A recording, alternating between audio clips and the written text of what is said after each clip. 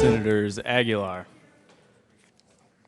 Baumgardner, Cook, Quorum, Court, Crowder, Donovan, Finberg, Fields, Garcia, Gardner,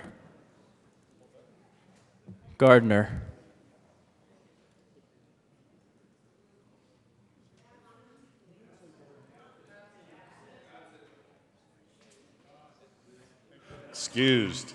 Well, if I'd have known that, I'd have been late too. Guzman, Hill, Absent. Oh, there he is. Holbert, John, Jones, Kagan, Kufalis, Kerr,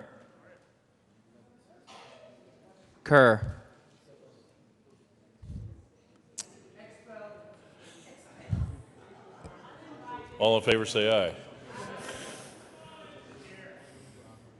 Lambert, Lundberg, Marble, Martinez-Humenic, Merrifield, Moreno, Neville, Priola, Scott, Smallwood, Sonnenberg, Tate, Todd, Williams,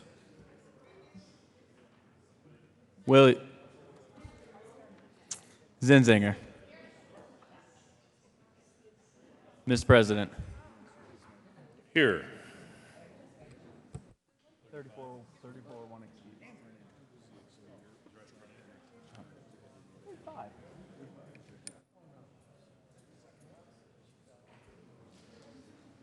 I think Senator Gardner is here.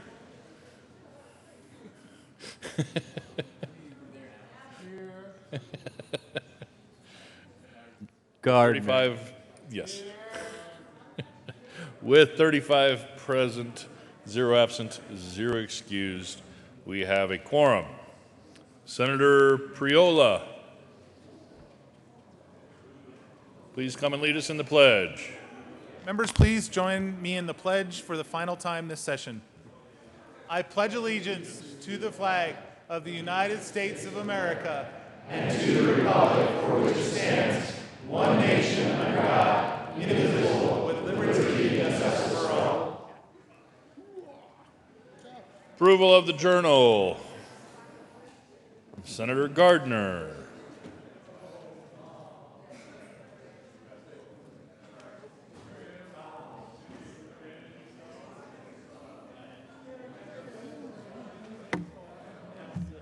Thank you, Mr. President.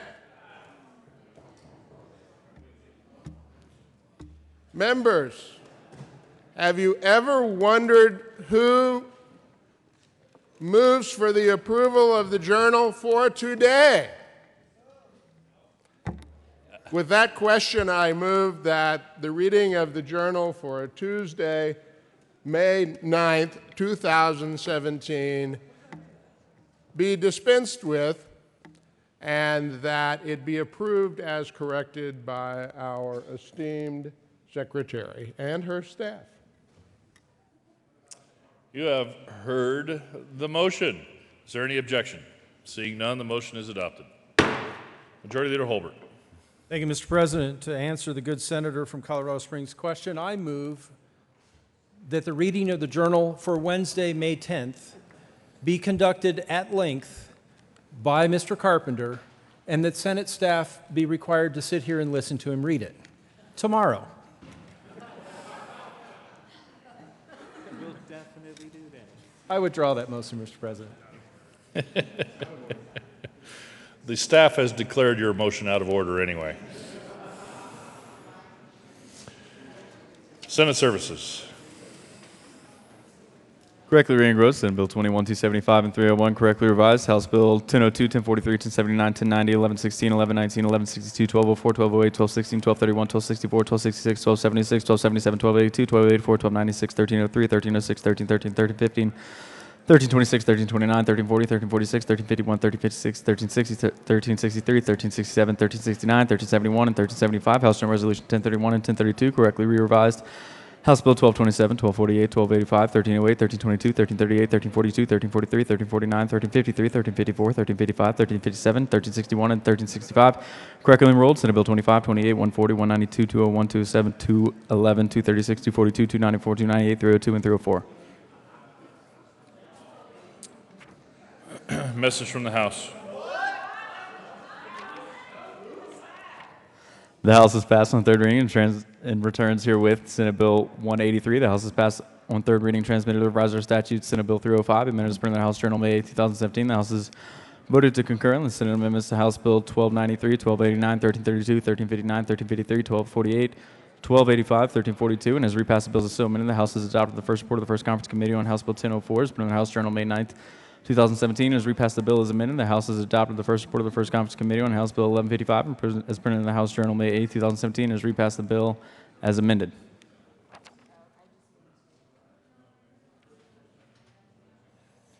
Message from the reviser. We herewith transmit without comment as submitted Senate Bill 305.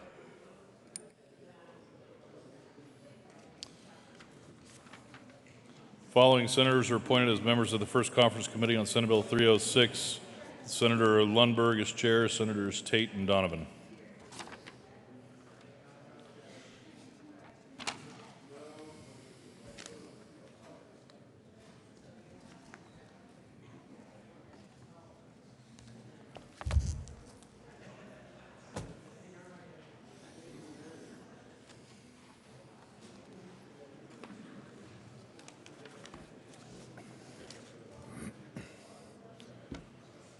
Third reading of bills, consent calendar. Mr. Carpenter, would you please read the titles of all the bills on the third reading of bills, consent calendar?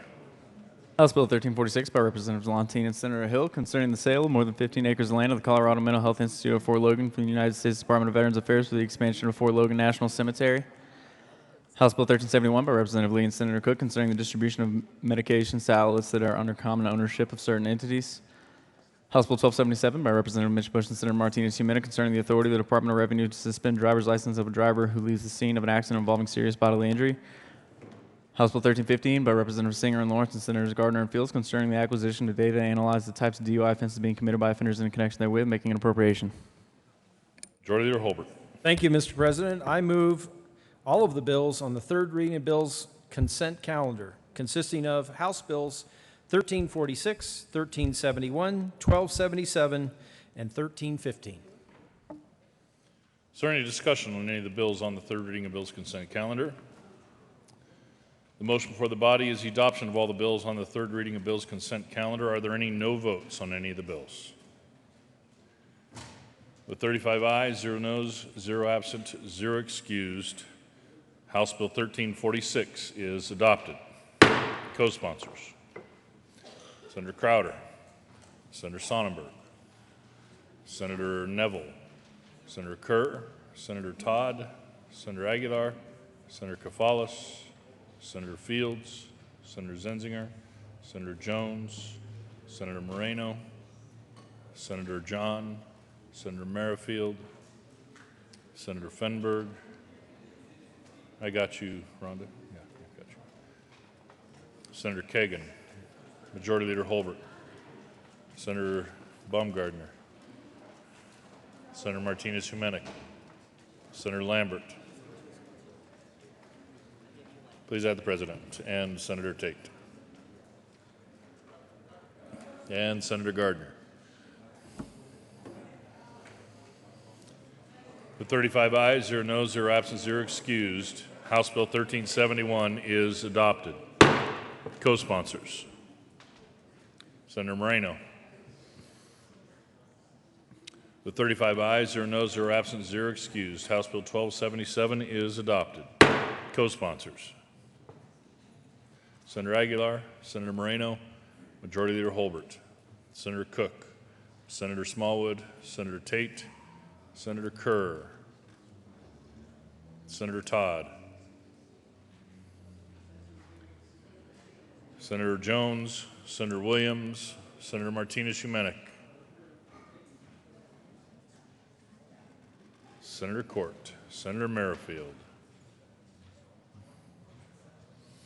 With 35 ayes, 0 noes, 0 absent, 0 excused, House Bill 1315 is adopted. Co-sponsors, Senator Cook, Senator Gardner, Senator Garcia, Senator Martinez-Humenick, Senator Smallwood, Senator Tate, Majority Leader Holbert, Senator Scott, Senator Priola, Senator Kafalis, Senator Aguilar, Senator Todd, Senator John, third reading of bills. Mr. Carpenter, would you please read the title to House Bill 1043. House Bill 1043 by Representatives Navarro and Gray and Senators Priola and Williams concerning an extension of the scheduled appeal date for Uniform Commercial Code filing fees to provide funding for the Colorado Fraud Investigators Unit. Senator Priola. Thank you, Mr. President. I move House Bill 1043 on third reading and final passage. Senator Williams. Ditto. Well said. Is there any discussion? The motion before the body is the adoption of House Bill 1043. Are there any no votes? Senator Baumgardner, Senator Crowder, Senator Sonnenberg, Senator Cook, Senator Marble, Senator Neville, Senator Tate, Senator Smallwood, Senator Scott, Senator Lundberg, Senator Martinez-Humenick,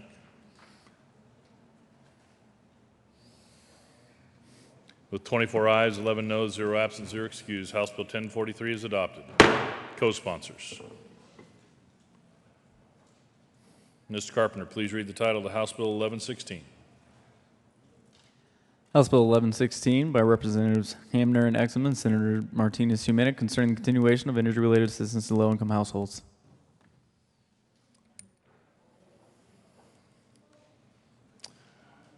Majority Leader Holbert. Thank you, Mr. President. I move to lay over House Bill 1116 to the end of the third reading calendar. Motion is to lay over 1116 to the end of the third reading calendar. All those in favor say aye. All opposed, no. Ayes have it, and that will be laid over to the end of the calendar. Mr. Carpenter, please read the title to House Bill 1216. House Bill 1216 by Representatives Kraft, Arkansas, and Senators Neville and John concerning the creation of the Sales and Use Tax Simplification Task Force and in connection therewith making an appropriation. Senator John. Thank you, Mr. President. We move House Bill 1216 on third reading, final passage, and ask for a yes vote. Is there any further discussion? The motion before the body is the adoption of House Bill 1216. Are there any no votes? Senator Lambert. Majority Leader Holbert. Senator Jones. Senator Garcia. Senator Martinez-Humenick. Senator Lundberg. Senator Marble. We are on no votes on 1216. No votes on 1216.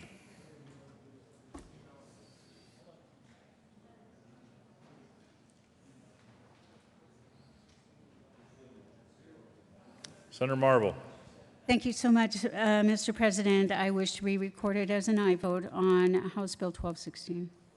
A yes vote? Senator Marble will be a yes on 1216. With 29 ayes, 6 noes, 0 absent, 0 excused, House Bill 1216 is adopted. Co-sponsors, Senator Crowder, Senator Baumgardner, Senator Smallwood, Senator Tate, Senator Priola, Senator Marble, Senator Cook, Senator Gardner, Senator Kafalis, Senator Kagan, Senator Kerr, Senator Moreno, Senator Hill. Please add the President. Mr. Carpenter, please read the title to House Bill 1276. House Bill 1276 by Representative Valentine and Senators Fields and Gardner concerning prohibiting the use of certain restraints upon public school students and in connection therewith making an appropriation. Senator Fields. Mr. President, we move House Bill 1276 on third reading and final passage. Is there any further discussion? The motion before the body is the adoption of House Bill 1276. Are there any no votes? Senator Cook, Senator Marble, Senator Neville, Senator Baumgardner.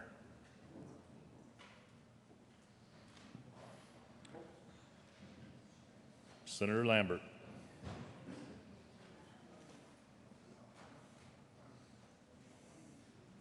Senator Crowder.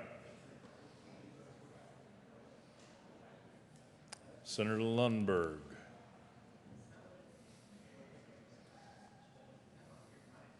We're on no votes on 1276. With 28 ayes, 7 noes, 0 absent, 0 excused, House Bill 1276 is adopted. Co-sponsors: Senator Aguilar, Senator Williams, Senator Todd, Senator Court, Senator Moreno, Senator Jones, Senator Zenzinger, Senator Kafalis, Senator Donovan, Senator Merrifield, Senator Martinez-Humenick, Senator Gardner. I think you might already be on it, Senator Gardner. Senator Garcia, Senator Kerr, Senator Merrifield, Senator Fenberg, Senator Priola. These are co-sponsors on 1276. I got you, Senator Merrifield.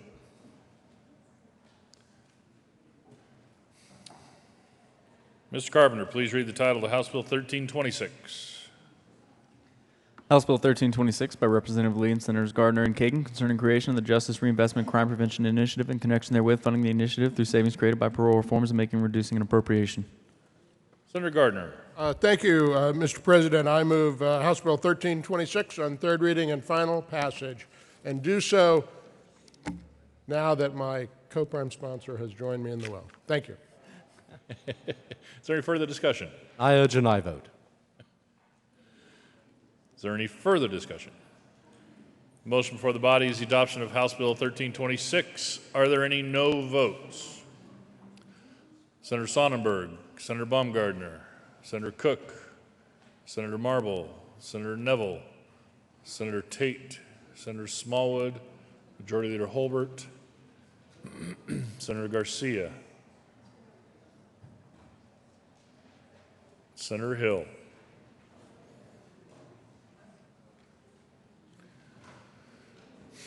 And 25 ayes, 10 noes, 0 absent, 0 excused. House Bill 1326 is adopted. Co-sponsors: Senator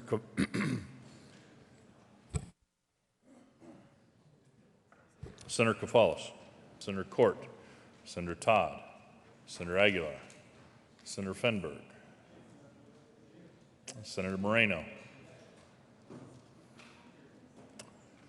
Mr. Carpenter, please read the title of House Bill 1296. House Bill 1296 by Representatives Norberg and Kraft-Arp and Senators Smallwood and John concerning the assignment of state-owned motor vehicles and in connection therewith making an appropriation. Senator Smallwood. Thank you, Mr. President. We move House Bill 1296 on third reading, final passage. Ask for an aye vote. Is there any further discussion? Motion before the body is the adoption of House Bill 1296. Are there any no votes? With 35 ayes, 0 noes, 0 absent, 0 excused, House Bill 1296 is adopted. Co-sponsors: Majority Leader Holbert, Senator Cook, Senator Martinez-Humenick, Senator Scott, Senator Tate, Senator Todd, Senator Gardner, Senator Hill, Senator Priola. Co-sponsors on 1296: Senator Moreno, Senator Lambert, Senator Lundberg, Senator Marble. Please add the President. Mr. Carpenter, please read the title of House Bill 1306. House Bill 1306 by Representatives McLaughlin and Exum and Senators Quorum and Donovan concerning the financing of testing for lead in public schools drinking water in connection therewith making an appropriation. Senator Donovan. Thank you, Mr. President. I move HB 1306 on third reading and ask for an aye vote. Is there any further discussion? The motion before the body is the adoption of House Bill 1306. Are there any no votes? Senator Sonnenberg, Senator Gardner, Senator Neville, Senator Marble, Senator Baumgardner, Senator Lundberg. I think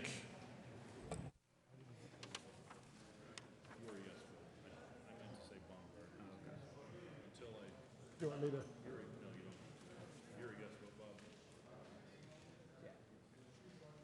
we're on no votes on 1306. Senator Hill?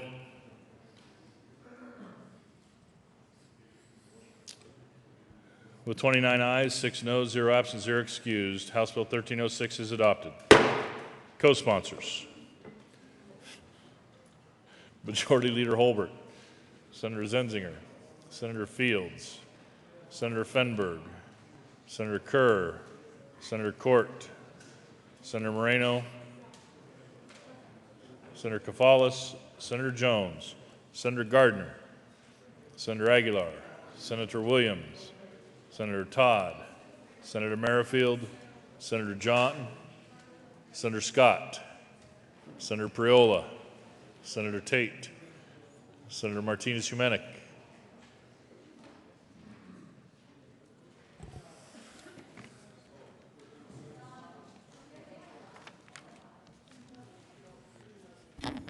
Mr. President, I'd like to be recorded as a yes vote on 1306, as also a co-sponsor. did you already?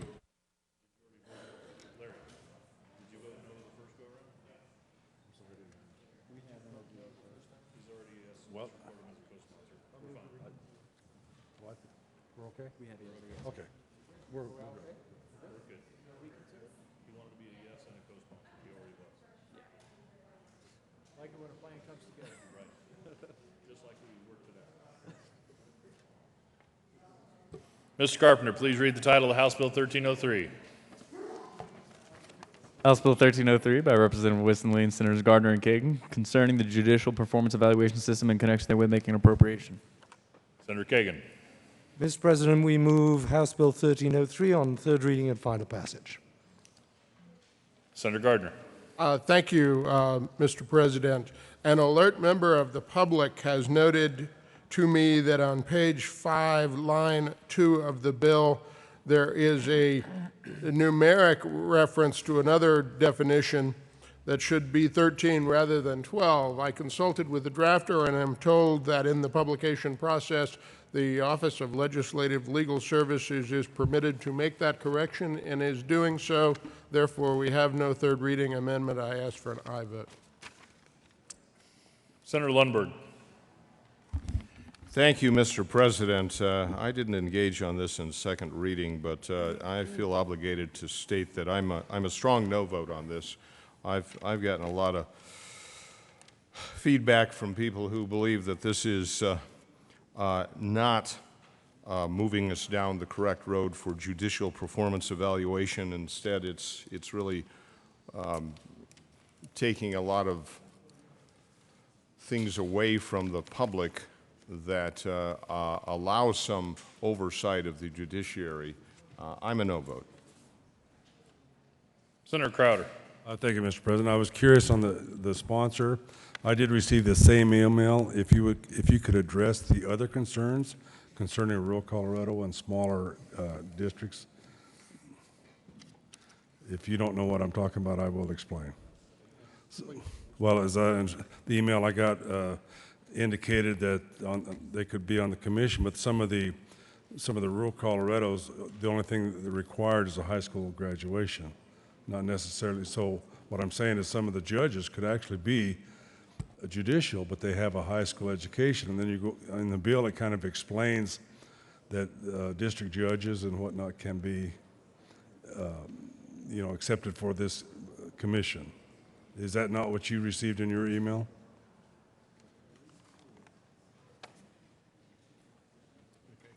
Is there any further discussion?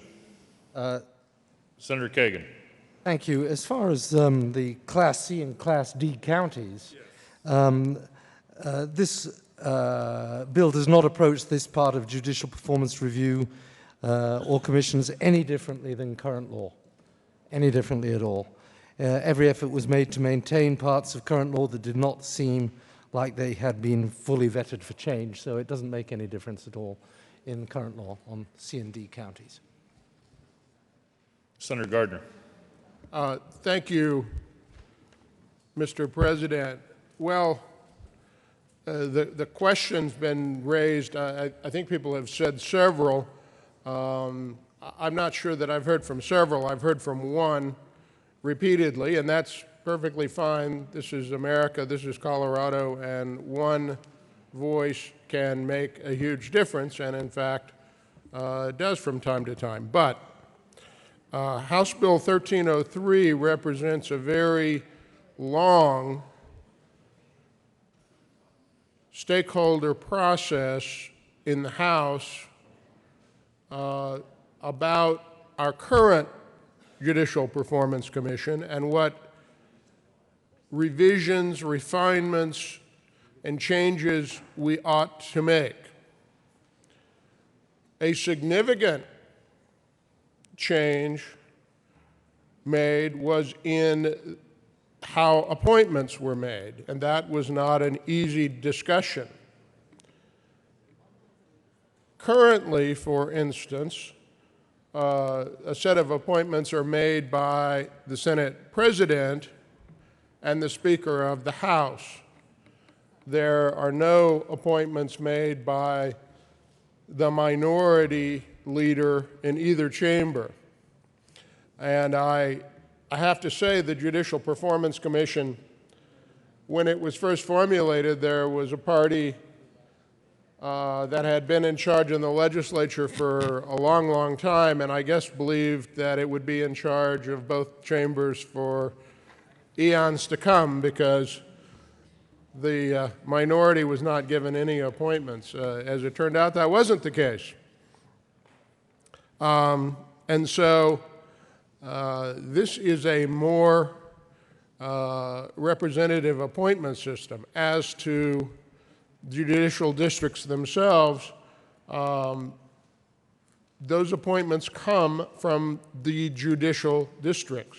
The judicial performance commissions of the districts are made up of residents of the districts, attorneys and non-attorneys.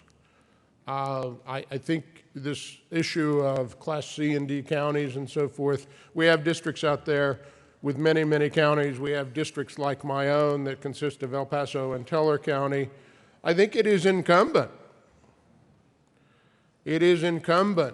upon those who make the appointments to ensure that those appointments are balanced and representative of the entire judicial district. Now, if you're talking about the city and county of Denver, I think that means those appointments need to be balanced throughout the city and county of Denver. But we can't make it so, if you will.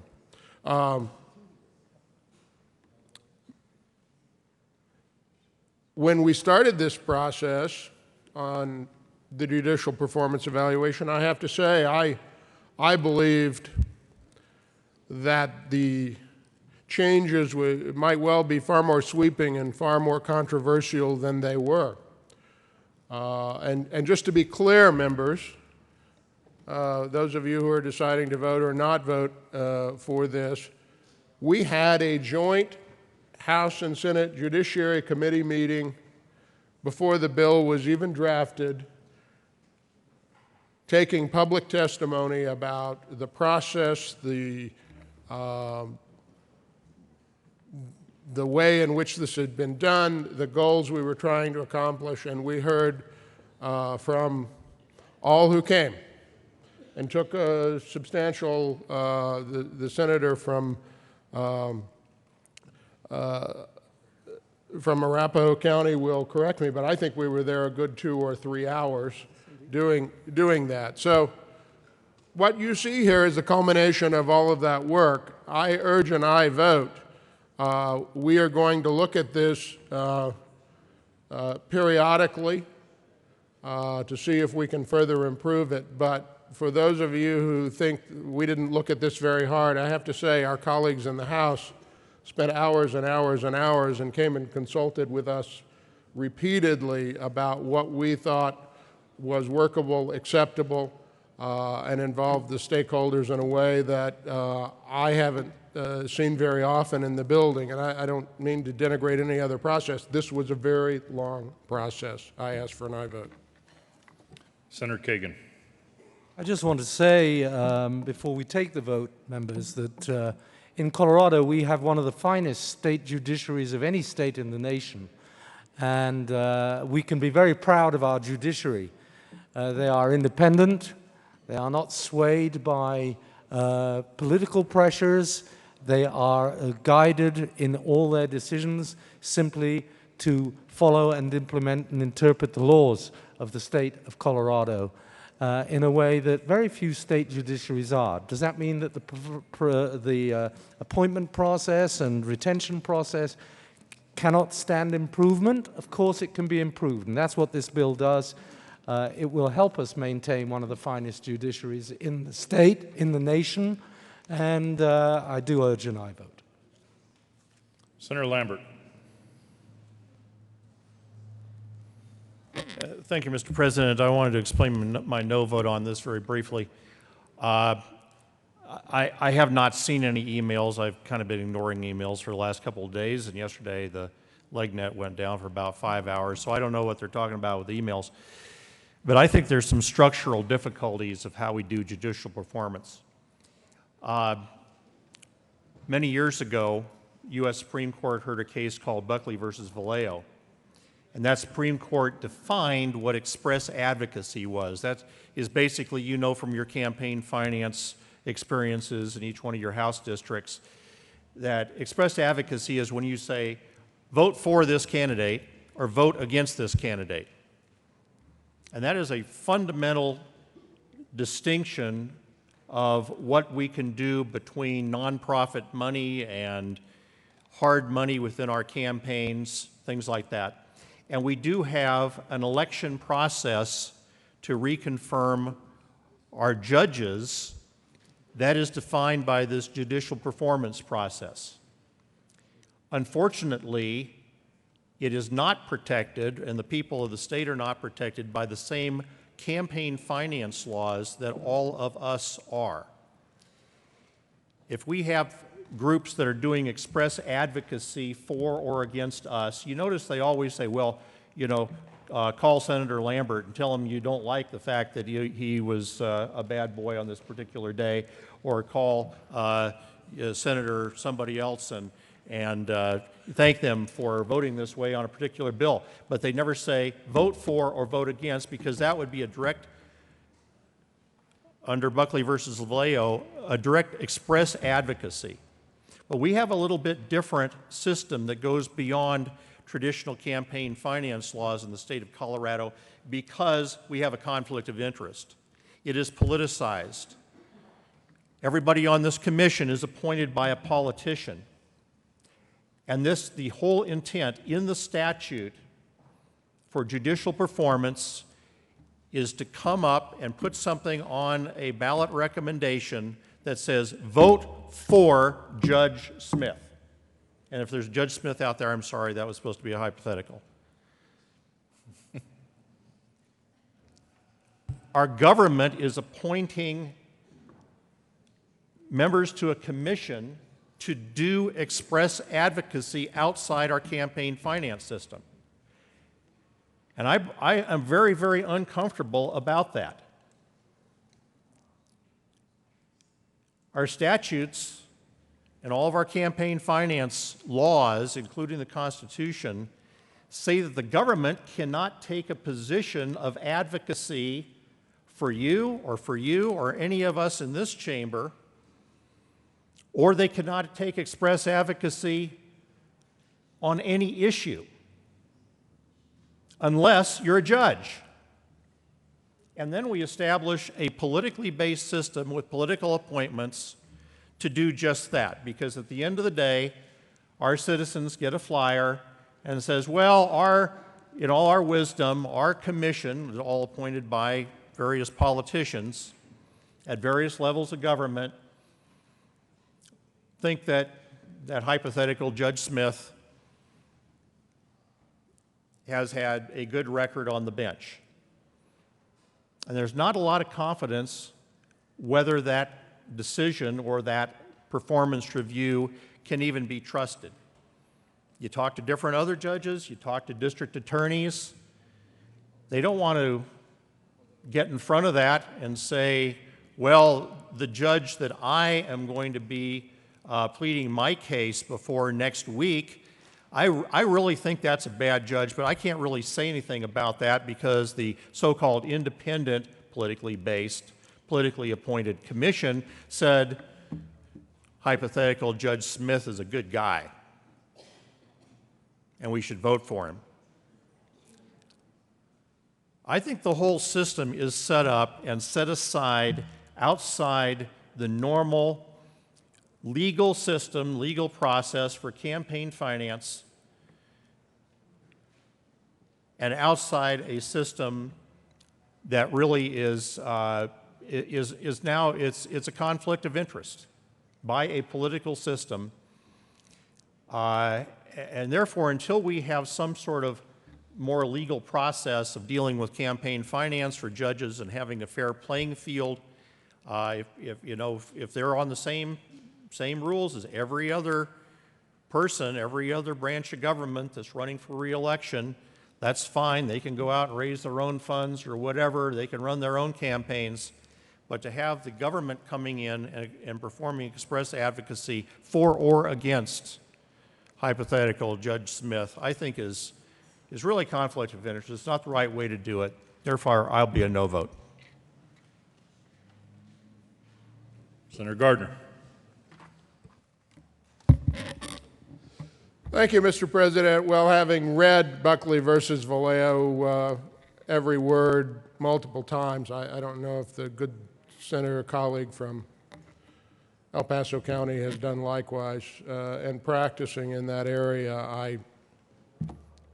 I wasn't sure what we were talking about for the longest time, but now I get it. So, members,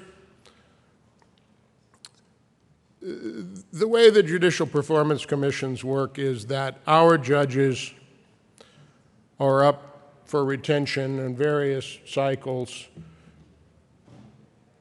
because that's the system that we have elected to have in Colorado, that judges have to stand for retention. And to give that some meaning for the public, judicial performance commissions appointed by politicians, appointed by Mr. President, appointed by Madam Minority Leader, Madam Speaker, Mr. Minority Leader, the Governor, attorneys and non-attorneys, solicit and indeed are required to solicit input from the public, from litigants, from attorneys who appear before those judges to interview the judges who are standing for retention. The good senator from Pueblo, his wife serves on the, I think that's the 18th Judicial District Performance Commission. These are your neighbors. These are your fellow citizens. Now, it's a conundrum. Is that system perfect? Well, no. But we have to have a system of judicial performance evaluation, or else the retention system itself is sort of meaningless. You know, it's curious to me. This issue of claiming that the Judicial Department is, or the Judicial Performance Commission actually is engaged in express advocacy under Buckley versus Vallejo, and therefore engaged in campaigning. What the commission does is it makes recommendations for retain or do not retain judges. And as we started this process, one of the problems and difficulties that I have, and I continue to have, but there is no perfect system, is that a do not retain recommendation is one that is very difficult for a judge to get. They have to work at it, frankly. And once given, the public doesn't read the Blue Book very much, but what the commission does and is required to do is to publish their evaluation and their retain or do not retain recommendation, and they are statutorily mandated to do that. And the judge, he or she, gets to respond to the retention. And the real problem is that the public, in all of the many things they have to do, don't really consult that very much. So we can discuss the policy, and I appreciate my colleague from Colorado Springs raising the issue of, are we engaged in express advocacy when we have the Judicial Performance Commission perform evaluations under their statutory mandate with appointed citizens, attorneys and non-attorneys, and make those recommendations, and then put them on a website and publish them in the Blue Book. It doesn't violate Buckley versus Vallejo. My concern in starting this was, how do we give those recommendations broader dissemination, not less?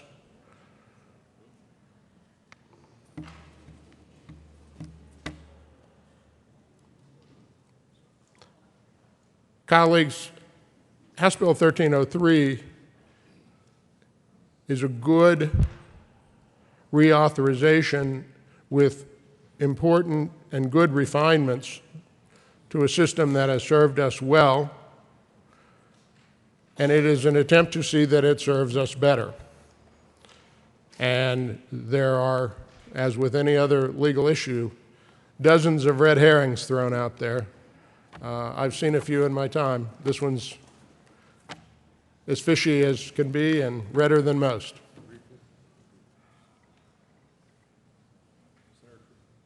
Senator Crowder.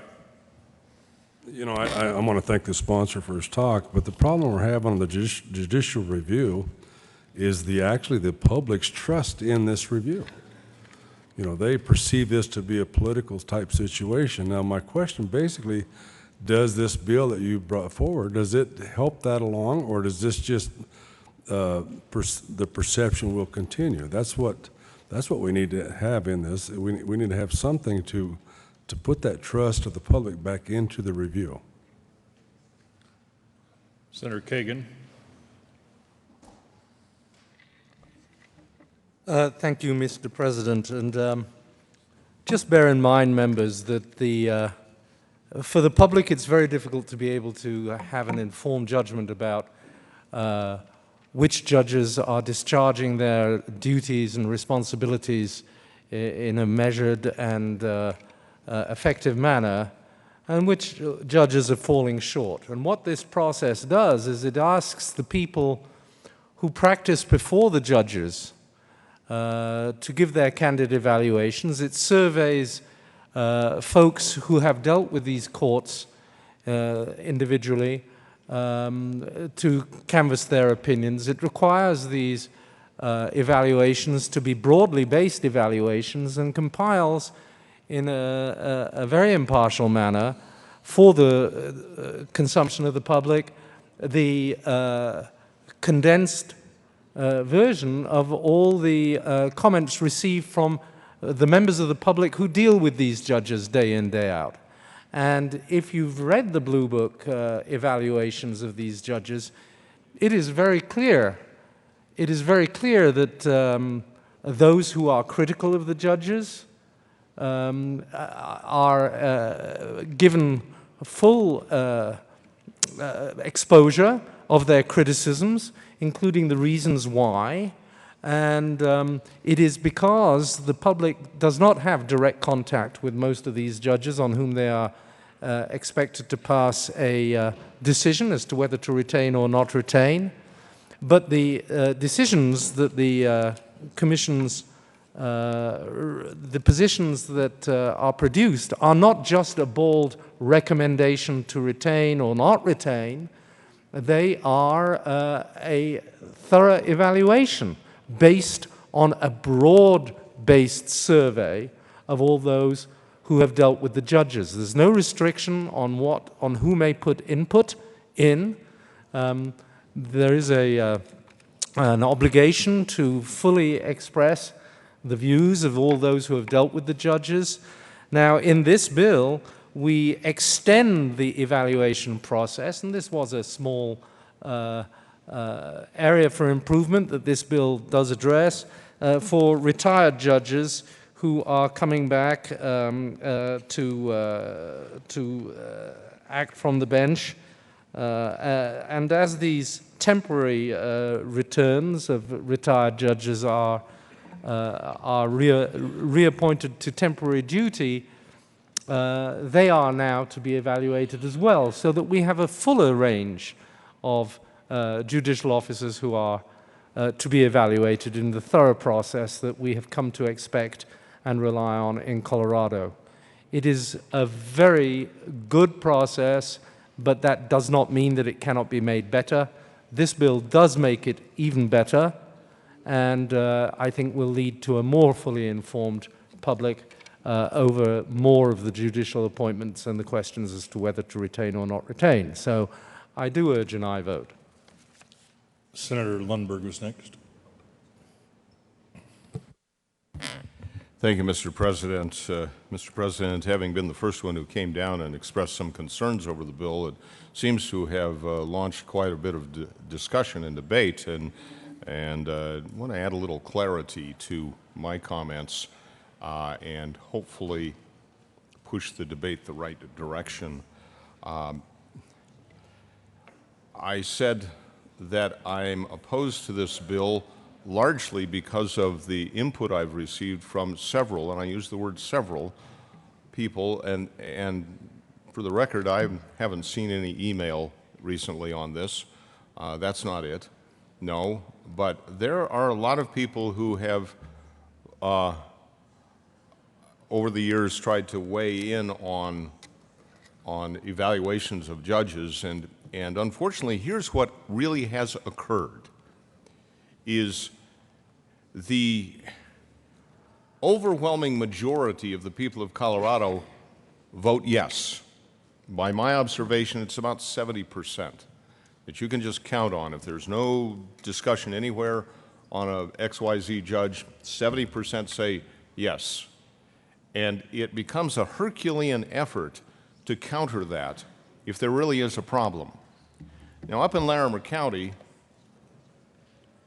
where my district is, we did have a very remarkable problem a few election cycles ago and actually did not retain a judge. But it was a huge effort because we have this system where these evaluations occur officially, and this is what we're dealing with here in the bill, and almost always it's a do retain, do retain. And I believe that the good senator from the northern part of Colorado Springs who came and expressed his concerns over it is quite accurate, that this is completely out of the flow of everything else, everyone else who the voter votes on their ballot. And looking at the title of this bill, I was somewhat hopeful that we really are going to address some of the issues. Actually, I think there's some fundamental flaws to this mechanism. However, those for whom I do have some respect for their analysis of how the judicial performance evaluations occur, gave it a thumbs down, that it's mostly a further empowerment of the problems that we have, which is its closed system. And the judiciary has this neat little mechanism where they can put some window dressing on the thing and say, see, people, they're able to vote, but the deck is stacked. And I believe that if we were to make some changes, it should go towards leveling that field, probably getting rid of that system entirely and putting judges on the same footing as anybody else for whom the voters weigh in on when it comes to their retention. But this is not a knee-jerk reaction on my part. This is an observation of the many years that we've had this retention system in place, and I believe it's severely broken. Now, not until we have legislation that really addresses the significant deficiencies in this system will I support a measure of this sort. Thank you, Mr. President. I appreciate the opportunity to express my concerns. Senator Quorum. Thank you, Mr. President. I stand in support of 1303. Coming from rural Colorado, and not saying I know everything about rural Colorado, but I will address what I know about my district. In the past, we have had judges that have not been retained by the vote. But more common, what you will see is that this commission makes an evaluation and a judge decides not to run for re-election. That is how the system works. I've seen it. It does work. These commissions have done their job. They have done so without airing a lot of dirty laundry. But the fact is that judge knows that they will not be recommended for retention. And I think the system works. I would personally hate to see the judicial system subjected to what we do, where you have campaign dollars going into an election. I think that is absolutely wrong. And I support the system. I support the bill. Thank you. Senator Marble. Thank you, Mr. President. I served for a number of years on the 8th Judicial District Performance Commission in its Larimer and Jackson counties. It's not that the commission itself and that concept is bad. It's basically what you're allowed to do and the information you get to make these decisions. Because what is given to the commission is things like, can the judge manage a docket? What is his peer review? Do they start on time? Are they considerate? How do the defendants feel about them? Are they fair? Were defendants treated with respect? Basically, the commission is more about judging the judge's professionalism, social, and clerical skills. This is not a review of the judge's interpretation of the law and case rulings. It's not about that at all. It's not about, do they follow the letter of the law? It's not about that. And I think this is where there should be more ability to go into, but that couldn't be done by people who weren't trained in the law profession. Because to make a ruling on a decision, you would have to be a lawyer and see if those judges, did they follow the letter of the law or the intent of the law? And a lot of times they don't. I've been in courtrooms, and this is a travesty of what's happening in the judicial system. An attorney got up and said, Your Honor, according to CRS, and immediately the judge gave his 2 cents and said, look here, this is my courtroom, and we have our own way of doing things. Does that sound like a judge that should be retained? He probably was. And that's the downfall of the judicial review system. Senator Gardner. Thank you, Mr. President. Well, I appreciate the remarks of the senator from Fort Collins. In fact, I appreciate the remarks of all of my colleagues about this system. My colleague from Colorado Springs, the senator from Berthoud as well.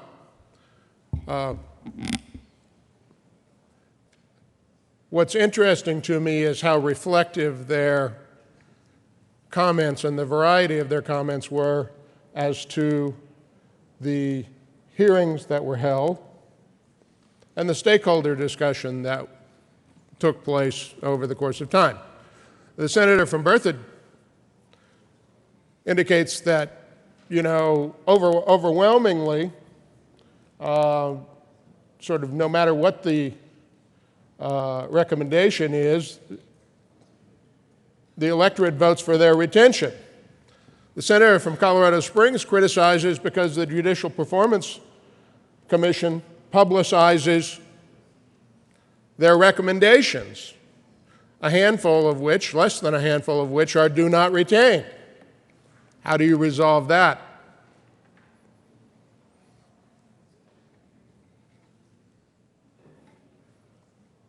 The senator from Fort Collins says, well, the questions don't really relate to whether the judge follows the letter of the law, and ends her discussion by saying that there are judges that have an attitude of this is my courtroom and I'll do things the way I want. But all of the questions that she recited really were about, does this judge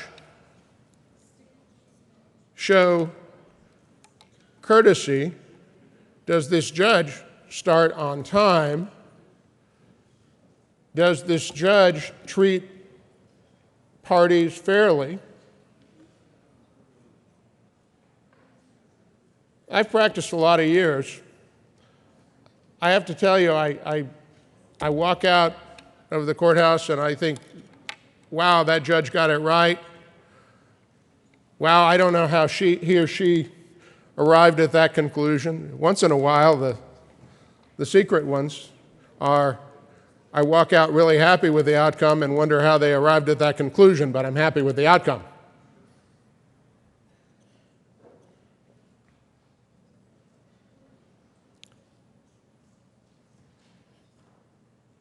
Colleagues, we wrestled with all of those things that our colleagues raised as criticisms of the system. We wrestled with those, and they're not easily resolved. I, at one point, had a proposal that a do not retain recommendation ought to go first to the governor to decide whether or not that judge should be retained before it got sent to the people, because that's a pretty serious judicial performance evaluation. That requires a constitutional change. I still believe that's not a bad idea because it is very hard to publicize to the people. And I will tell you that most of the do not retain recommendations that I've seen over the years don't have a lot to do with whether the judge got the law right or wrong, but frankly because the judge had a courtroom demeanor and treatment of those who come before him or her of such a way that people did not believe they were treated fairly. It's hard to get past if you're treated abusively, abrasively. It's hard to believe that you got treated fairly, even if you were. And at the end of the day, every lawsuit I've been involved in that's come to conclusion. I've had at least one party that was unhappy, but more often than not had two parties that were unhappy, because that's the nature of the system. It's the nature of disputes. But I will say this: if you colleagues have recommendations for how this system can be improved, of how it can be made better, of how we can give better and greater effect to the recommendations of the Commission, of how we can better evaluate the judges in Colorado,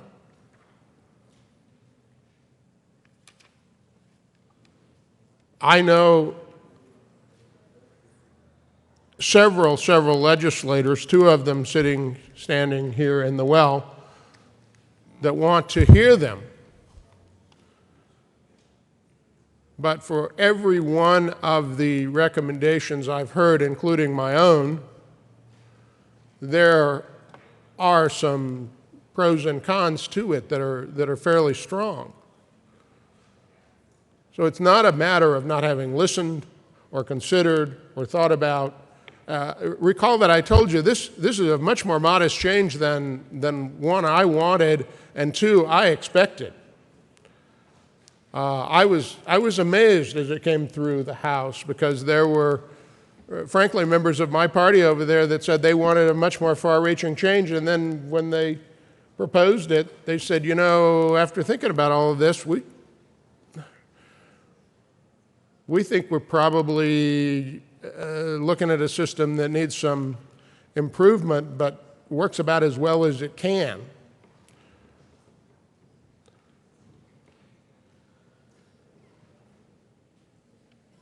Members, the reason I'm taking so long on this is not because I think I will persuade you one way or the other on 1303, but because it is an important issue for the state of Colorado.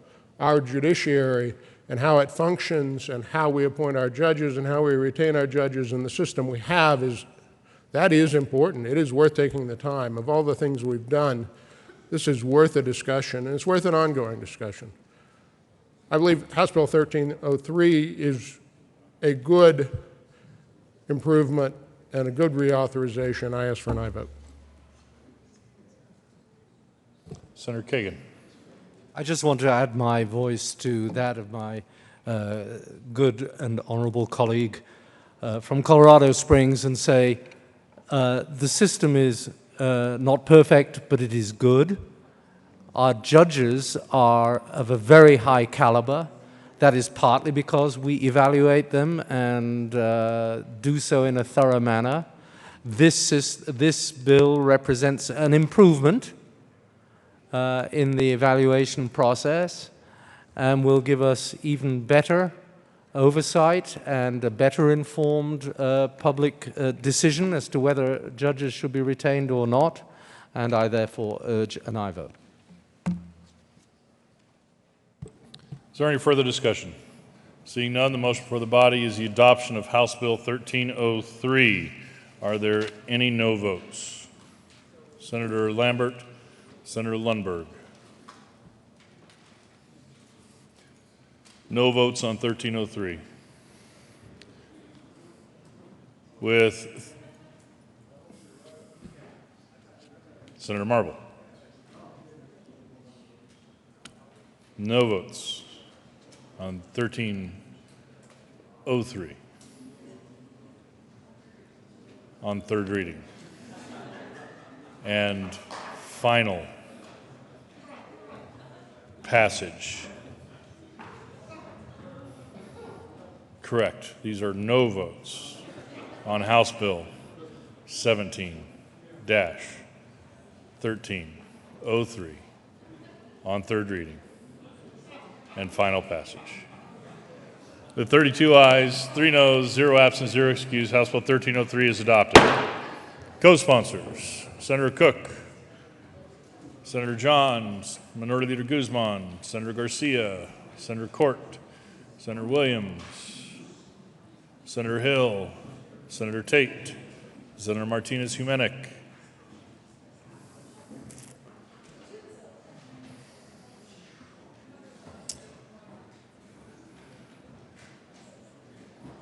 Just a reminder, colleagues, there are only roughly 13 hours left and 42 minutes. Just a reminder. Mr. Carpenter, would you please read the title to House Bill 1204? House Bill 1204 by Representative Lee and Senator Cook concerning juvenile delinquency record expungement and in connection therewith making an appropriation. Senator Cook. Thank you, Mr. President. I move House Bill 1204 on third readings and final passage and ask for an aye vote. Is there any further discussion on House Bill 1204? Seeing none, the motion before the body is the adoption of House Bill 1204. Are there any no votes? With 35 ayes, 0 noes, 0 absent, 0 excused, House Bill 1204 is adopted. Co-sponsors: Senator Crowder, Senator Martinez Humenick, Senator Williams, Minority Leader Guzman, Senator John, Senator Kerr, Senator Court, Senator Aguilar, Senator Fenberg, Senator Kagan, Senator Fields, Senator Kafalis, Senator Moreno, Senator Neville, Senator Tate, Senator Marble, Senator Priola. Please add the President. Mr. Carpenter, please read the title of the House Bill 1282. House Bill 1282 by Representative Janal and Senator Sonnenberg concerning the creation of a veterinary education loan repayment program to assist veterinarians with education loan repayments in exchange for providing veterinary services in rural areas of the state in need of veterinary services. Senator Sonnenberg. Thank you, Mr. President. I move House Bill 1282 on third reading and final passage. Is there any further discussion? Seeing none, the motion for the body is the adoption of House Bill 1282. Are there any no votes? Senator Tate, Senator Smallwood, Senator Marble, Senator Neville, Senator Martinez Humenick, Senator Baumgardner, Senator Hill, Senator Cook, Majority Leader Holbert, Senator Quorum. Noes on 1282. Senator Lundberg, Senator Lambert, Senator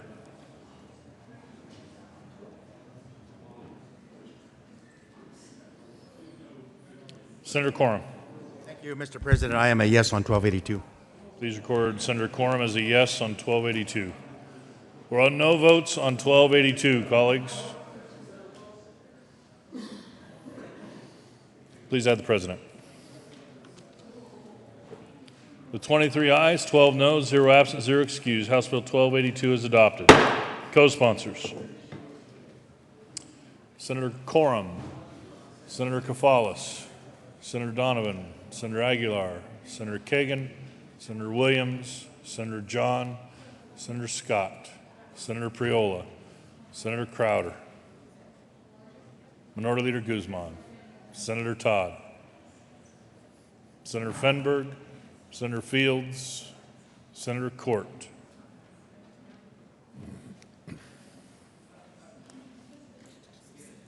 Senator Moreno. Mr. Carpenter, please read the title of the House Bill 1329. House Bill 1329 by Representatives Lee and Landgraf and Senators Kagan and Quorum concerning the treatment of youth within the Division of Youth Corrections and in connection therewith renaming the Division of Youth Services, clarifying the rehabilitative purpose of the division, establishing a pilot program to initiate a cultural change within the division, clarifying the manner in which the division shall report data concerning critical incidents, renaming and expanding the role of the Youth Seclusion Working Group, requiring an independent assessment of the division, creating community boards in each region of the division, requiring the state auditor to audit certain reports of the division, and making an appropriation. Senator Quorum. Thank you, Mr. President. Before I move 1329, I would like to make a statement to my co-sponsor and to the other attorneys in the room. These are not billable hours.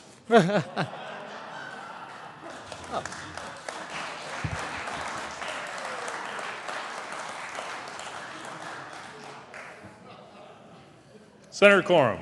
Thank you, Mr. President. I move 1329, ask for an aye vote.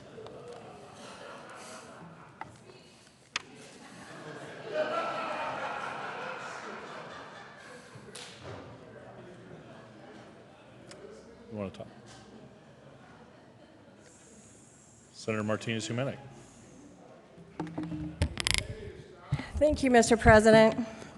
Colleagues, I just want to remind you that we have already given the department that is going to be doing this pilot program, if approved, $5 million to do assessments, to do staff training, to do the things that they need to do.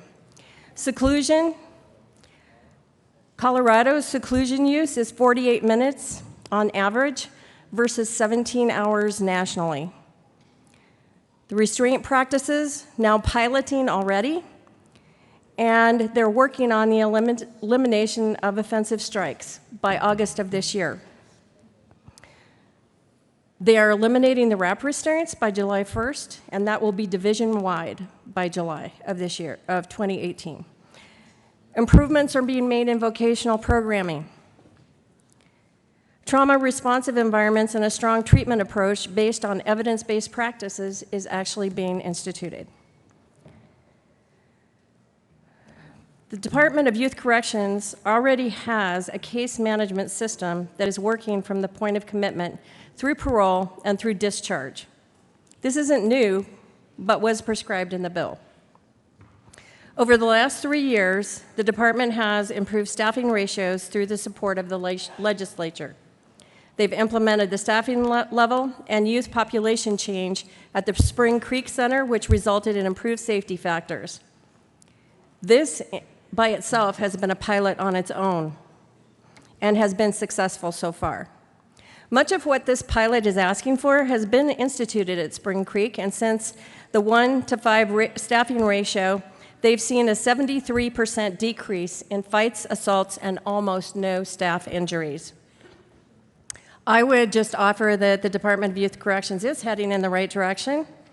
They have engaged juvenile justice professionals outside of youth corrections and are going to also be engaging a group of experts in the field to assist them in getting to their goals. They have completed assessments of their system, which indicate that the youth corrections is not broken, but has a foundation that they are trying to build on for the safety of all.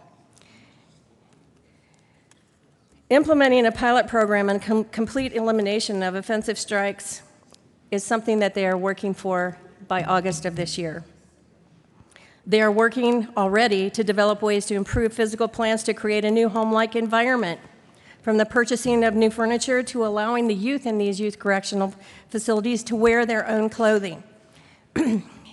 And there has been $4 million to increase staff and $1 million to conduct independent third-party assessments of the practices that they are doing with regards to training, hiring, and scheduling. So they're bringing in outside people to actually make sure that they are staying on track and getting these things done. So we are, by supporting this bill today, we are also appropriating over $300,000 to an already $5 million appropriation that we have given to the department to work on the same or similar programs. So I would say that they are doing what they need to do. Let's let them do what we've tasked them to do in the past without asking them to engage in another new pilot program and not support this bill. Senator Kagan. Members, I renew the motion of House Bill 1329 on third reading and final passage, and I urge an aye vote. Is there any further discussion? Seeing none, the motion before the body is the adoption of House Bill 1329. Are there any no votes? Senator Cook, Senator Martinez-Humenick, Senator Lundberg, Senator Lambert, Senator Crowder, Majority Leader Holbert. With 29 ayes, 6 noes, 0 absent, 0 excused, House Bill 1329 is adopted. Co-sponsors: Senator Court, Senator Todd, Minority Leader Guzman, Senator Kafalis, Senator Aguilar, Senator Williams, Senator Merrifield, Senator Zenzinger, Senator Jones, Senator Fields, Senator Kerr. Mr. Carpenter, please read the title of House Bill 1340. House Bill 1340 by Representatives Lundin and Garnett and Senators Hill and Moreno concerning creation of a legislative interim committee to study school finance issues and in connection therewith making an appropriation. Senator Hill. Thank you, Mr. President. We move House Bill 1340 and ask for your support. Mr. President, we've got an opportunity here to put together a bipartisan, bicameral group of 5 senators, 5 representatives, 5 Republicans, 5 Democrats, to focus over the next couple years on how do we bring our School Finance Act into the 21st century. This is our responsibility. It is not the responsibility of those outside of this building. It is our task to lead our state, to lead our schools, and to really be focused on that which has been outside of maybe some of the political interest of outside parties. We can tap into their expertise, we can tap into their experience, but if we're going to earn the trust and the support and the respect of not just our constituents, but our schools and our institutions, our districts, this is going to come down to us rolling up our sleeves and getting to work over the next couple of years, and that's exactly what this interim committee will do for the next 2 years. Colleagues, I ask for your support.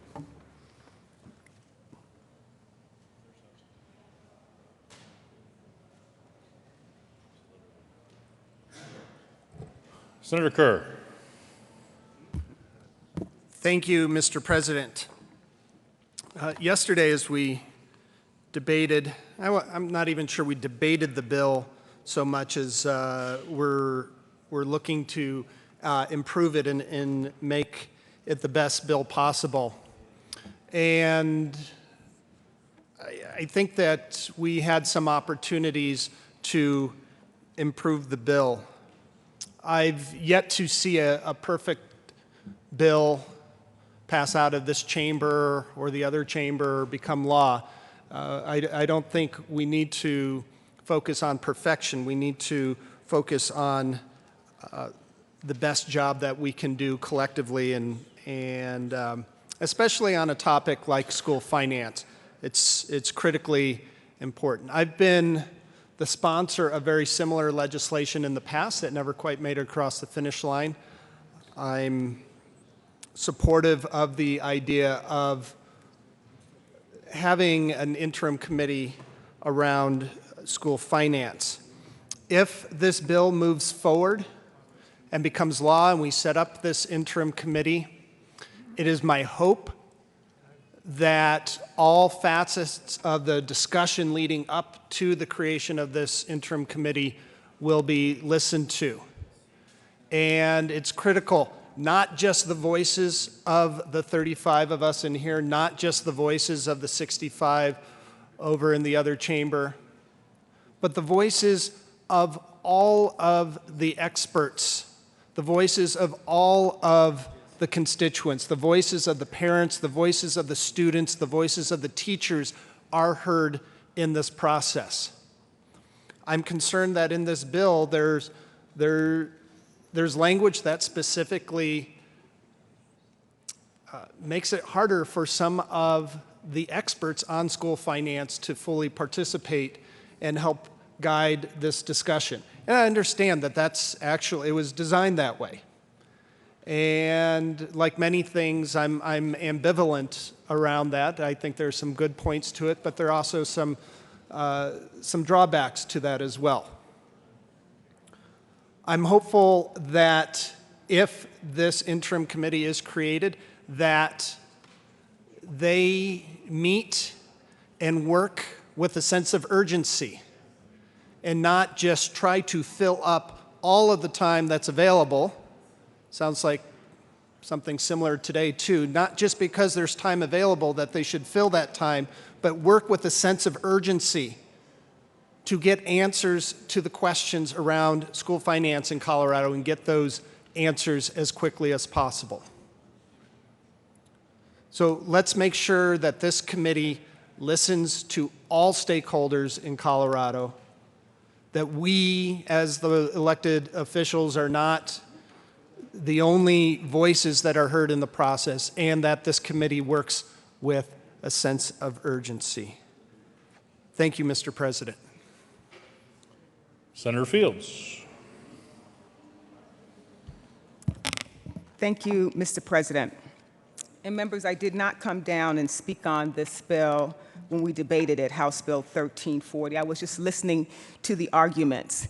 And as I look at the bill further, I do have some concerns, and those concerns were put in amendments, and it's something that still concerns me, and that is that the interim committee is required to contract with a private entity to assist in the study. And we heard comments, the reason that private entity that is going to consult with the committee cannot be a local organization. And we were told the reason that they elected to have a private entity that has no prior contracts with the state, that they would be excluded from participating as it relates to them being in contract with this interim committee to deal with school finance. They said it was because they would be biased. They would be bringing into the committee their experience in reference to their skills of what they've already done. And I'm here to say that, you know, whoever you contract with is going to bring their bias into it.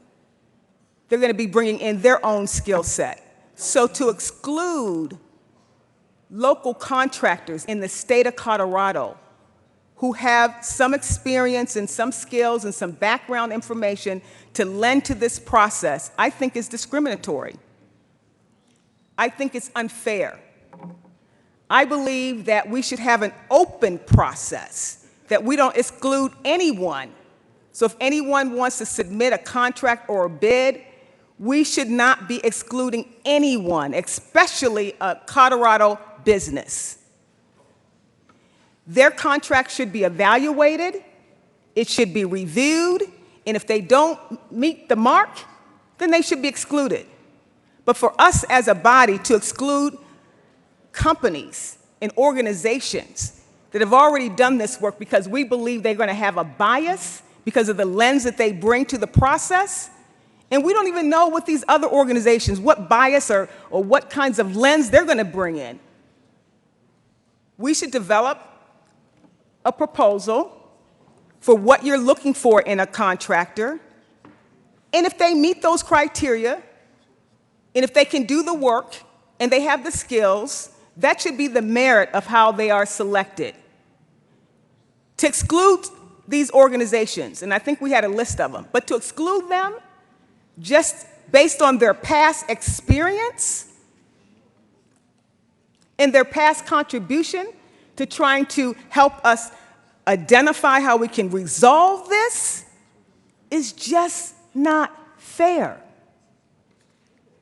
We should not be excluding anyone just because of their prior experience or skills. And we've been told that we're doing that because we believe they're biased. And we don't even know what the other organizations, who's going to be submitting for these contracts, but we've been told that inside Colorado organizations cannot apply. Don't even think about submitting your application. Your background, your skills, your experience is not wanted. And I think that's unfair. Senator Hill. Thanks, Mr. President. Colleagues, I think it's very important to highlight what we're setting up here and why we're setting it up this way. We recognize that school finance is a highly political challenge. That's why we have set up a bipartisan, bicameral commission of legislators. Legislators who are the number one and the top, and the main goal of this is to make legislators do the work. This is set up like any other interim committee. Legislative council staff will be the ones to staff this. That's the way this is set up. But we also recognize there's a lot of work. There's a lot of research to be done. Research that we, as senators and representatives, task them to do. And so we're asking for the opportunity for an outside group to do exactly what we tell them to do, not what their political bias brings into it. We are not tasking a group of folks who already have ideas about what should be done in education. We are providing additional resources and staff for legislators to task as we work over the next 2 years to solve our school funding challenge. We have seen and learned from history the challenges we have of taking a Democrat approach or a Republican approach, a reform approach or a traditional approach. We've realized the pitfalls of that. And this effort is a chance to get beyond those pitfalls that we have seen in the past. Again, the focus here is senators and representatives, Republicans and Democrats, solving this problem. And this will be staffed by Legislative Council staff. And we're hiring folks to do external work that is not tied to anyone who has a vested interest in the outcome. People who will work directly for those representative of the people, by the people, and for the people. That's why we've set it up this way. We have strong support in the House. I know we have strong support in here, but want to make very clear this is our task and this is why we've set it up this way. I do respectfully ask for your support. Senator Moreno.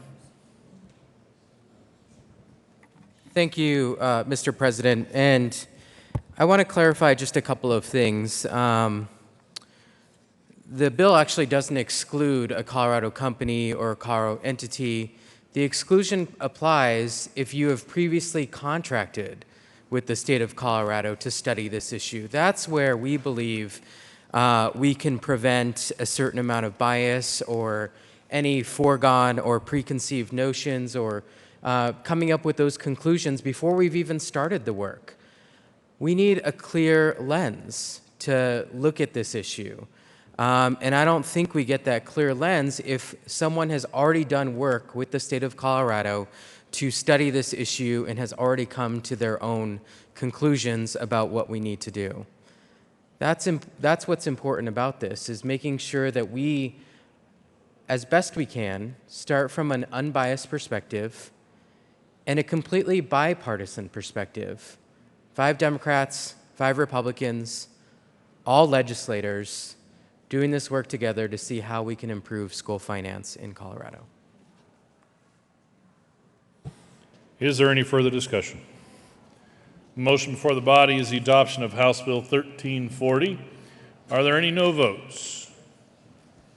Senator Cort, Senator Kagan, Senator Jones.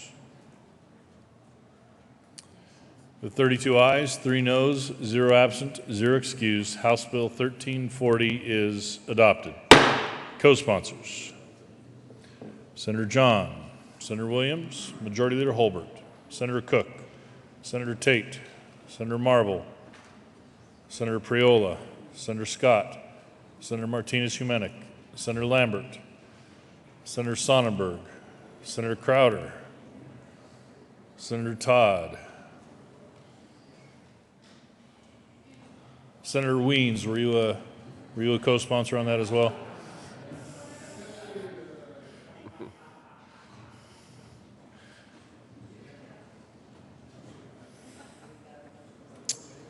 Mr. Carpenter, please read the title to House Bill 1375. House Bill 1375 by Representative Pedersen, Sides, and Senators Hill and Williams, concerning measures to increase transparent equity in educating students in public schools and in connection therewith requiring school districts to distribute mill levy revenue to meet the needs of students, creating a fund to provide equalizing money to institute charter schools, and requiring school districts and charter schools to post a list of statutory waivers received. Before we do that, Senator, since I recognized him, colleagues, would you please help me welcome the Honorable Senator Tom Weens.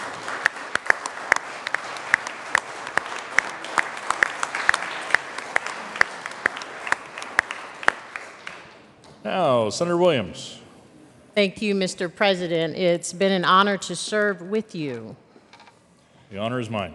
Members, we move House Bill 1375 on third reading and final passage and ask you for an aye vote. Is there any further discussion on House Bill 1375?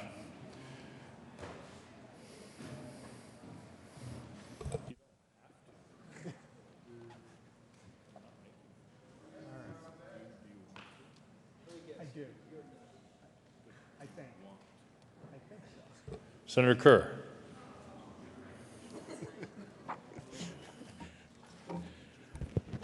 Thank you, Mr. President. And on my last time up here at the well this session, wait.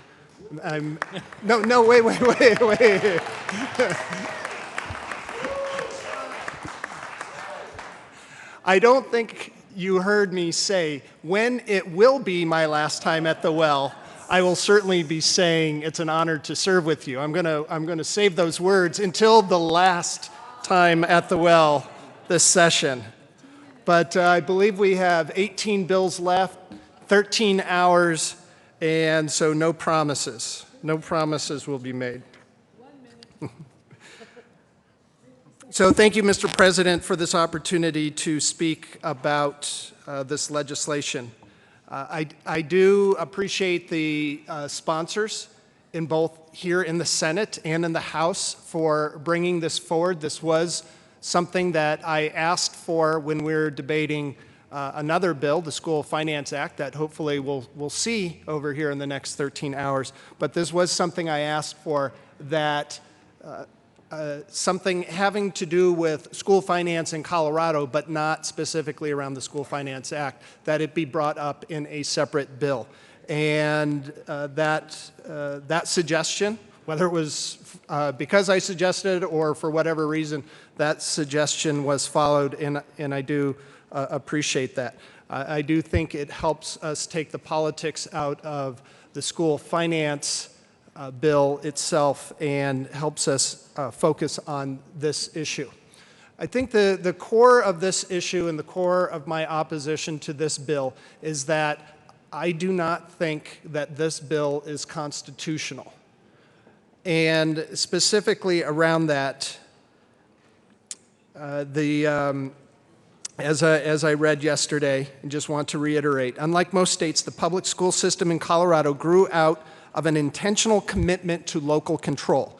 Rather than establishing a centralized state-administered system, Colorado's constitutional framers, quote, made the choice to place control as near the people as possible by creating a representative government in miniature to govern instruction.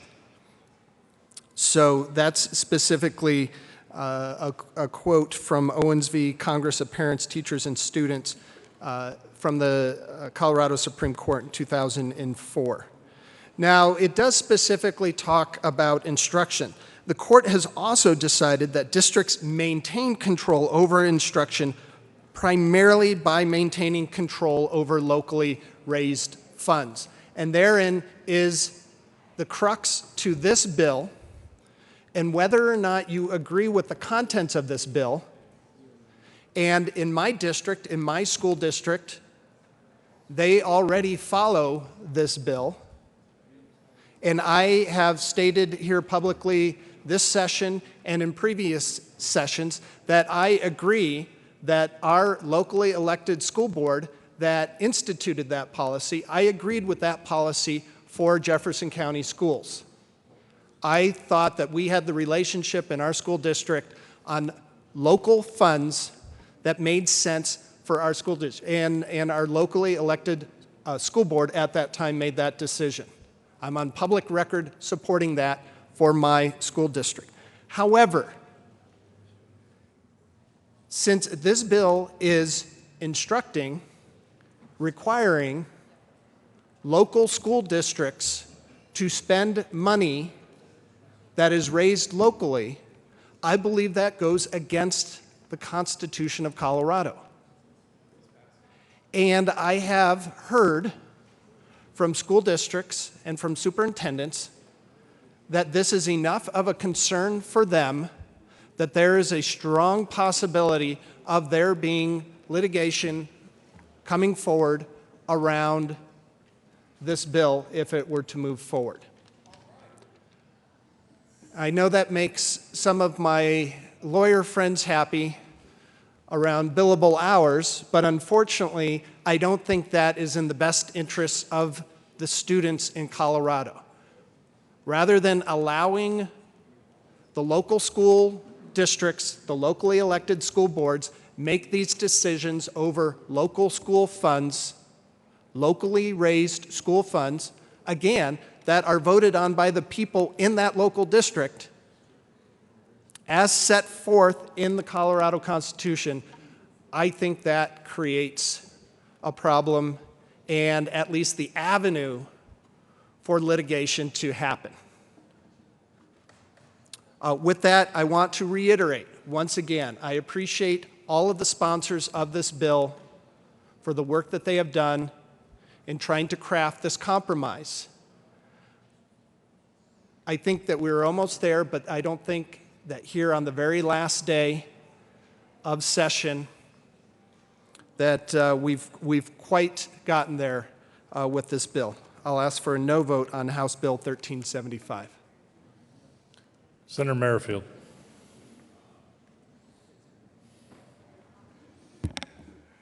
Thank you, Mr. President.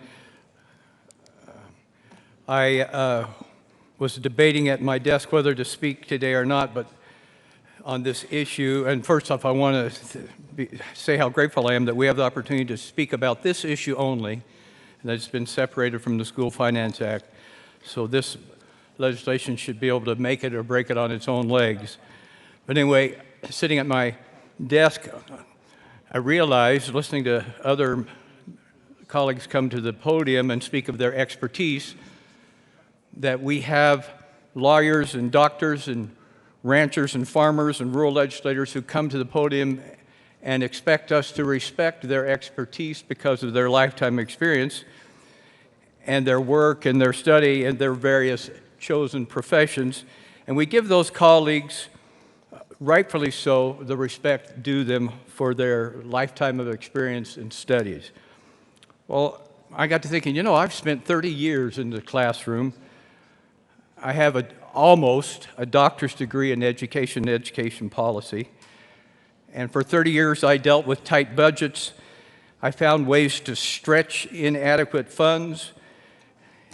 I found ways to meet the multitudinous challenges of changing expectations and mandates from the state, which is one of the reasons I ran in the first place. And just like my colleagues, the lawyers and the accountants and the doctors and the ranchers, I have some expertise in education policy.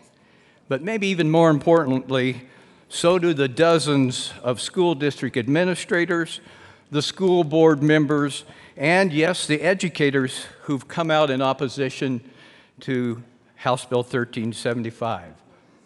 Many of the problems have been aired here at the podium and in testimony and in correspondence, and I'm sure you've received emails, phone calls, and letters. Problems with transparency, with fairness, with retroactivity, with bill levy override voter decisions, with overriding the will of the voters, and certainly whether this policy is even constitutional, have been simply swept aside by the proponents as either untrue or inconsequential. However, in my expert opinion, but maybe more importantly, the expert opinion of those hundreds of education policy experts, practitioners in the state of Colorado, elected members and leaders of school boards and legislators and committees and school administrators, I believe, and we believe, this bill will have far-reaching negative consequences upon all our schools and all our districts across the state of Colorado. With that, I hope you will. Here's what I challenge. If your school districts that you represent said, we passionately desire this legislation to move forward, we need it, vote yes. If your district passionately told you, we oppose this, we don't need it, we don't want it, it will have negative consequences, vote no. Listen to the experts. Thank you. Senator Neville. Thank you, Mr. President. To be very brief, folks, we listened to this bill in different forms and fashions in the Education Committee. I just wanted to challenge back when we start talking about transparency and fairness. We talked about those initiatives that were put on the ballot by all of the districts. And I believe having an opportunity to actually review somewhere around 32 of those basic initiatives, the one thing that was in common was that It was to fund public schools. A few of the initiatives were specific to mill levy overrides, and I think there were carve-outs put in there regarding specific schools and construction and that type of thing. But in those other issues that they were put to the ballot, they were put to the ballot to the taxpayers saying, this is for all public schools. So I just want to make sure that we understand that, and this is in fairness. We have different opinions here in the chamber. Of course, my opinion is if you want to make this very simple and you want to talk about local control, allow the parents to control the dollars. Make the money follow the students. That's not where we're at right now, so that's not on the ballot. That's not what we're debating today. However, this bill does provide for a better trust and transparency, and I appreciate the sponsors working so hard to bring it. Senator Moreno. Thank you, Mr. President. Colleagues, I took a lot of flack for the changes I asked for to Senate Bill 61 and my subsequent support for it. And it was suggested to me that the way to earn my way back into the good graces of some was to apologize. But colleagues, I don't think I have anything to apologize for. I did what I genuinely believe to be in the best interest of all kids. And how I came to this realization was when I visited some schools in my community. Ricardo Flores Magone Academy, who a high school friend is now a teacher at. Early College of Arvada, Global Village Academy in North Glen, charter schools. And I looked at the faces of the kids who attend those schools. And I realized they look exactly like the faces of the kids who attend the traditional public schools in my community. So I asked myself, what's different? What's different other than the type of school that they attend? Nothing. The answer is nothing. This isn't the first time we'll have this discussion, and it won't be the last. So when it comes up again, let's resist labels and being forced into ideological camps that paint us as pro-charter or pro-traditional public schools, pro-reform or pro-public education. I challenge us instead to be pro-kids. All kids. Let's be for rigorous standards and high expectations for all kids, so that never again you have a kid who graduates at the top of his class and still needs remedial education before he can compete in college.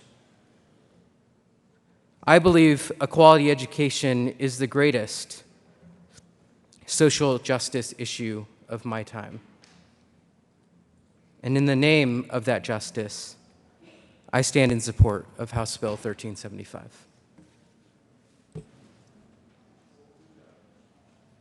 Seeing no further discussion, question before us is the adoption of House Bill 1375. Are there any no votes?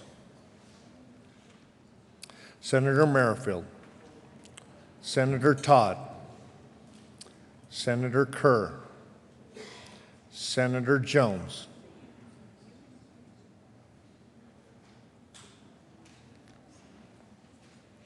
with 31 ayes, 4 noes, 0 absent, 0 excused, House Bill 1375 is adopted.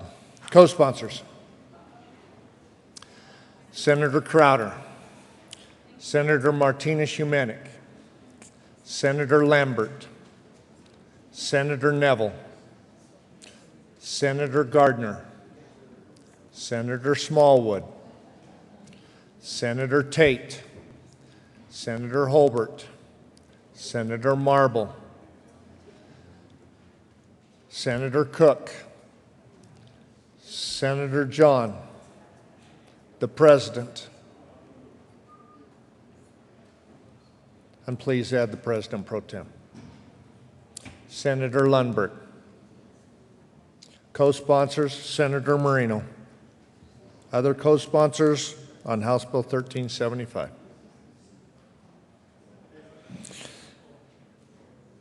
Mr. Carpenter, please read the title of House Bill 1356. House Bill 1356 by Representatives Duran and Escar and Senators Tate and Garcia concerning the temporary authority of the Colorado Economic Development Commission to allow certain businesses to treat specific existing income tax credits differently. Majority Leader Holbert. Thank you, Mr. President. I move that we lay over House Bill 1356 to follow 1116 at the end of the calendar. You heard the motion to lay over House Bill 1356. All those in favor signify by saying aye. All those opposed say no. The ayes have it. House Bill 1356 will be laid over. Mr. Carpenter, please read the title to House Bill 1313. House Bill 1313 by Representatives Harrod and Humphrey and Senators Neville and King concerning civil forfeiture reform and in connection therewith making an appropriation. Senator Neville. Thank you, Mr. President. I move House Bill 1313. We move the House Bill 1313 on third and final reading and ask for an aye vote. Seeing no further discussion, the question before us is the adoption of House Bill 1313. Are there any no votes?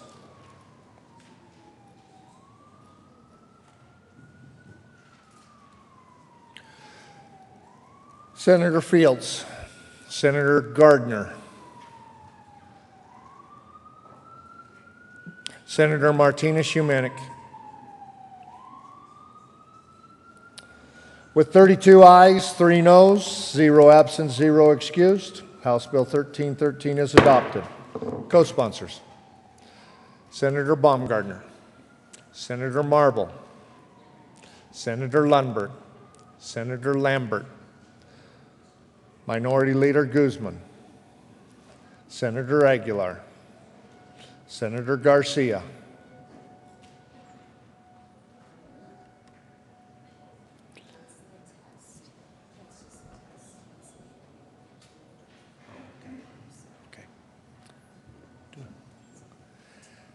the alarm you hear outside is the city and county of Denver doing their test. Has nothing to do with your previous votes. I am still on co-sponsors on 1313. Mr. Carpenter, would you please? I'm sorry? Senator Merrifield. Senator John.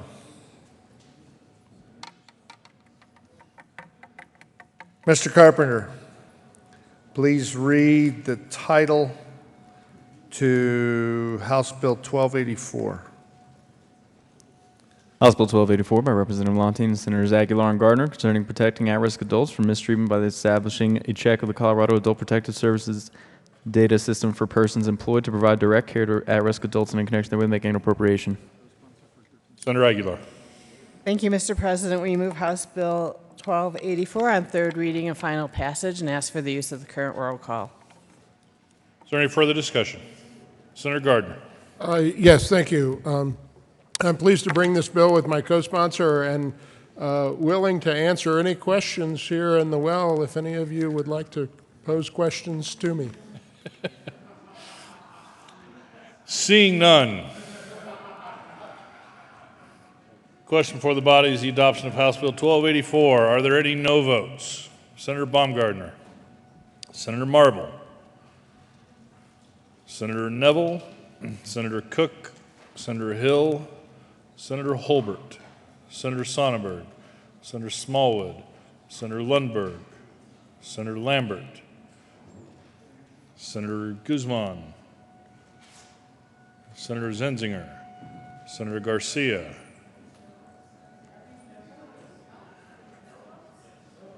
these are no votes. Needs to be reversed at the mic. We are on no votes on 1284. Senator Guzman. Thank you, Mr. President. I want to be listed as a yes vote on 1284. Minority Leader Guzman will be a yes vote on 1284. Senator Zenzinger. Thank you, Mr. President. I'd like to be recorded as a yes on 1284. Senator Zenzinger will be a yes on 1284. Senator Garcia. Thank you, Mr. President. I wish to be recorded as a yes vote on 1284. Senator Garcia will be recorded as a yes on 1284.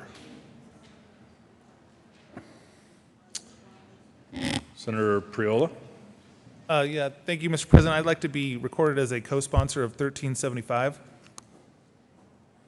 We will deal with that shortly.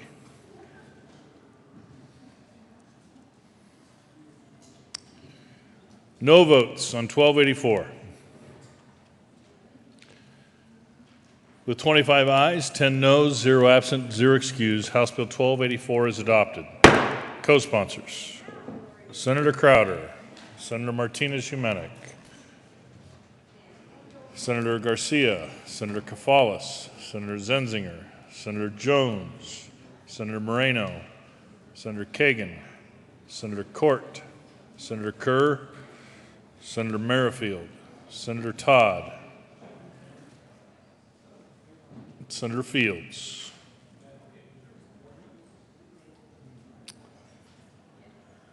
Mr. Carpenter, please add Senator Priola as a co-sponsor on House Bill 1375.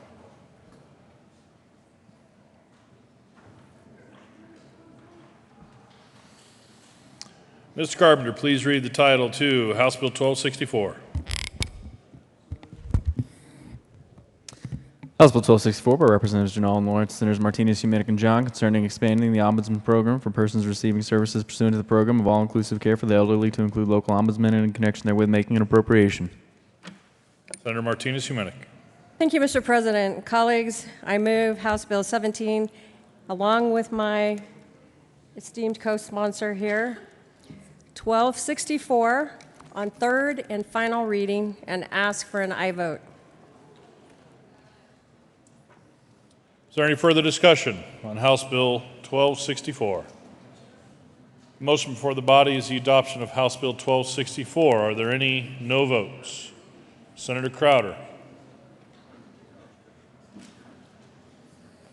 With 34 ayes, 1 no, 0 absent, 0 excused, House Bill 1264 is adopted. Co-sponsors: Senator Merrifield, Senator Kafalis, Senator Aguilar, Senator Todd, Senator Jones, Senator Todd, I got you, Senator Williams, Senator Zenzinger, Senator Fields, Senator Court, Senator Kerr, Senator Kagan, Senator Guzman,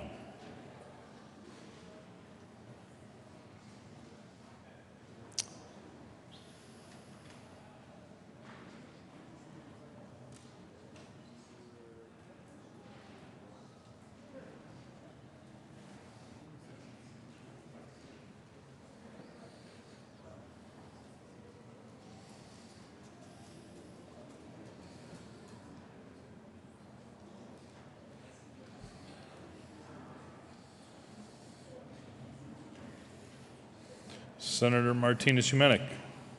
Thank you, Mr. President. Having voted on the prevailing side, I would like to ask for reconsideration of House Bill 17, 1264.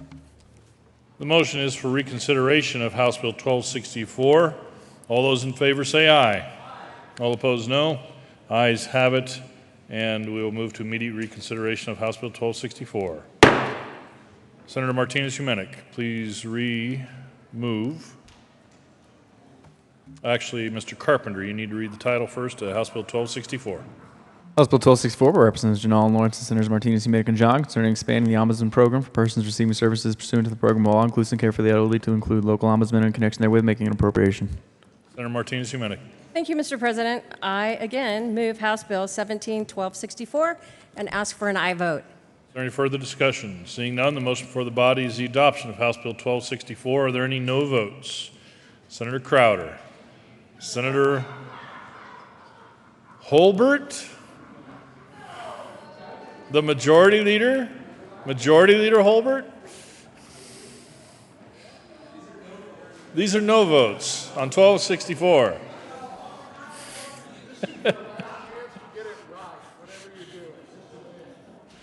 With 33 ayes, 2 noes, House Bill 1264 is adopted. Co-sponsors.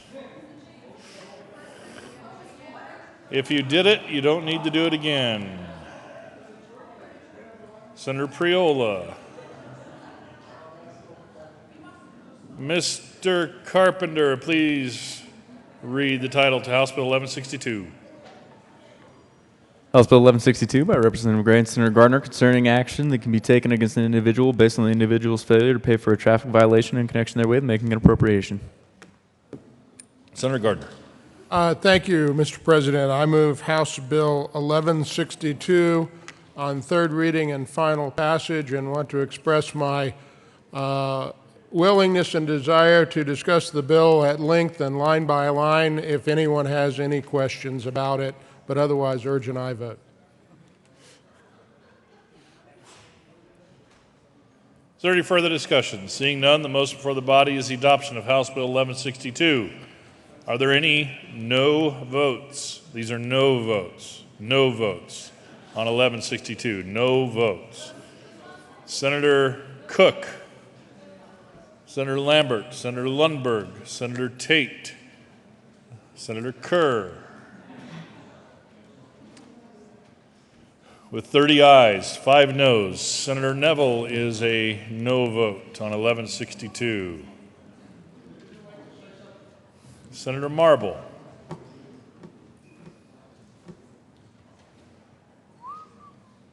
"12 hours and 50 minutes. Just saying. Just saying. 28 ayes, 7 noes, 0 absent, 0 excused. House Bill 1162 is adopted. Co-sponsors. Senator Kafalis.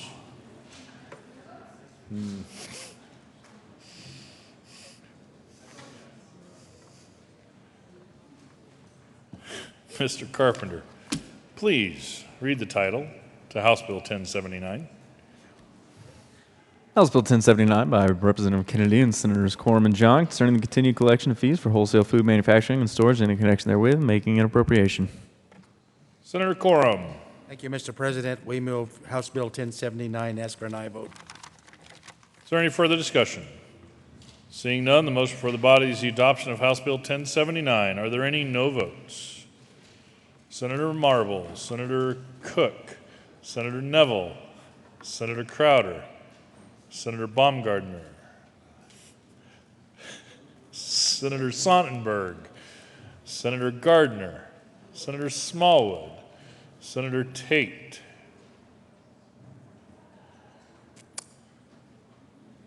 Majority Leader Holbert,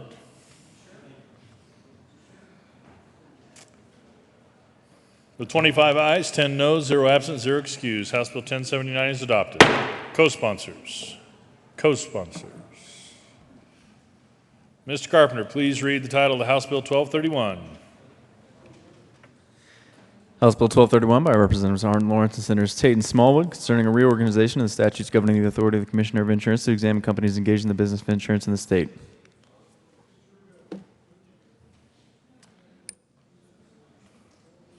Senator Tate. Thank you, Mr. President. I kindly move House Bill 1231 on third reading and final passage.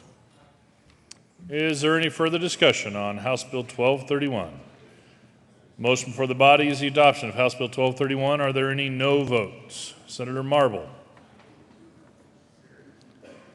With 34 ayes, 1 no, 0 absent, 0 excused, House Bill 1231 is adopted. Co-sponsors. Senator Crowder, Senator Sonnenberg, Senator Martinez-Humenick. Please add the President. And Senator Baumgardner. And Senator John. And Senator Hill.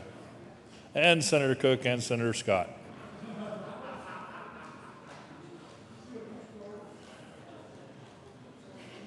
Please add the President again, Mr. Carpenter. Mr. Carpenter, would you please read the title of the House Bill 1090? House Bill 1090 by Representatives Kraft, Tharp, and Wilson, and Senators Gardner and Cafalis concerning the Advanced Industry Investment Tax Credit in connection therewith making an appropriation. Senator Gardner. Thank you, Mr. President. I move House Bill 1090 on third reading and final passage. Senator Cafalis. Thank you, Mr. President. Ditto.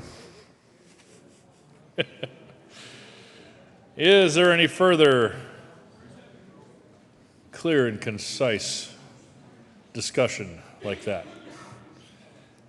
Seeing none, the motion before the body is the adoption of House Bill 1090. Are there any no votes? Senator Sonnenberg, Senator Hill, Senator Cook, Senator Baumgardner, Senator Neville, Senator Marble, Majority Leader Holbert, Senator Scott, Senator Tate, Senator Smallwood, Senator Lambert, Senator Court,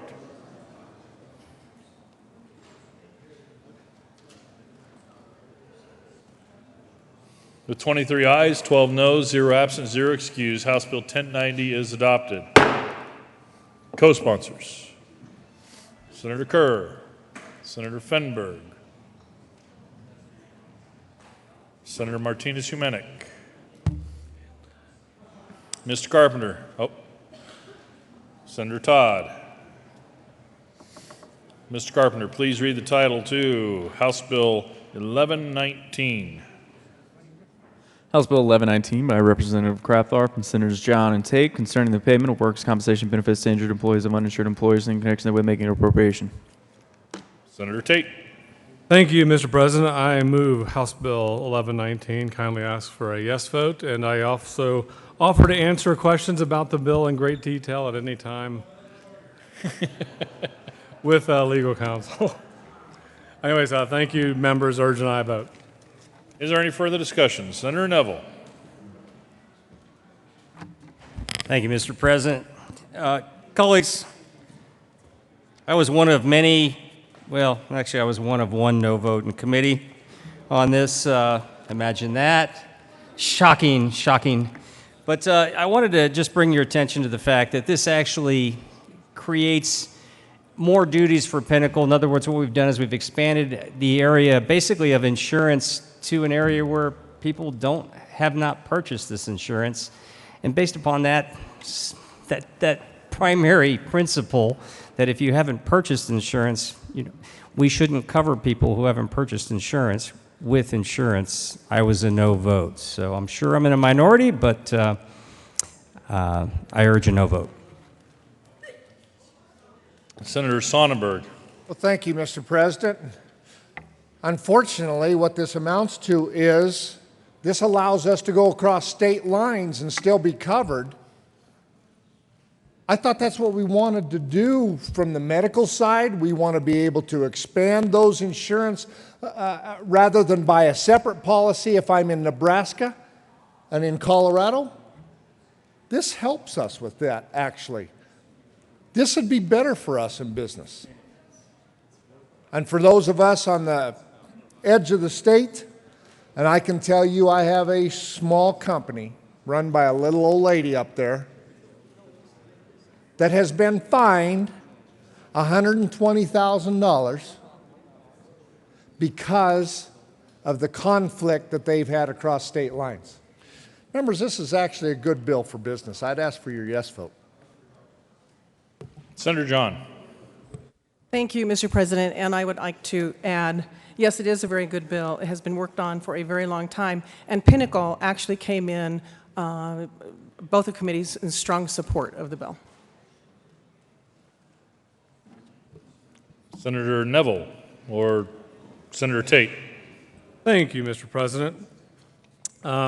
This bill really has two things going on in it. And as such, it's kind of a compromise. Imagine that. It's the reality of our legislature here. One important aspect of this bill is providing flexibility in how businesses are treated when they accidentally let workman's compensation insurance lapse. Right now in statute, there's mandatory fine levels that allow the state government to basically fine a small business out of existence. And the NFIB has testified and stakeholdered this to death. Other business groups came and testified as to the importance of having this flexibility put in the law. But you can't have everything you want or only what you want. Sometimes you have to provide a compromise. And the other part of this bill is the compromise, in my mind. It does create a fund. It creates a fund paid for by fines from bad actors to provide some level of stopgap benefits to workers who are injured, who may be pursuing a civil claim against businesses. But it is not a fund that's funded by the state government. It's funded by bad actors who are fined. And the state government has no obligations to this fund. We heard this in committee. That is the compromise portion. And if you don't think that the first part is important enough, that's fine. If you think that having a fund set up, like we have for scofflaw auto dealers, for example, if you think that the fund is so offensive that you can't provide flexibility to businesses like the business groups want, vote no on the bill. But I think we've heard, at least in my mind, plenty of testimony as to how this flexibility is of great benefit to small businesses. They should not be penalized out of existence for honest mistakes. And sometimes you have to give a little to get a little. And so urge an aye vote on this bill. Thank you. Senator Neville. Thank you, Mr. President. The art of compromise. We hear it all the time. You can choose to vote how you want to vote on this. But what we've done is we have, as the good senator from Arapahoe County has stated, we have created a fund which was used for other endeavors in the past, and now we have appropriated those dollars. It's always amazing when we talk about businesses that through no fault of their own have let their insurance lapse or whatever else.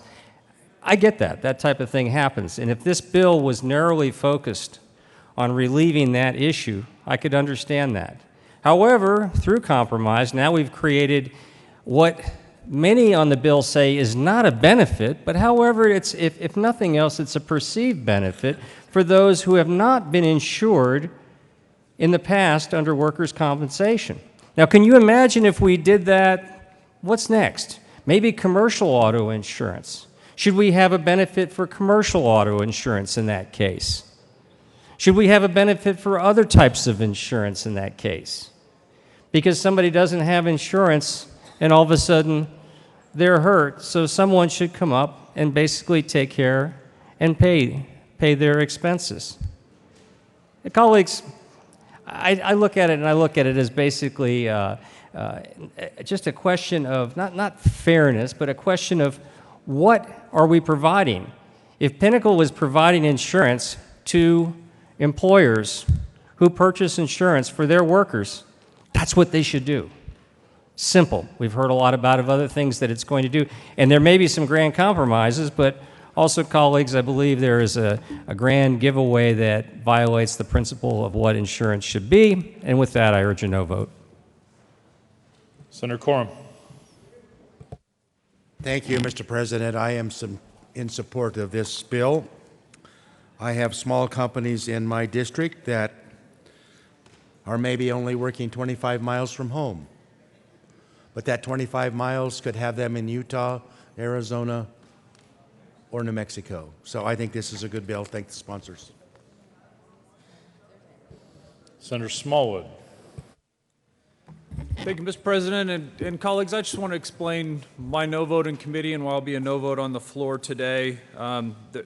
There's a lot of different pieces to this bill, but what concerns me the most is that we're creating a fund now to protect people against the bad guys that we're supposedly funding with fines from the bad guys that didn't do what they were supposed to do in the first place.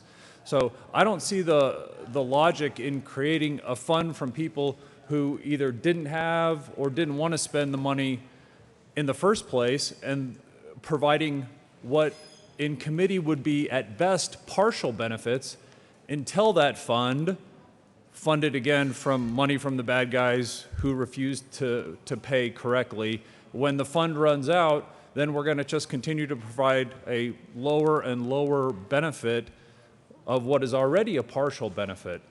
So I would agree with the senator from Jefferson County. To me, this opens up a slippery slope to what else are we going to try to defend against. What we see in our profession all the time is, sadly, folks that don't pay their insurance premiums, who've told their employees, let's say they have, for example, dental insurance or medical insurance. Under the Affordable Care Act, a large business is required to provide health insurance to their employees. They tell their employees that they're covered.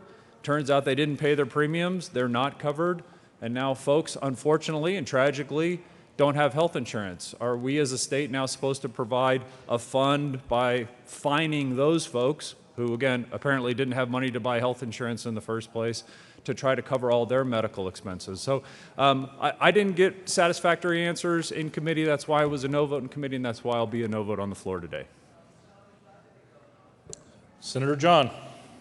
Thank you, Mr. President. Well, let's be clear. They're already being fined.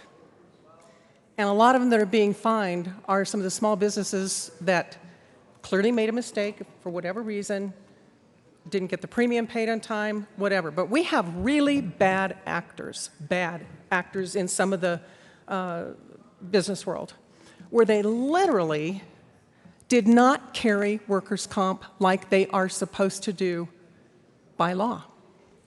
They maybe signed up and a month later canceled it, but through no fault of their own, and they are assuming because that is the law that they are covered by workers' comp. Why in the world would we punish the people that we should be helping? Those workers thought that they were covered, and they were not. As far as the fund goes, folks, that money's already being collected.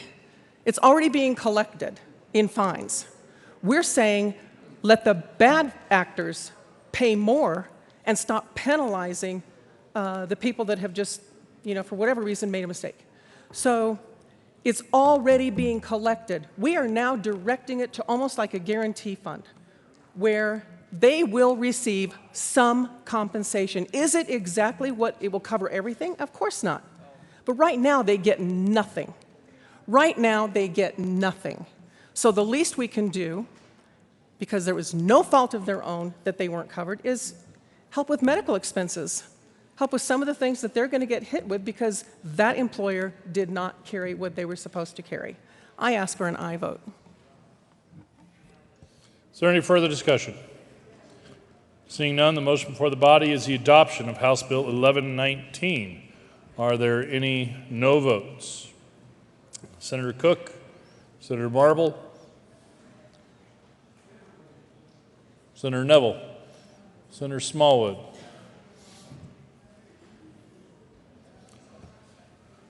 Majority Leader Holbert. With 30 ayes, 5 noes, 0 absent, 0 excused, House Bill 1119 is adopted. Co-sponsors. Senator Hill, Senator Kagan. Mr. Carpenter, please read the title to House Bill 1266. House Bill 1266 by Representatives Hooten and Melton and Senators Finberg and Marble, concerning allowing persons who were convicted of misdemeanors for marijuana-related behaviors that are no longer legal to petition for the sealing of criminal records relating to such convictions. Senator Finberg. Thank you, Mr. President. I move House Bill 1266 on third reading and final passage. Is there any further discussion? Seeing none, the motion for the body is the adoption of House Bill 1266. Are there any no votes? Senator Lambert. With 34 ayes, 1 no, 0 absent, 0 excused, House Bill 1266 is adopted. Co-sponsors. Senator Zenzinger, Senator Moreno, Senator Jones, Senator Kagan, Senator Aguilar, Senator John, Senator Court, Senator Williams, Senator Todd, Senator Kerr, Senator Merrifield, Minority Leader Guzman, Senator Kafalis, Senator Fields, Majority Leader Holbert, Senator Scott, Senator Neville, Senator Hill, Senator Tate, Senator Smallwood,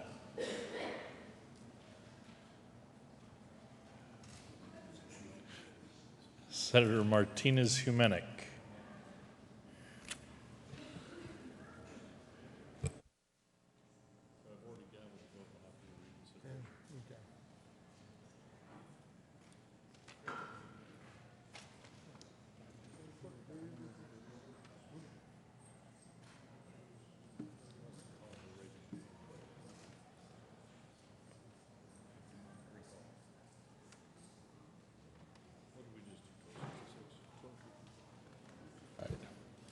Mr. Carpenter, please read the title of House Bill 1351. House Bill 1351 by Representative Pedersen, Rankin, Senators Crowder and John concerning utilizing information to improve treatment for substance use disorders under the Medicaid program and in connection therewith making an appropriation. Senator John. Thank you, Mr. President. We move House Bill 1351 on third reading, final passage, and ask for an aye vote. Is there any further discussion? Seeing none, the motion for the body is the adoption of House Bill 1351. Are there any no votes? Senator Baumgardner, Senator Sonnenberg, Senator Cook, Senator Marble, Majority Leader Holbert, Senator Scott, Senator Neville, Senator Hill, Senator Smallwood, Senator Tate, Senator Lambert,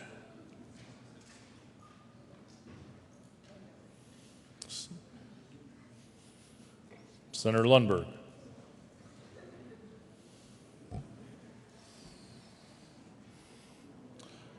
(23 ayes, 12 noes, 0 absent, 0 excused). House Bill 1351 is adopted. Co-sponsors. Mr. Carpenter, please read the title of House Bill. Co-sponsors on 1351, Senator Merrifield, Senator Todd, Senator Aguilar, Senator Fenberg, Senator Kerr, Senator Kagan, Senator Williams,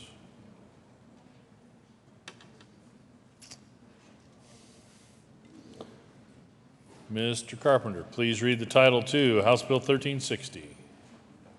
House Bill 1360 by Representative Pabon and Senator Moreno concerning allowing a person with a subsequent criminal case to seal a low-level offense. Senator Moreno. Thank you, Mr. President. I move House Bill 1360 on third reading and final passage. Is there any further discussion on House Bill 1360? Seeing none, the motion before the body is the adoption of House Bill 1360. Are there any no votes? Senator Sonnenberg, Senator Baumgardner, Senator Marble, Senator Lambert,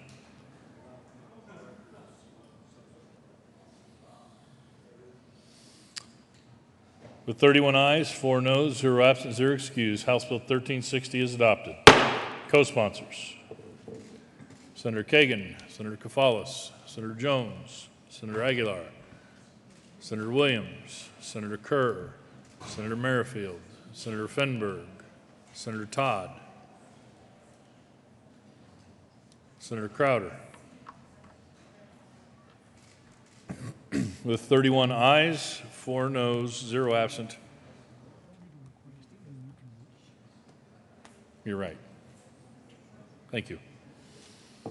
Boom.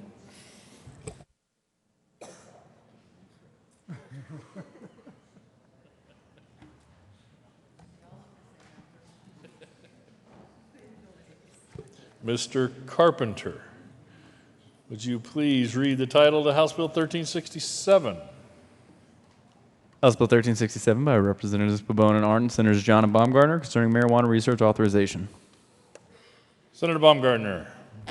Thank you, Mr. Chair, Mr. President. I will gladly pay my money. Mr. President, I move House Bill 1367, and we ask permission for a dreaded third reading amendment.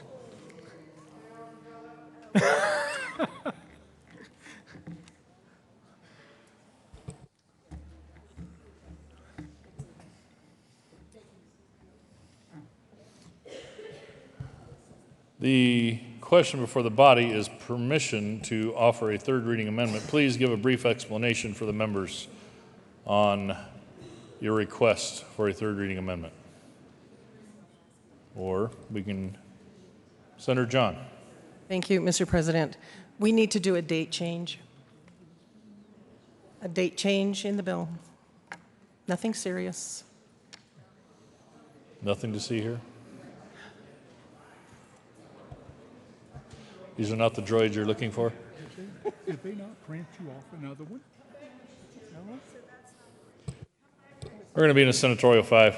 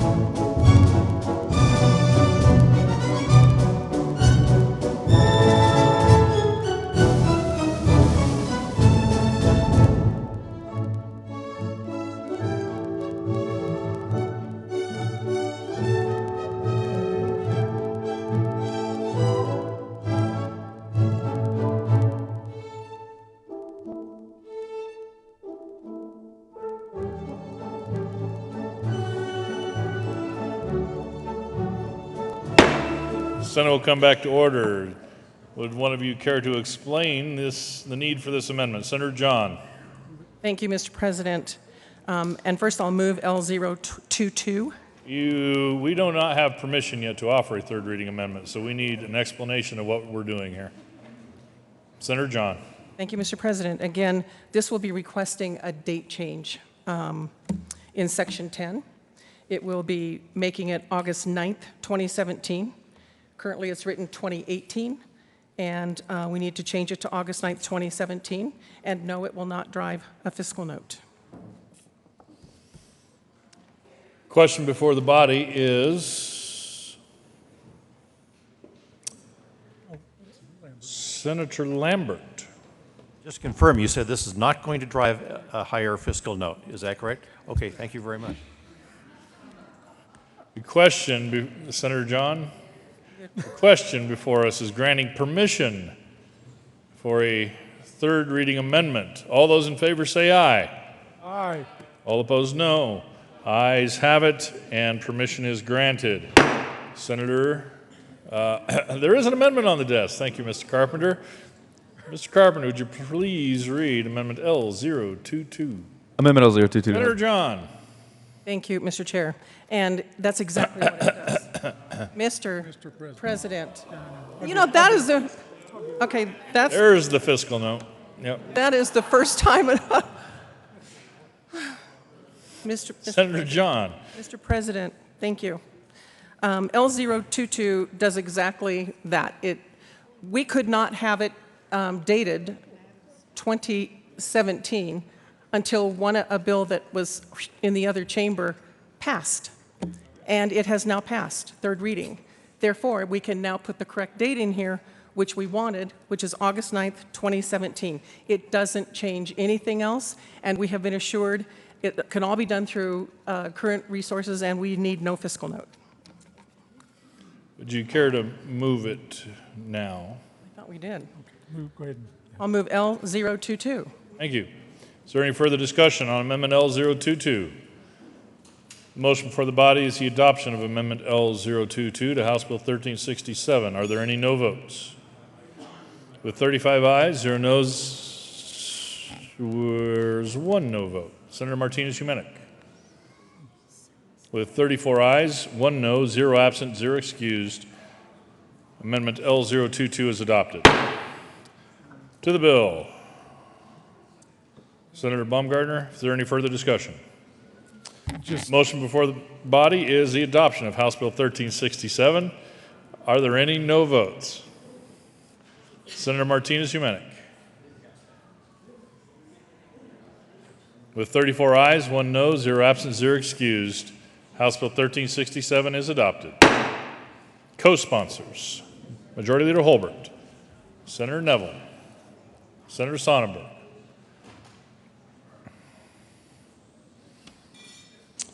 Senator Quorum, Senator Crowder, Senator Smallwood, Senator Kafalis, Senator Hill. Please add the President. Mr. Carpenter, please read the title of House Bill 1369. House Bill 1369 by Representative Pobon and Senator Marble concerning bond procedures for persons not appearing in court due to immigration-related issues. Senator Marble. Thank you, Mr. President. I move House Bill 1369 and ask for an aye vote. Is there any further discussion on House Bill 1369? Seeing none, the motion for the body is the adoption of House Bill 1369. Are there any no votes? Senator Gardner. With 34 ayes, 1 no, 0 absent, 0 excused, House Bill 1369 is adopted. Co-sponsors. Senator Aguilar, Senator Kagan. Mr. Carpenter, would you please read the title of House Bill 1363? House Bill 1363 by Representative Hansen and Senator Martinez-Huminich concerning an exemption from otherwise applicable requirements for financing from the Colorado New Energy Improvement District if a residential property owner is not seeking to subordinate the priority of existing mortgages. Senator Martinez-Huminich. Thank you, Mr. President. I move on third reading and final passage, House Bill 1363. And colleagues, I ask for your aye vote. Is there any further discussion? The motion before the body is the adoption of House Bill 1363. Are there any no votes? With 35 ayes, 0 noes, 0 absent, 0 excused, House Bill 1363 is adopted. Co-sponsors. Senator Court, Senator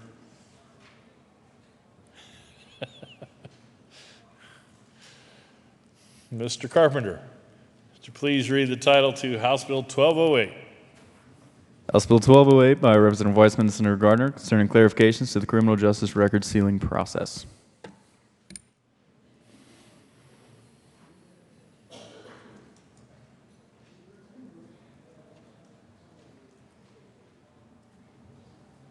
Majority Leader Holbert. Thank you, Mr. President. At the request of the sponsor, I move to lay over House Bill 1208 to the end of the third reading calendar. That will be laid. The motion is to lay over House Bill 1208 to the end of the third reading calendar. All those in favor say aye. All opposed, no. The ayes have it, and that will be laid over.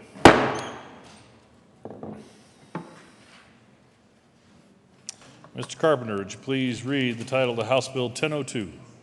House Bill 1002 by Representatives Pedersen and Exum and Senators Gonzalez, Martinez-Huminich concerning the extension of the income tax credit for child care expenses paid by a resident individual with federal adjusted gross income of $25,000 or less. Senator Kafalis. Thank you, Mr. President. We move House Bill 1002 and respectfully ask for permission for a third reading amendment.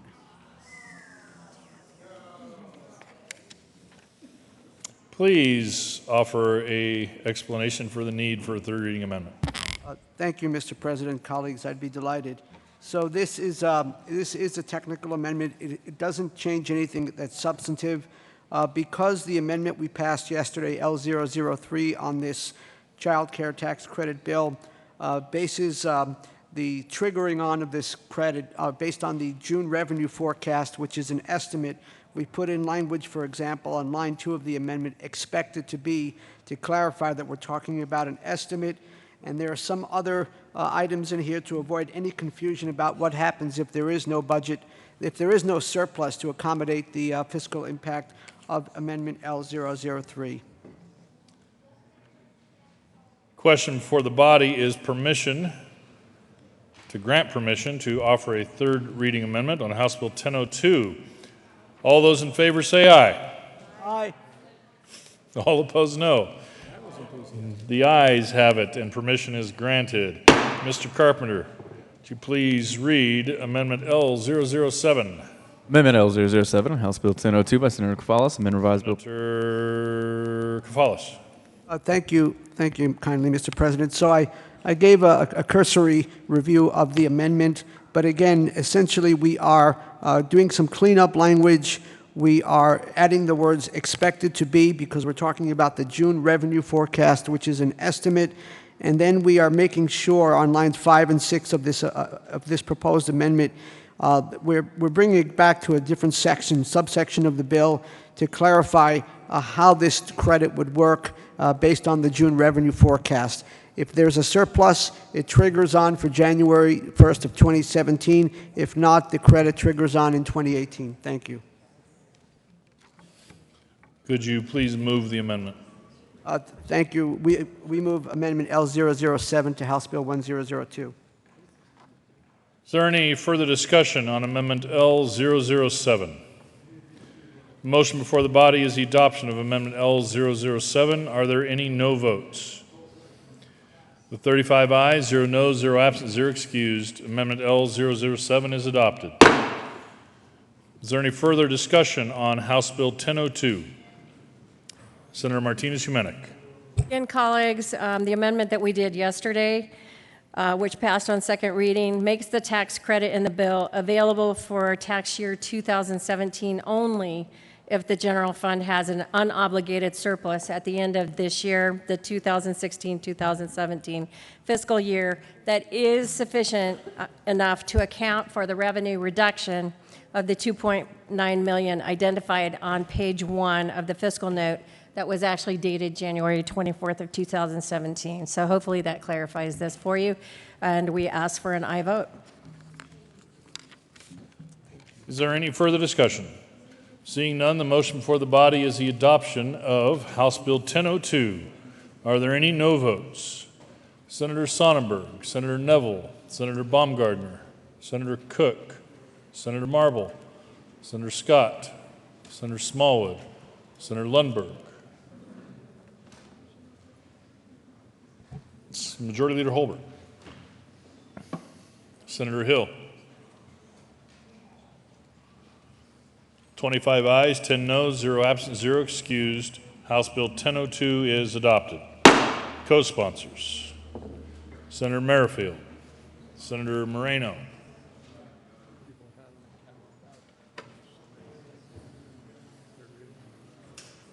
Senator Zenzinger. Senator Aguilar. Senator Fields. Senator Todd. Senator Williams. Senator Jones. Senator Gardner. Co-sponsors on 1002. Senator Tate. Senator John. Senator Kerr.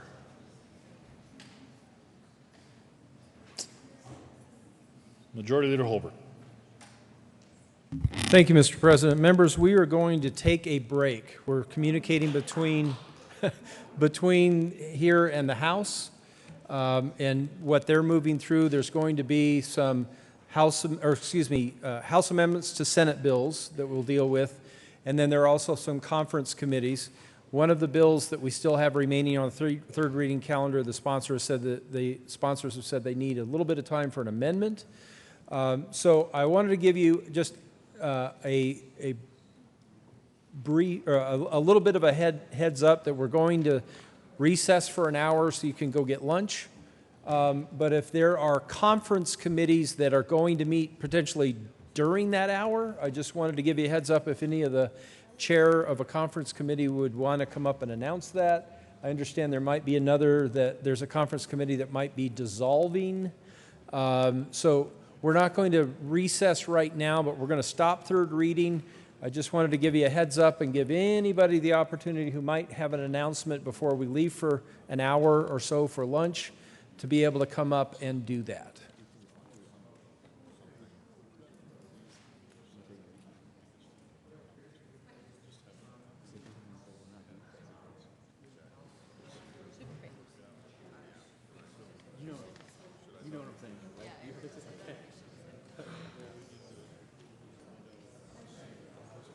Okay, Beth.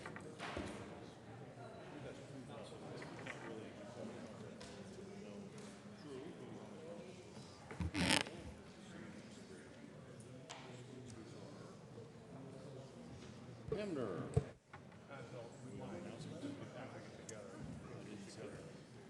I'm waiting for Beth, but she's on her way. And what are you doing? We're just doing a quick announcement. An announcement, so. Sure, you want me to move to? All right. We'll just be really brief. Here's your red nose. Right Okay. here. I was gonna say, don't you make me wear this by myself.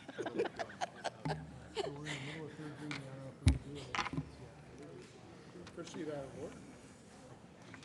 Are we going to do your bill? Majority Leader Holbert. Let's see. Thank you, Mr. President. I move to lay over the balance of the third reading calendar until 1 p.m. today. Oh, you've heard the motion. All those in favor say aye. Aye. All opposed, no. The ayes have it, and the balance will be laid over. Announcements.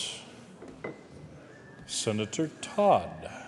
Thank you, Mr. President, and we will be very brief. We just want to remind everyone that Red Nose Day from Walgreens is a great opportunity for us to all kind of get in the clown spirit, put on your red nose, and buy a red nose from Walgreens, and that money will actually go to the Walgreens Foundation, which does help with children in poverty, and would encourage you.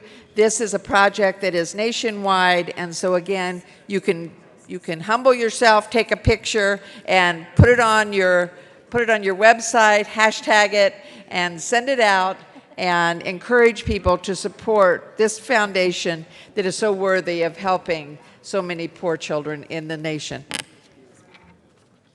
Thank you.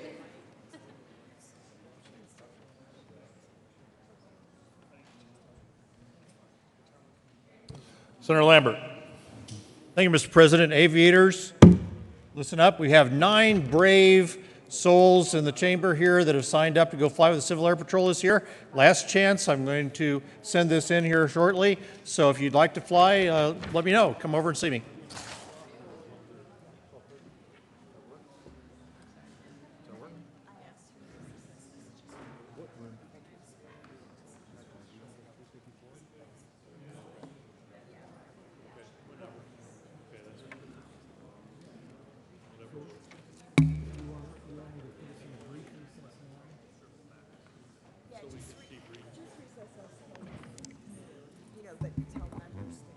Senator Smallwood.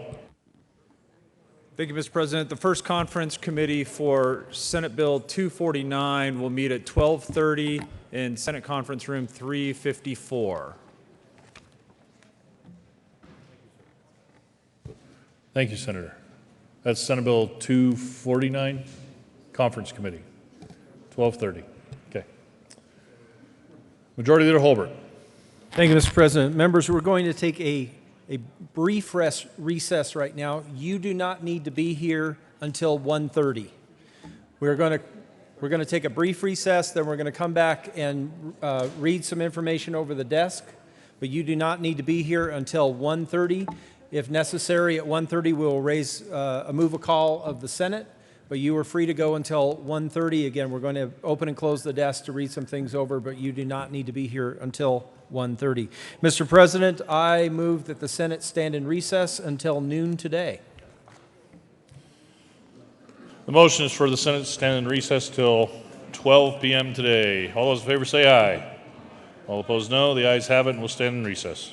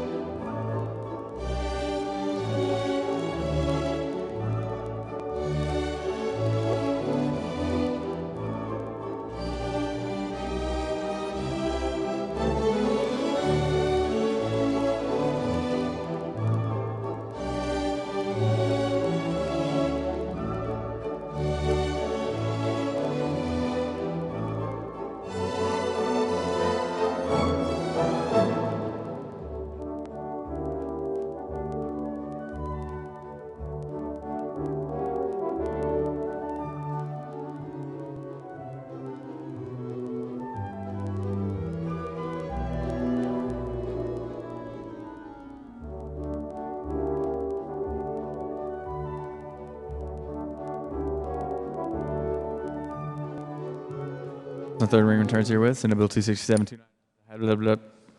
The House has passed. On third reading returns herewith. Senate Bill 267-299. The House has passed on third reading transmitted to the revised statute. Senate Bill 21. Amended as printed in the House Journal, May 9, 2017. The House has passed on third reading transmitted to the revised statute. Senate Bill 12. Amended on third reading and printed in the House Journal, May 10, 2017. The House has passed on third reading transmitted to the revised statute. Senate Bill 296. Amended as printed in the House Journal, May 9, 2017. Amended on third reading as printed in the House Journal, May 10, 2017. The House has passed third reading transmitted to the revised statute. Senate Bill 40. Amended as printed in the House Journal, May 9, 2017. Amended on third reading as printed in the House Journal, May 10, 2017. The House has passed on third reading transmitted to the revised statute. Senate Bill 19. Amended as printed in the House Journal, May 9, 2017. Amended on third reading as printed in the House Journal, May 10, 2017. The House has adopted and transmits herewith House Joint Resolution 1033 is printed in the House Journal, May 10, 2017. Message from the revisor. We herewith transmit without comment as amended Senate Bill 12, 19, 21, 40, and 296. Can Bob announce his conference meeting now?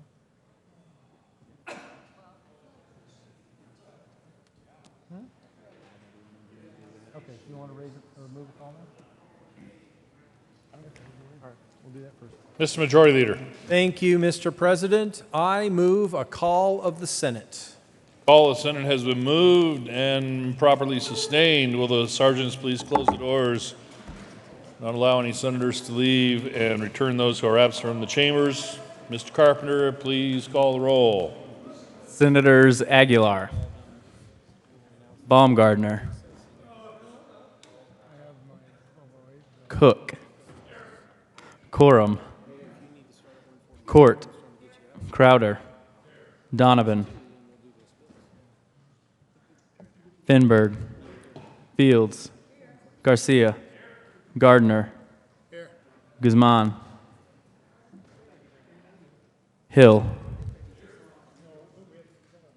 John, Holbert, Jones, Kagan, Kafalis,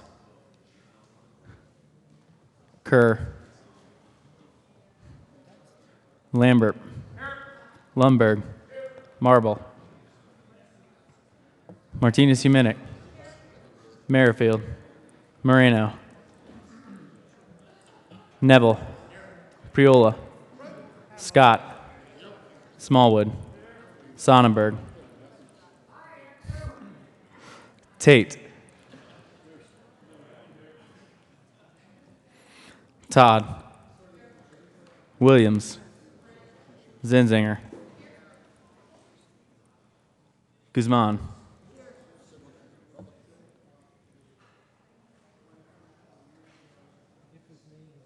Marble,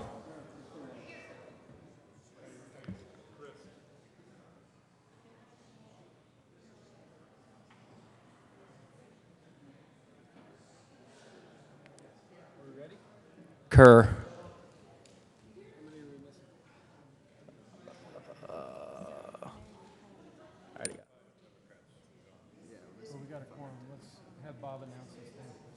Mr. Majority Leader. Thank you, Mr. President. I move that we raise the call of the Senate. The motion is to raise the call. All those in favor say aye. All opposed, no. The ayes have it. The call is raised. Senator Gardner. Thank you, Mr. President.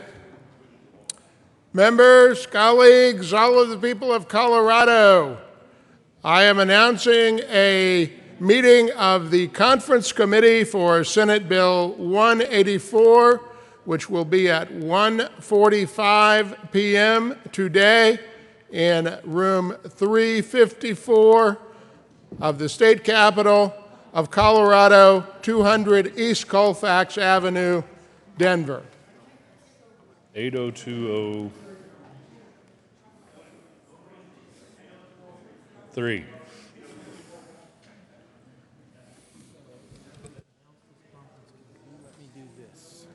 Mr. Majority Leader. Thank you, Mr. President. Members, if I could have your attention for just a few minutes, I would be grateful. You may already know this, but I want to run down a list of bills coming back over from the House. And you may already have paperwork on this, but we may see these soon consideration of House amendments to Senate bills. Senate Bill 305 by Senator Lundberg and Fenberg. Mr. President, may I list the bill sponsors in this announcement? I'm not supposed to use, I'll just give the... Yes, of course.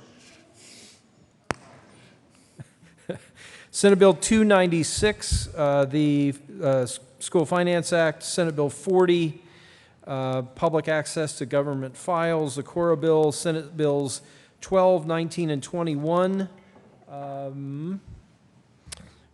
by the good senator from Adams County. Senate Bill 301, energy-related statutes. I believe the Assistant Majority Leader is on top of that one. And Senate Bill 300 by the Chair of the Joint Budget Committee.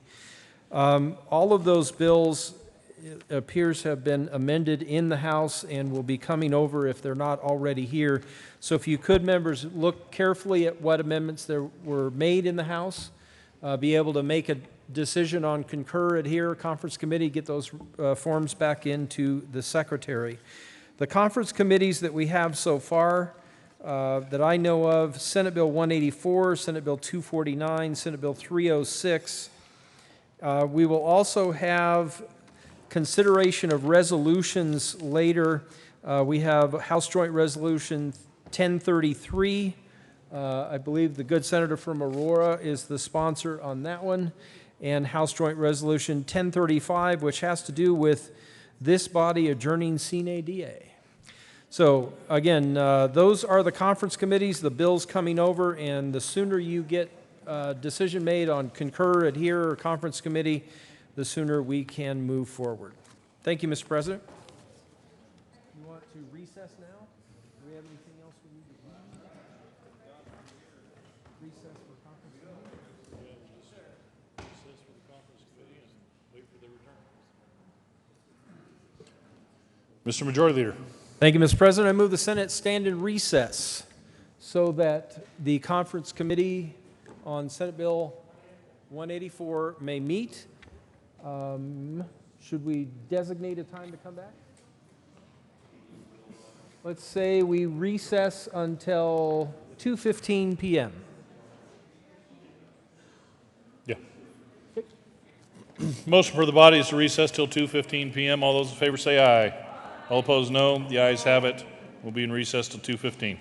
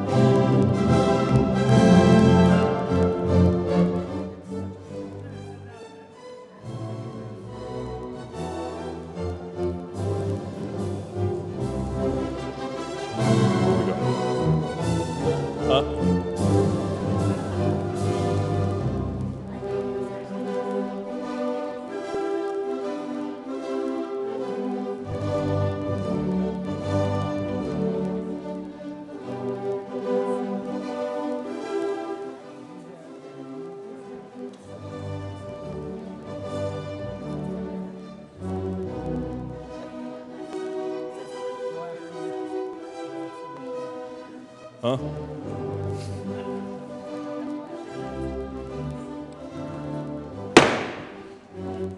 Senate will come back to order. Committee reports.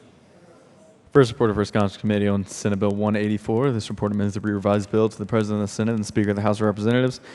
Your First Conference Committee appointed on Senate Bill 184 concerning measures to define lawful consumption of marijuana has met and reports that it has agreed upon the following: that the Senate accede to the House amendments made to the bill as the amendments appear in the revised bill with the following changes. Respectfully submitted. Senate Committee, Senator Gardner, Senator Cook, Senator Court. House Committee, Representative Pabon, Representative Foote, Representative Van Winkle.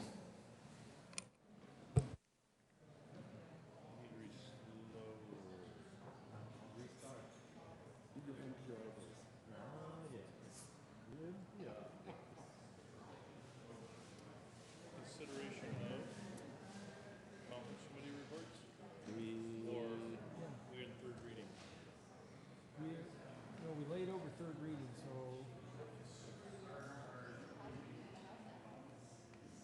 I think we can move to consideration of House amendments. The House has to act on one of these. So let's finish third reading. Okay. Do we want to raise a call now to make sure we got everybody? Let's make sure we have 18.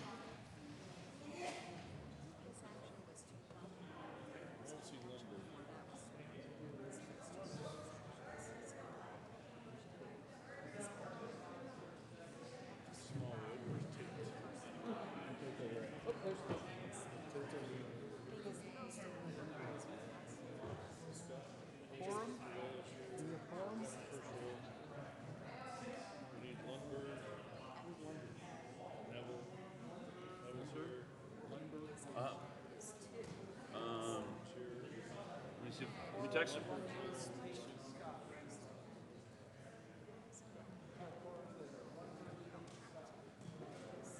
We don't have, there's Scott, so we don't have.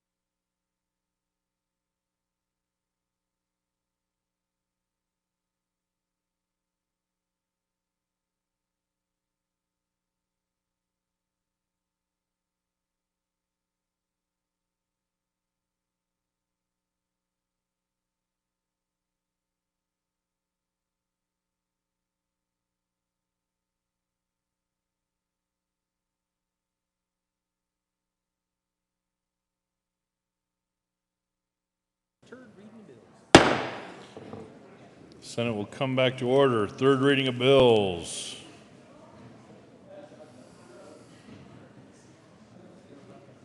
Colleagues, coat rule is relaxed. For senators, staff, sergeants, and any of the press not wearing seersuckers.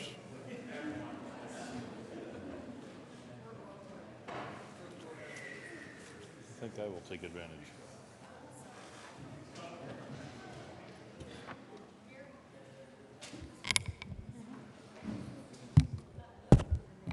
Mr. Carpenter, as soon as you're ready, please read the title of the House Bill 1116.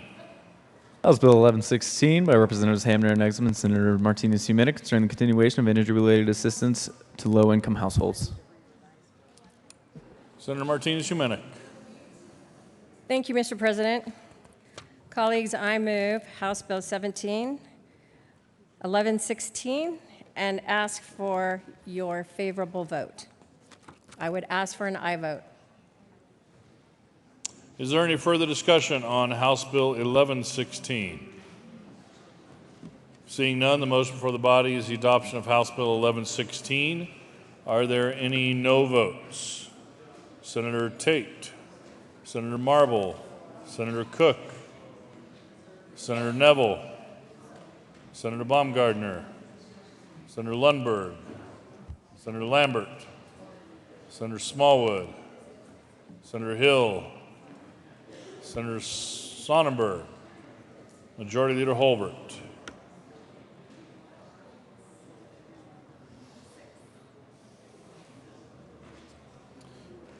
(24 ayes, 11 noes, 0 absent, 0 excused). House Bill 1116 is adopted. Co-sponsors. Senator Fenberg, Senator Court, Senator Kafalis, Senator Fields, Senator Zenzinger, Minority Leader Guzman, Senator Moreno, Senator Aguilar, Senator Williams, Senator Todd, Senator John, Senator Garcia, Senator Cadman, Senator Crowder, Senator Kerr,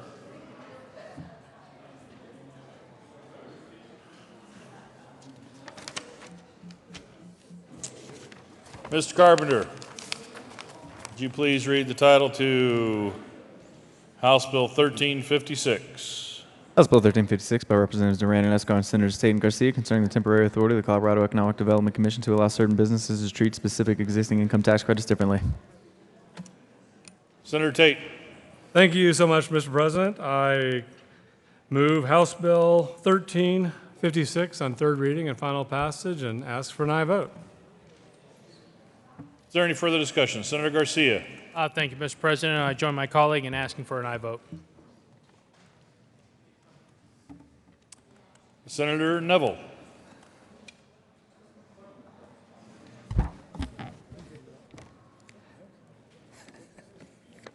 Thank you, Mr. President. Colleagues, shockingly, I'm a no vote on this bill.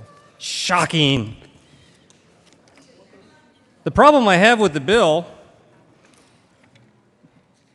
well, actually, I have a lot of problems with the bill.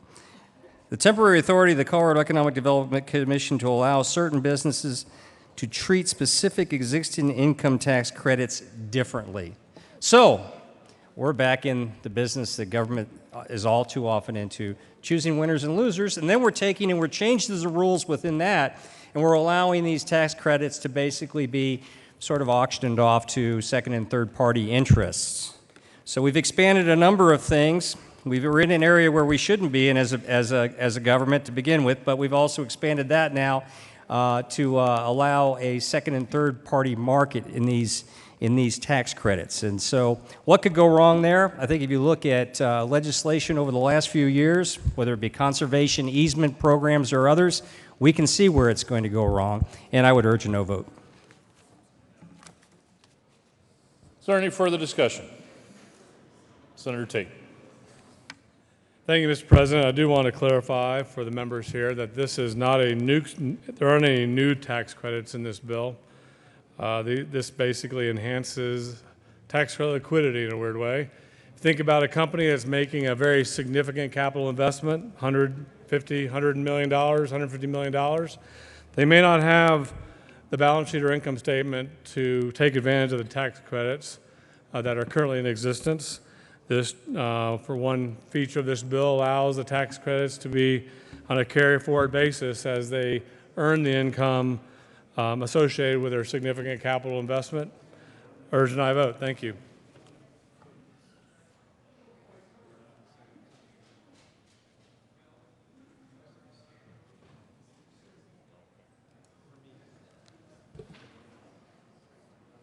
Is there any further discussion? Seeing none, the motion before the body is the adoption of House Bill 1356. Are there any no votes? Senator Sonnenberg, Senator Baumgardner, Senator Cook, Senator Scott, Senator Marble, Senator Neville, Senator Quorum, Senator Lambert, Senator Court, Majority Leader Holbert, Senator Smallwood,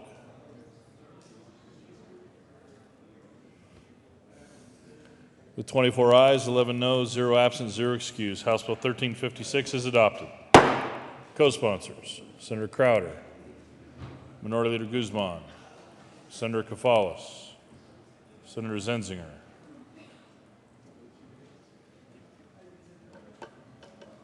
Senator Fields,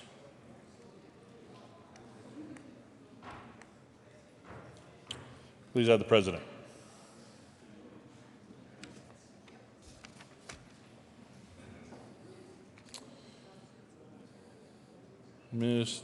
Majority Leader Holbert.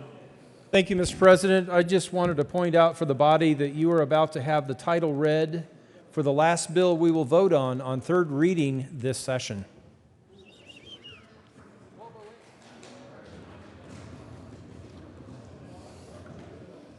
No doubt it would have to be the most important bill, right, if that's the case, right? Okay. All right, just making sure before we go any farther. Mr. Carpenter, would you please be so kind as to read the title of the last third reading bill of the 2017 session? House Bill. House Bill 1208. House Bill 1208 by Representative Weissman and Senator Gardner concerning clarifications to the criminal justice record sealing process. Senator Gardner. Thank you, Mr. President. Mr. President, with much trepidation, I beg leave to offer a third reading amendment. Do I need to move the bill? Do I need to move the bill first?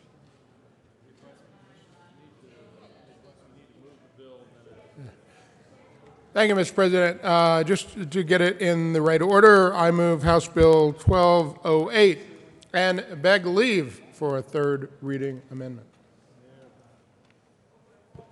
Would you like to give a brief explanation on the need for a third reading amendment? Thank you, Mr. President. Well, you see, what happened is we did a second reading amendment, but someone looked at our second reading amendment and said, no, that doesn't work for us, so now we have a third reading amendment. In all seriousness, members, This is a bill on the sealing of records, and the victims advocate community asked for a second reading amendment. The Colorado Criminal Defense Bar did not think that that was the right sort of balance between the two. L003, which I am begging leave to offer, does correct this, and it is something that those stakeholders agree upon, and that is the reason I am doing it, so that we don't have to go to conference committee. The question before the body is permission to offer a third reading amendment. Let's try that again. Amendment. All those in favor say aye. Aye. All opposed, no. The ayes have it. Permission is granted. Mr. Carpenter, would you please read Amendment L003? Amendment L003 to House Bill 1208 by Senator Gardner. Thank you, Mr. President. I move L003, which was previously explained, and ask for an aye vote. Any discussion on Amendment L003? Motion before the body is the adoption of Amendment L003. Are there any no votes? With 35 ayes, 0 noes, 0 absent, 0 excused. Amendment L003 is adopted. Senator Gardner. Thank you, Mr. President. I move House Bill 1208 as amended on third reading. Is there any further discussion? Motion before the body is the adoption of House Bill 1208. Are there any no votes?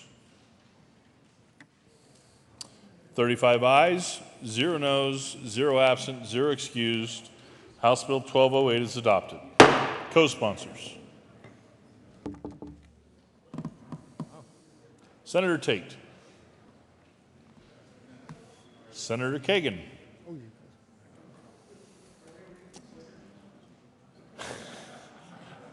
Majority Leader Holbert.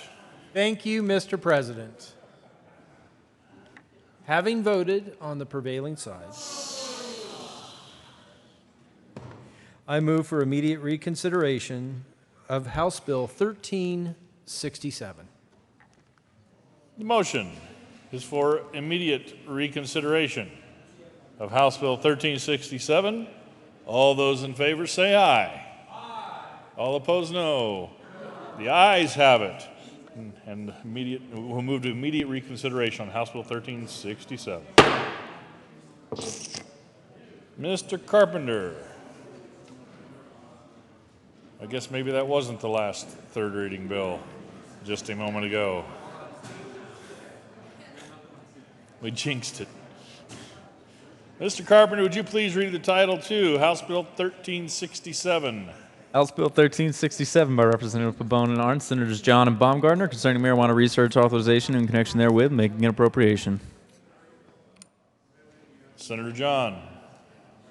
Thank you, Mr. President.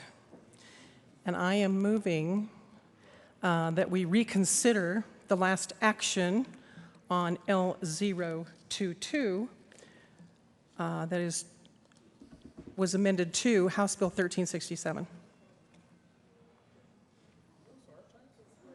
That's what she's told me. That's what she told me. She told me to say that. Call the Senate.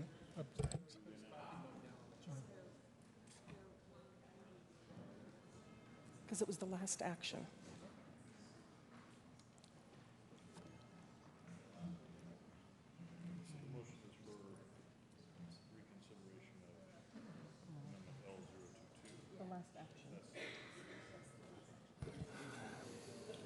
The motion is for reconsideration of the last action, which is Amendment L022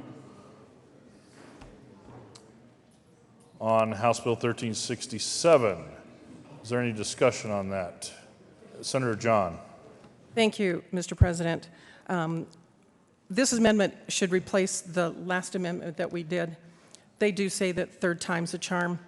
You know, we had amended Senate Bill 275 into 1367, which was a great move. But in the amendment, the appropriations amendment, we kind of forgot to put 275 in. So that's what this is doing. It's actually putting everything together, and my deepest apologies. But I do ask for an aye vote on the motion. Is it?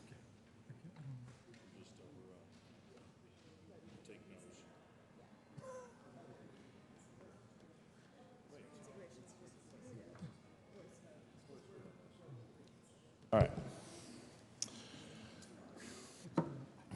The motion is reconsideration of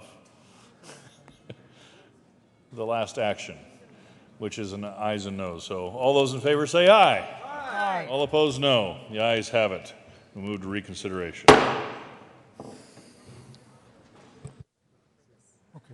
we have to get permission? For a media. We have to get permission for the amendment? Yes.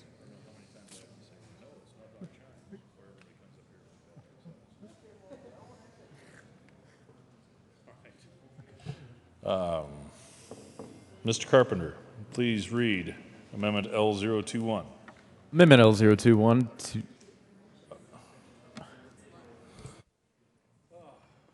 been a long day. Somebody needs to go shut off the house chime so I can think up here.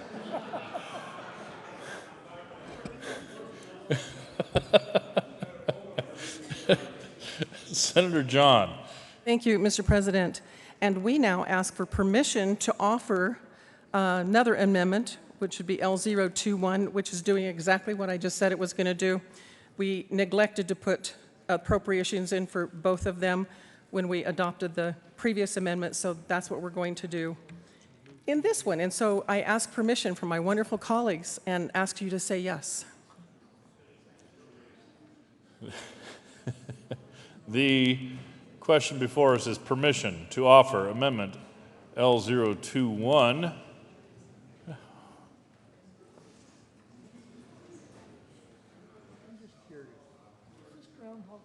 It is. All those in favor say aye. Aye. All opposed, no. Ayes have it. Permission is granted. Now, Mr. Carpenter, please read Amendment L021. Amendment L021, House Bill 1360. Senator John. Go ahead. No, feel free. Thank you, Mr. President. And again, we neglected to put the proper appropriations clause in when we passed 1367 previously on third reading, and we are now making sure that the entire appropriations is in. It doesn't change anything. It doesn't cause any fiscal note. It simply is what it is. I beg your forgiveness, but I ask you for an aye vote on L021. I move. Oh, I moved L021. No, I move L021 and ask for an aye vote, Mr. President. Thank you. Senator Lambert. But does this increase the fiscal note? Senator John. No, my good sir, it does not increase the fiscal note. It does nothing to change the bill except add the appropriations in properly. Is there any further discussion on Amendment L021? Motion before the body is the adoption of Amendment L021. Are there any no votes? 35 ayes, 0 noes, 0 absent, 0 excused. Amendment L021 is adopted.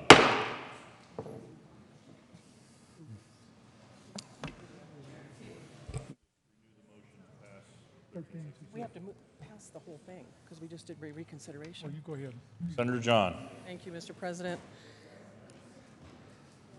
I move for the repassage, or the passage of House Bill 1367 as amended on final reading, and ask for an aye vote. On final reading? Final reading. Again, it's done. Again. Okay. The motion is for the readoption of House Bill 1367. Any further discussion? Seeing none. Are there any no votes? With 35 ayes, 0 noes, 0 absent, 0 excused, House Bill 1367 is readopted. Co-sponsors.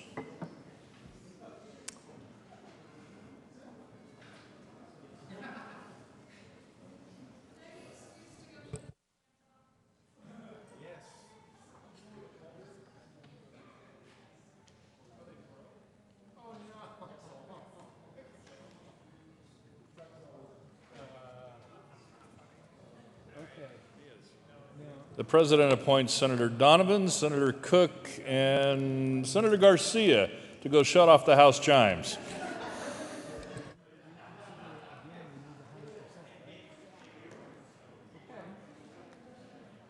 Mr. President, time out. Okay, Beth.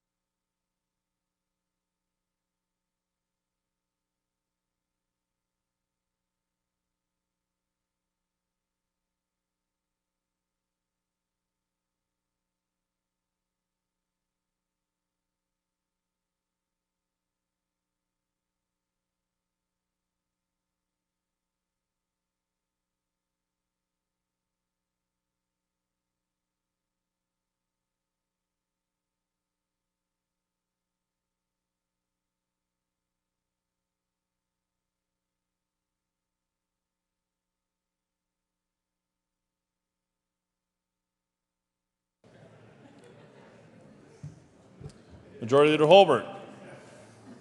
Thank you, Mr. President. Is it Groundhog Day? I believe it is. Members, if you consult the rules of the Senate, it does provide an opportunity for us to reconsider a bill twice. However, on the second motion to reconsider, there must be, anyone want to guess? 100% unanimous support to reconsider the bill a second time. I have received a request from a member who would like to vote opposite of the recorded vote. Mr. President, I move for immediate reconsideration of House Bill 1367.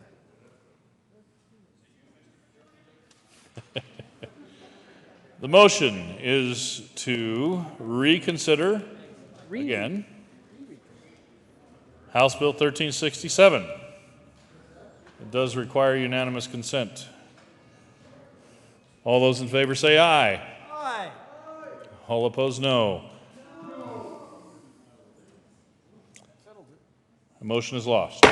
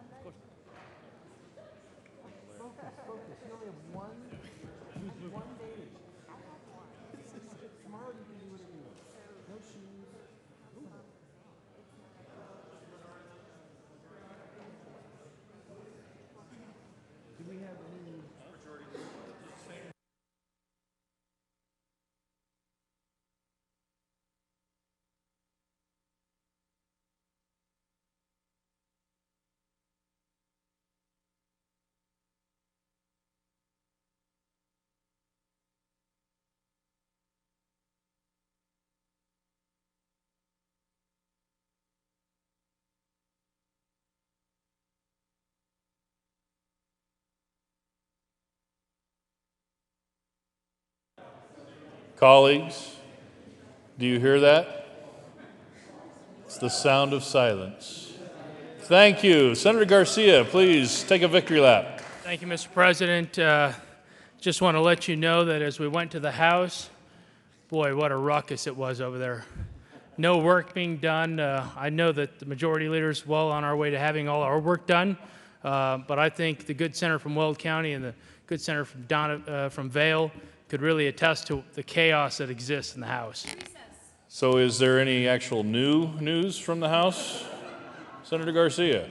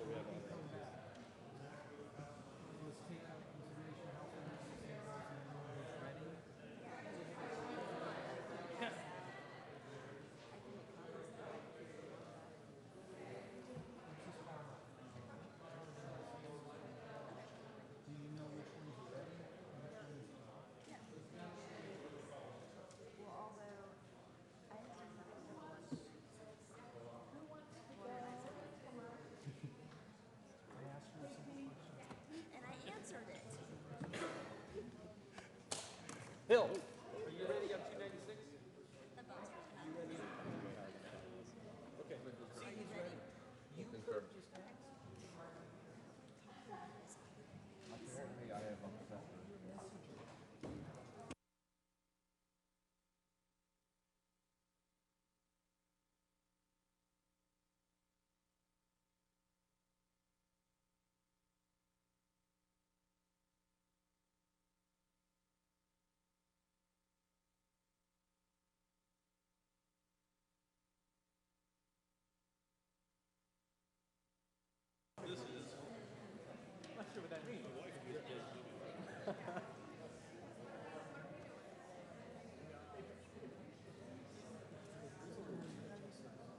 Do you have the list?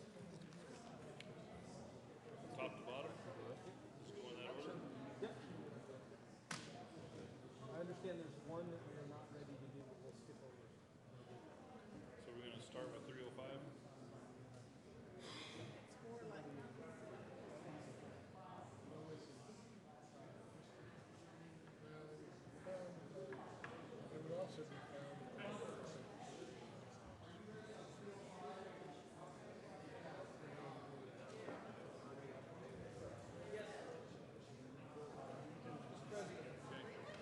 Where is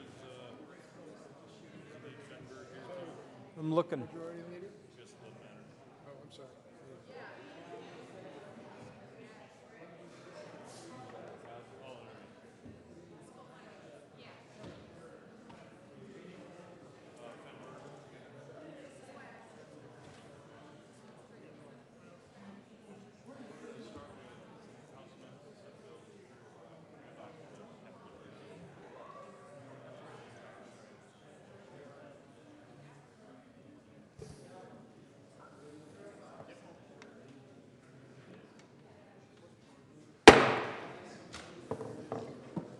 Senate will come back to order. Colleagues, we're going to do consideration of House amendments. Consideration of House amendments to Senate bills. Mr. Majority Leader, should we give them an order of things that we're doing so they can be ready? Or do you want to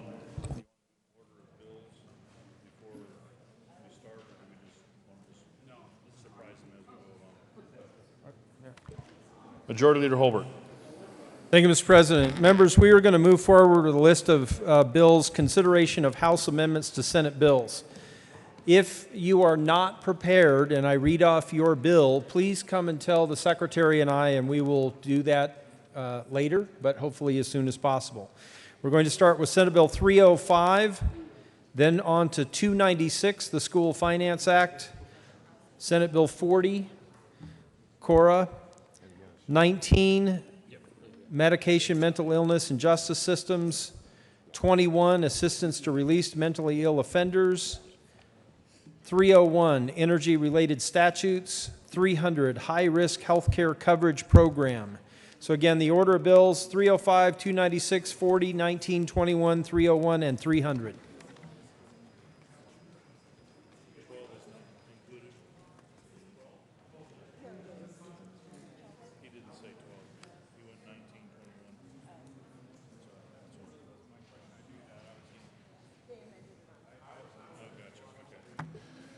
Mr. Carpenter, please read the title to Senate Bill 305.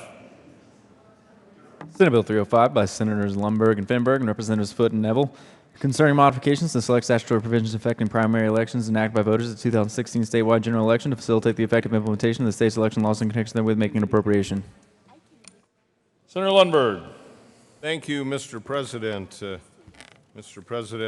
Senate Bill 305, which is, of course, the bill dealing with the primary elections, was modified by the House to this extent.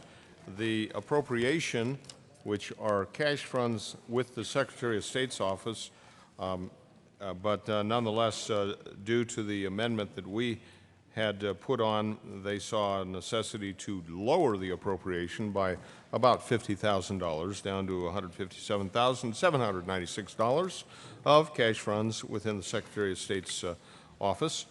And therefore, we concur with this action and ask that the Senate also concur with the amendment that the House put on Senate Bill 305. Is there any further discussion? Senator Fenberg. Thank you, Mr. President. I would just add to that just to reinforce it, the bill is exactly how it left this chamber, only the appropriation amount went down. And it also came back to us with 65 aye votes on it. So if anybody on this wants a second chance to join the Cool Kids Club, feel free to do so. Is there any further discussion? Seeing none, the motion before the body is to concur with House amendments to Senate Bill 305. Are there any no votes on concurrence? With 35 ayes, 0 noes, 0 absent, 0 excused, the Senate concurs with House amendments to Senate Bill 305. Senator Fenberg. Thank you, Mr. President. I move for the readoption of Senate Bill 305. Is there any discussion? Seeing none, the motion before the body is the adoption of Senate Bill 305, the readoption. All those, are there any no votes? Senator Crowder. Senator Baumgardner. With 33 ayes, 2 noes, 0 absent, 0 excused, Senate Bill 305 is readopted. Co-sponsors. Mr. Carpenter, would you please, Senator Lambert is already on. Mr. Carpenter, please read the title to Senate Bill 296. Senate Bill 296 by Senator Hill and Representative Pedersen concerning financing public schools.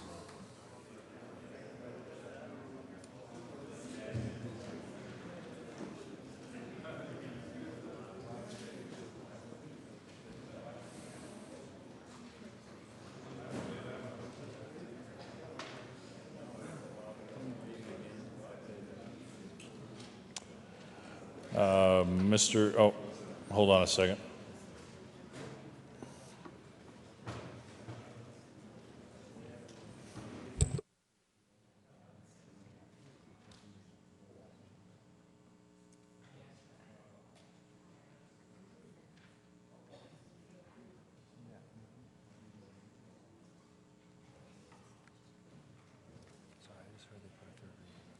Majority Leader Holbert. Thank you, Mr. President. Move to lay over Senate Bill 296 to follow Senate Bill 21 on consideration of House amendments.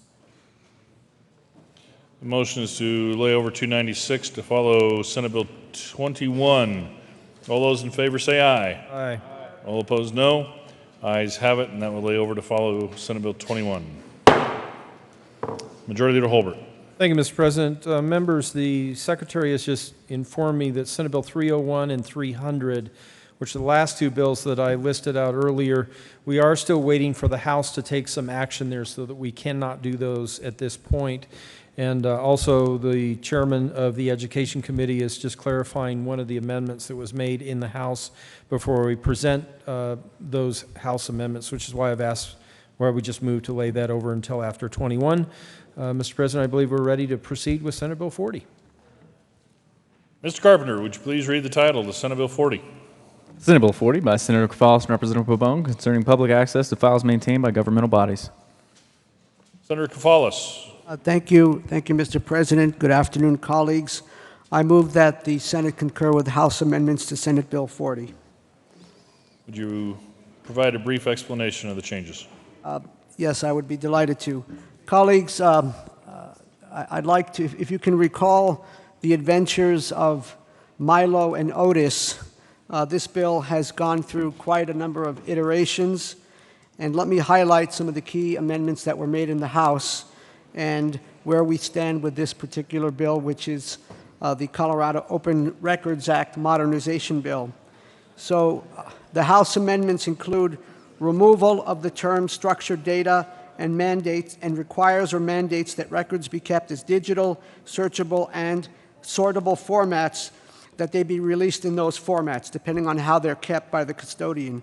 Secondly, it allows custodians to refuse to release records in these formats based on the criteria of the bill as recommended by the Secretary of State Working Group that has been meeting for a year on this issue.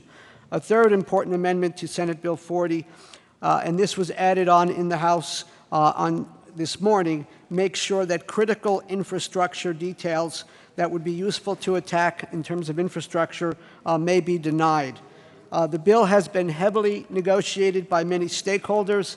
That is why I think this has been somewhat like the adventures of Milo and Otis. It is now in a form that is acceptable to most, if not all, of the stakeholders.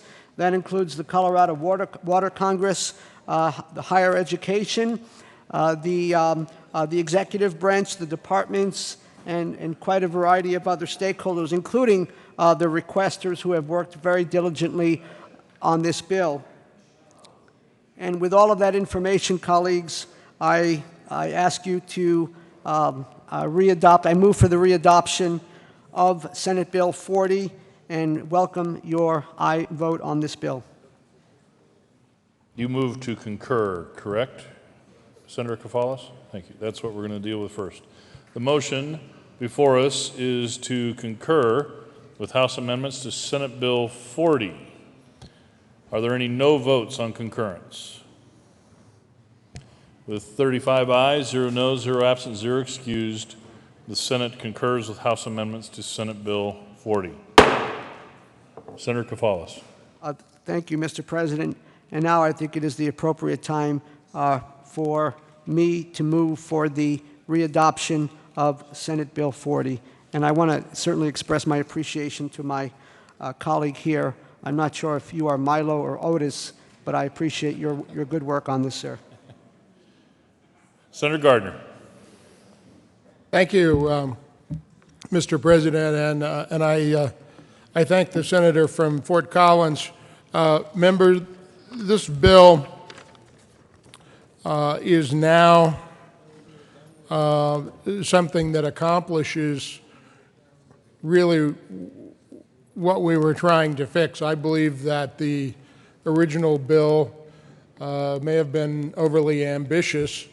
And as I looked at it yesterday in the House amendments, I wondered to myself and said out loud, I'm not sure why we couldn't have gotten there 60 days ago, but that's part of the way this process goes. One of the things that is in the bill that I think wasn't sort of part of the original concept, but developed and is important, is some important core exceptions for infrastructure security. I thank the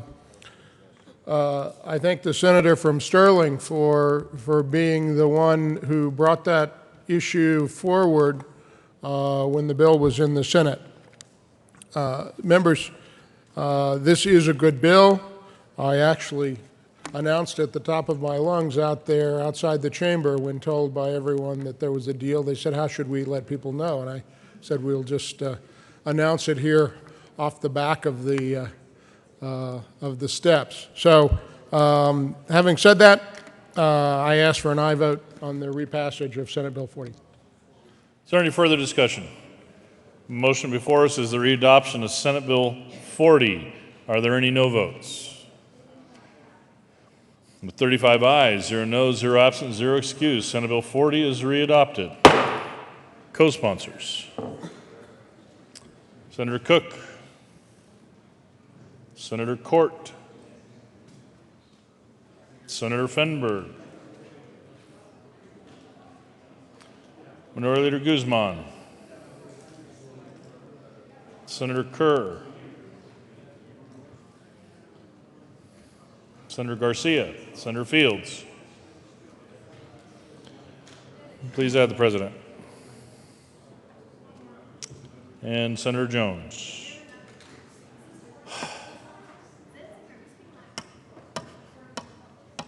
And Senator Donovan.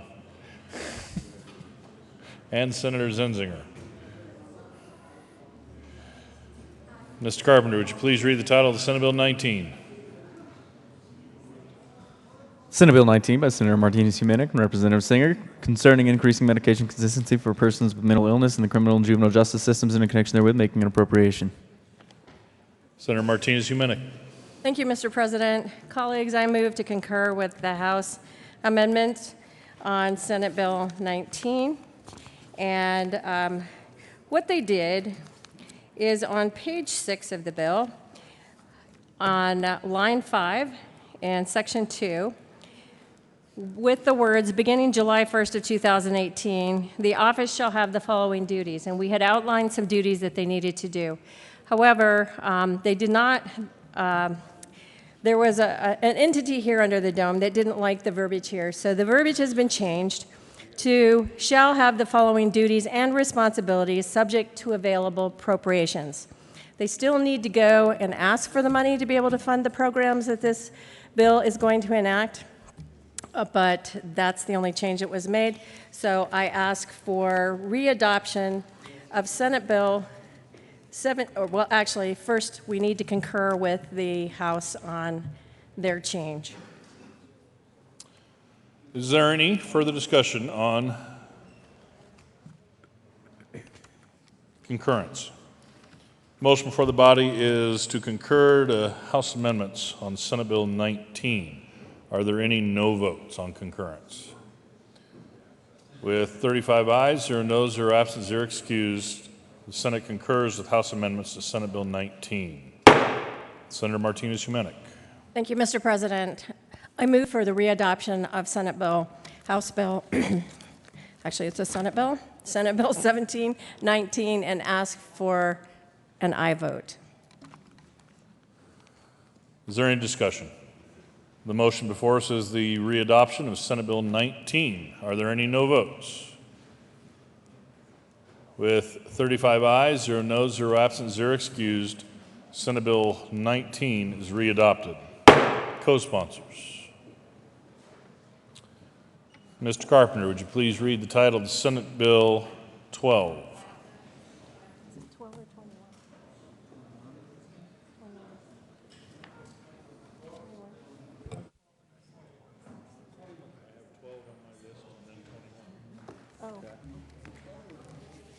I had 21 up here, but I can do 12 too. I had 21, but I've got 12 too here, so I can do a 12. Which one would you like to do first? We can do 12. Let's do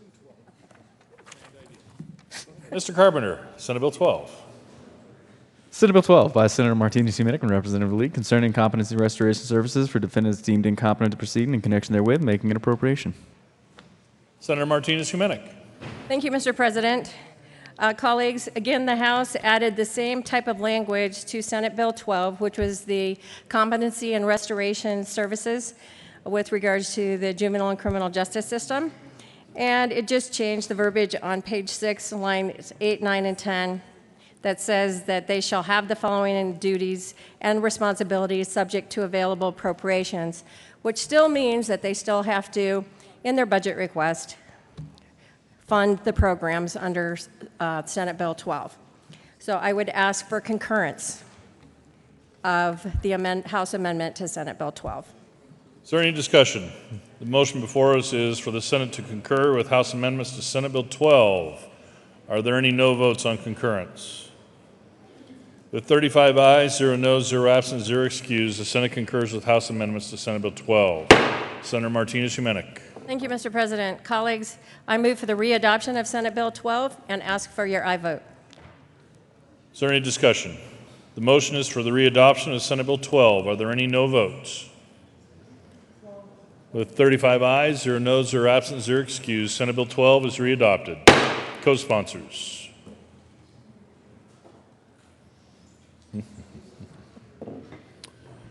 Mr. Carpenter, please read the title to Senate Bill 21. Senate Bill 21 by Senator Martinez-Humenick and Representative Singer concerning reentry services for persons with mental illness in the criminal justice system. Senator Martinez-Humenick. Thank you, Mr. President. Colleagues, the House also amended Senate Bill 21, and on page 3, lines 17 through 21, they changed the title to more accurately reflect what that section talks about, 24-32-721.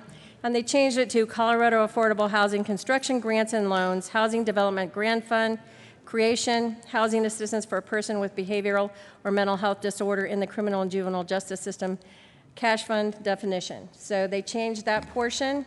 They also changed the verbiage on page 4 in lines 3 and 4 to, in conjunction with its other programs, to provide assistance in obtaining housing and subject to available appropriations. Again, they will have to request funding, but this is subject to appropriations. And then on page 5, they changed section 1727-108 under the title of Division of Criminal Justice of the Department of Public Safety regarding their duties in the community corrections contracts and a repeal. And they changed the verbiage in line 4 to for the fiscal year commencing on July 1st, 2016. Then in subsection B, it said that it is repealed effective on July 1st of 2018. Then at the base of page 5, they also changed the verbiage on lines 26 and 27 under the letter M to state for housing, rental assistance, and supportive services, including reentry services pursuant to that particular section, which is 24-32-721. So I would ask for your concurrence on the House amendments.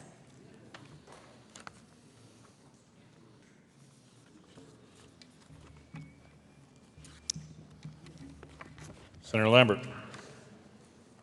Thank you. The bill sponsor actually came over to discuss these amendments with me.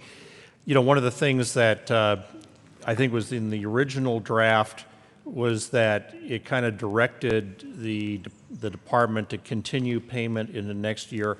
And I just want to let you know that that's kind of a separation of powers issue, that legislature cannot direct the executive branch to make future requests. So this is, I think, it's constitutional change to bring it in compliance, because we can't just tell the executive branch what their request is going to be in the future. I would presume that they will continue the program because this is a very high-level, high-visibility program within the governor's office, I believe, as well. So that's good. And then the repealer on there is fairly standard, because when you're talking about appropriations for 16-17, we're almost out of fiscal year 16-17. So the repealer goes on there. They say a year later, we'll take that out of the statute. Very pro forma, and I'd suggest an aye vote on the amendment. Is there any further discussion? The motion before us is for the Senate to concur with House amendments to Senate Bill 21. Are there any no votes on concurrence? With 35 ayes, 0 noes, 0 absent, 0 excused, the Senate concurs with House amendments to Senate Bill 21. Senator Martinez-Humenick.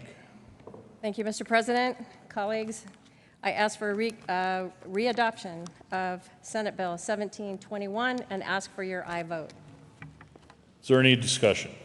The motion before us is the readoption of Senate Bill 21. Are there any no votes? With 35 ayes, 0 noes, 0 absent, 0 excused, Senate Bill 21 is readopted. Co-sponsors.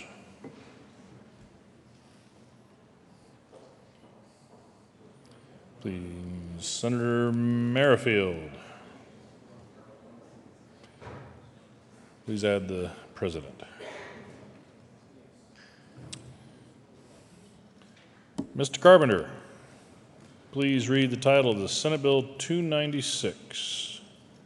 Senate Bill 296 by Senator Hill and Representative Pedersen concerning financing public schools and in connection therewith making an appropriation. Senator Hill. Thank you, Mr. President.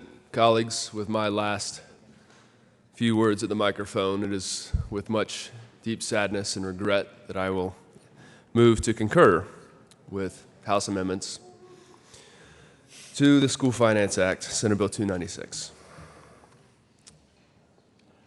Do I dare ask if you want to give a brief description of the changes?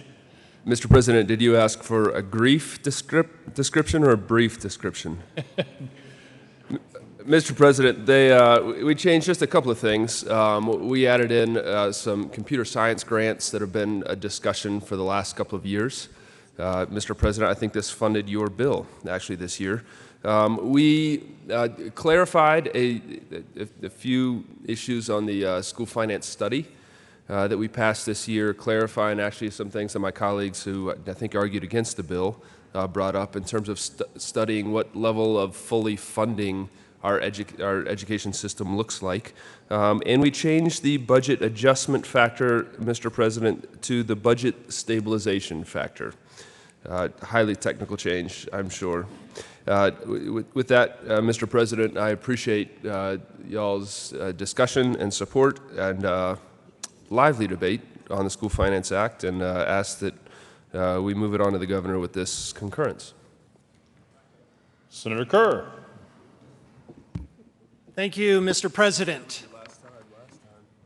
It's been an honor to serve with you this session. Thank you very much. And I ask for the adoption, the concurrence to 296. Thank you. Honored to serve with you, sir. Senator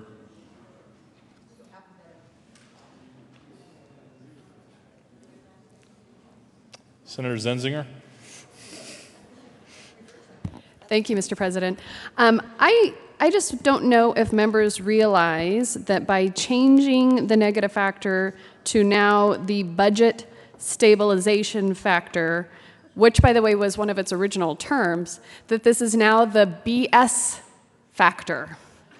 Just want you all to be aware of that.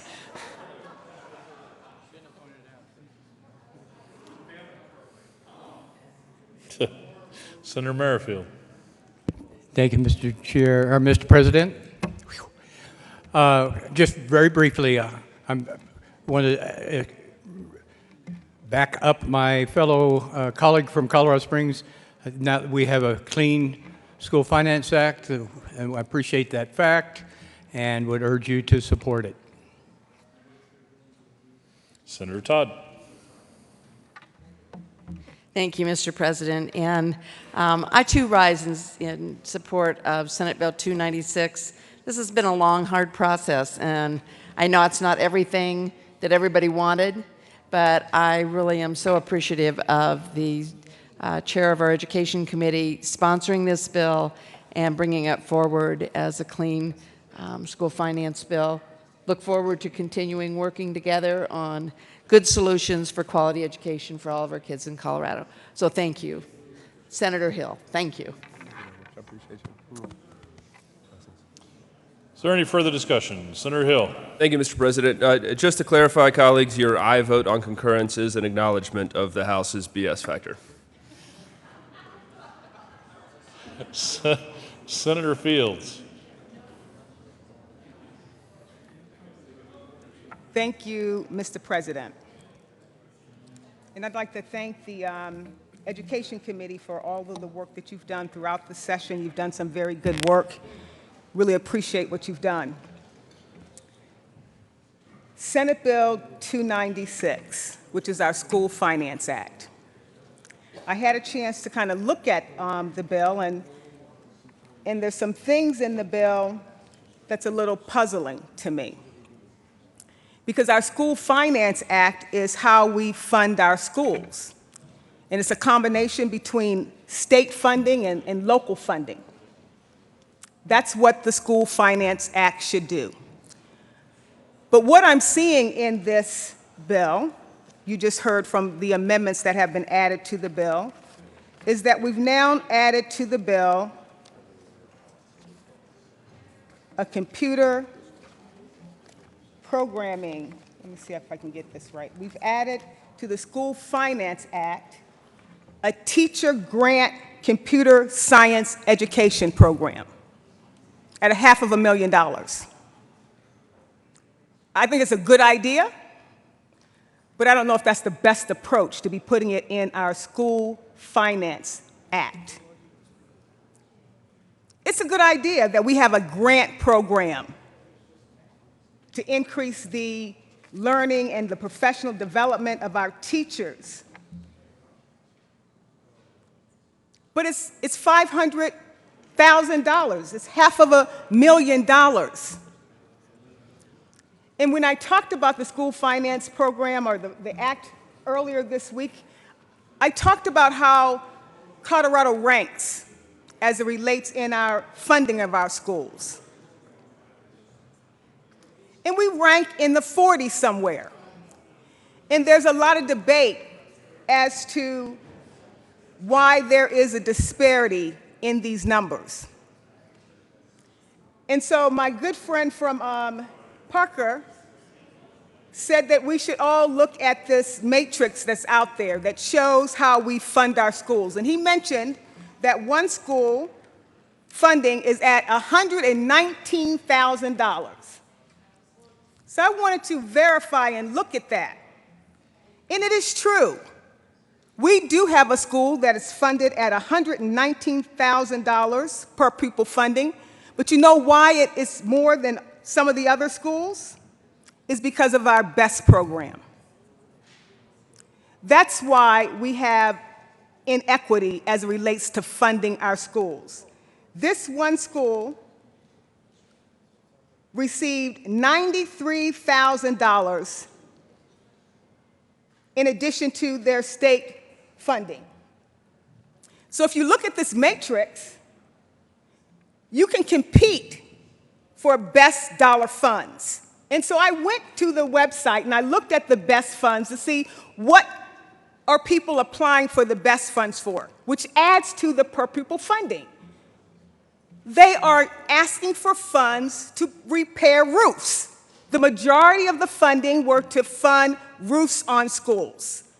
There's also funding to include new air conditioner units and heating units. So the funding added to the state funding is increased based on the BEST program. I have a school, a rural school, Byers.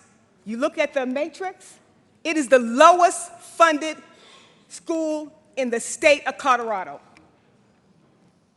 There is inequity, there's disparity in reference to how we fund our schools because it's based on property value and worth. But yet we're going to take $500,000, $500,000, and we're going to create a grant program for computers. Great idea, but it's the wrong approach. I'm glad that we passed legislation that can look at how we adequately fund our schools. Because if you take out that BEST funding, we do rank somewhere in that 40th percentile. So I think it's important that we have truth when it deals with how we're funding our schools, because we're putting our schools in situations where they have to compete to get some additional funds just to fix their schools. And BEST doesn't help with classroom sizes. It doesn't help with teacher salaries. We have an issue as it relates to how we fund our schools, and that's why you see some schools that have high property value wealth get more funding than others.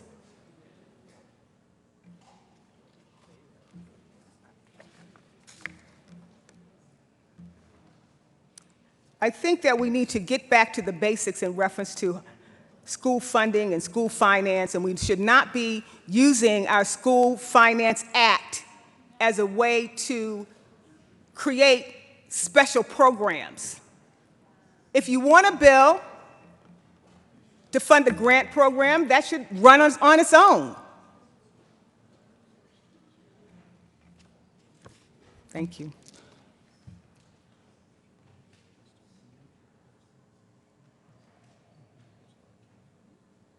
Senator Hill. Thank you, Mr. President. Colleagues, I appreciate the passion and care for our students. In this case, I would certainly encourage the good senator from Aurora to take up her complaints with the leadership in the House who spearheaded this effort. Despite my disagreements with what has happened in the House, I renew my motion, Mr. Chair, for concurrence to House amendments to Senate Bill 296. Thank you for your donation as well. Motion before us is concurrence with House amendments to Senate Bill 296. Are there any no votes on concurrence? Senator Marble. With 34 ayes, 1 no, 0 absent, 0 excused, the Senate concurs with House amendments to Senate Bill 296. Senator Hill. Thank you, Mr. President. I move for the readoption of Senate Bill 296. Is there any discussion? The motion before us is the readoption of Senate Bill 296. Are there any no votes? With 35 ayes, 0 no, 0 absent, 0 excused, Senate Bill 296 is readopted. Co-sponsors: Senator Williams, Senator Todd, Senator Merrifield, Senator Kerr, Senator Moreno, Senator Zenzinger, Majority Leader Holbert, Senator Tate, Senator Smallwood, Senator Martinez-Humenick, Senator Lambert, Senator Court, Senator Fenberg, Senator Kafalas,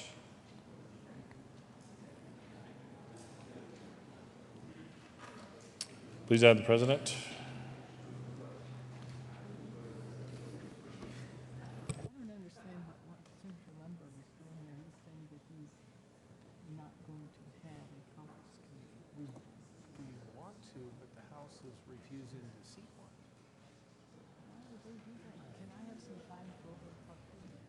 We're going to take a recess. So, Senator, let's let her have the leader have a moment. We're just waiting. Let me tell you what, 3 of them. Yes. Senate Bill 184. So the House is going to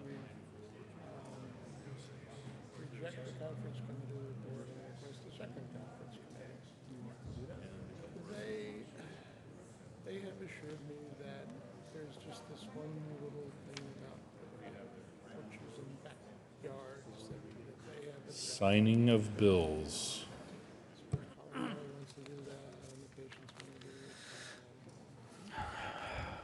The President has signed House Bill 1072, 1201, 1294.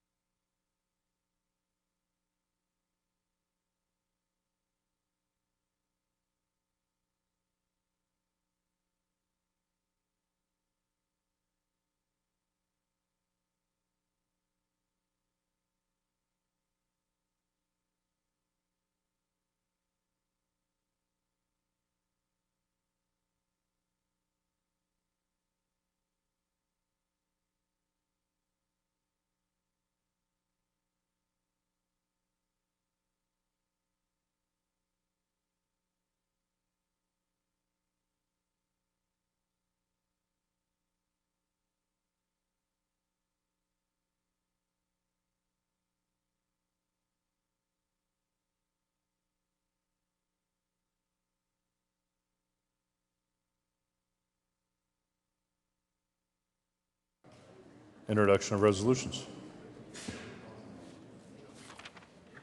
House Joint Resolution 1033 by Representative Winter and Senator Fields concerning recognition of February 2017 as Self-Care Month. Senator Fields. Mr. President, I move this joint resolution 1033 and ask that it be read to line number 23. Mr. Carpenter. To what line, Senator Fields? To line 23. Thank you. Mr. Carpenter. House Joint Resolution 1033 by Representative Winter and Senator Fields concerning recognition of February 2017 as Self-Care Month. Whereas, self-care is a lifelong daily habit of making healthy lifestyle choices, practicing good hygiene, preventing infection and illness, avoiding unhealthy choices, monitoring for signs and symptoms of changes in health, knowing when to consult a healthcare practitioner, and knowing when it is appropriate to self-treat conditions. And whereas the United States Food and Drug Administration deems over-the-counter medicines safe and effective for the self-care treatment of minor acute and chronic health conditions and symptoms such as pain, the common cold, allergies, and other conditions that impact large segments of the population.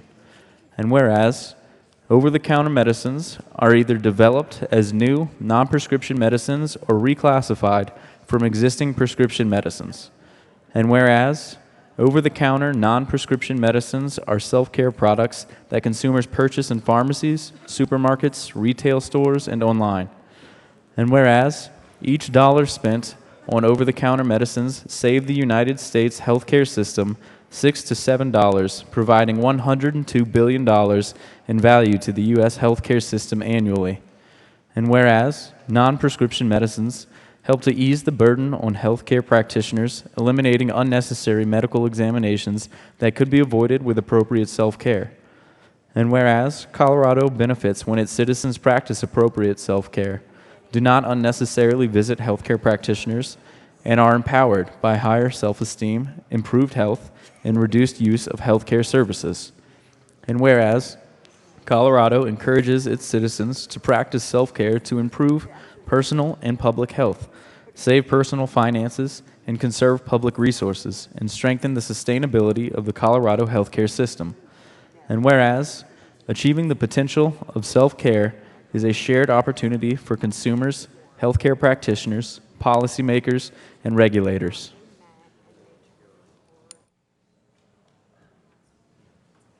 Senator Fields. Thank you, Mr. President. Members, this House Joint Resolution is about self-care. And as I look back on the 120 days that we have all spent together, I've seen many of you probably not take the best care of yourself. I've seen you skip some breakfasts. I've seen you maybe skip a lunch. Maybe you didn't get to dinner because you were too tired. Well, this bill talks about the importance of making sure that you take time out to take care of yourself. And so as we start our interim, where we're not in session anymore, I hope that you use that time to refresh yourself, to recalibrate yourself, to take some time to walk, take some time to hike, take some time to create, maybe sing, maybe dance, maybe laugh out loud. But I just think it's important that you take time to care for yourself. I think it's also very important that you do what's necessary to reduce stress. I've seen so many of you, and myself included, hurrying from one committee to one meeting to the next, and trying to juggle family life and political life and everything that goes down here with the leadership and your constituents. I've seen you try to juggle all those kinds of things, and I've seen you do it to the point that we've made it through the 120th day. So in closing, as it relates to this resolution, as it relates to self-care, just make sure that you take time to focus on what matters most. And I think what matters most is our families. Never underestimate the value of your family and your friends. So be well, colleagues. And Mr. President, I'd like to renew my motion to adopt this resolution and ask that the current roll call be accepted if there's no other comments. Is there any further discussion on House Joint Resolution 1033? Motion before the body is the adoption of House Joint Resolution 1033. Are there any no votes?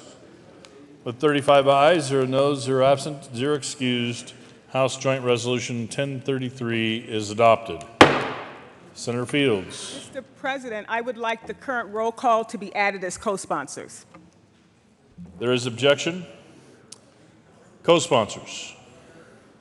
Senator Kerr, Senator Garcia, Senator Kafalis, Senator Zenzinger, Senator Fenberg, Senator Todd, Senator Merrifield, Senator Court, Senator Martinez-Humenick, Senator Court.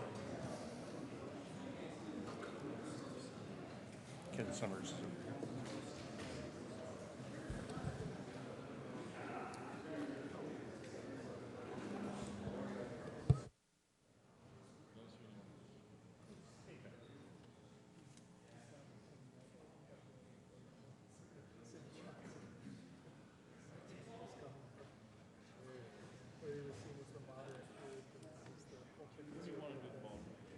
What's that? 4 o'clock, about 4, and Senator Kerr was going to introduce Representative. You want me to move for a moment of personal privilege? Or do you care? Senator Kerr. Thank you, Mr. President. I'm back again. I'd like to ask for a moment of personal privilege. Granted. Thank you, Mr. President.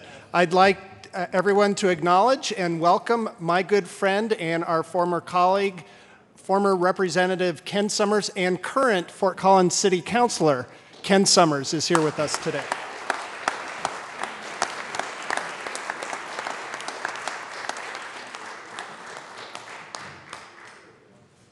Majority Leader Holbert. Thank you, Mr. President.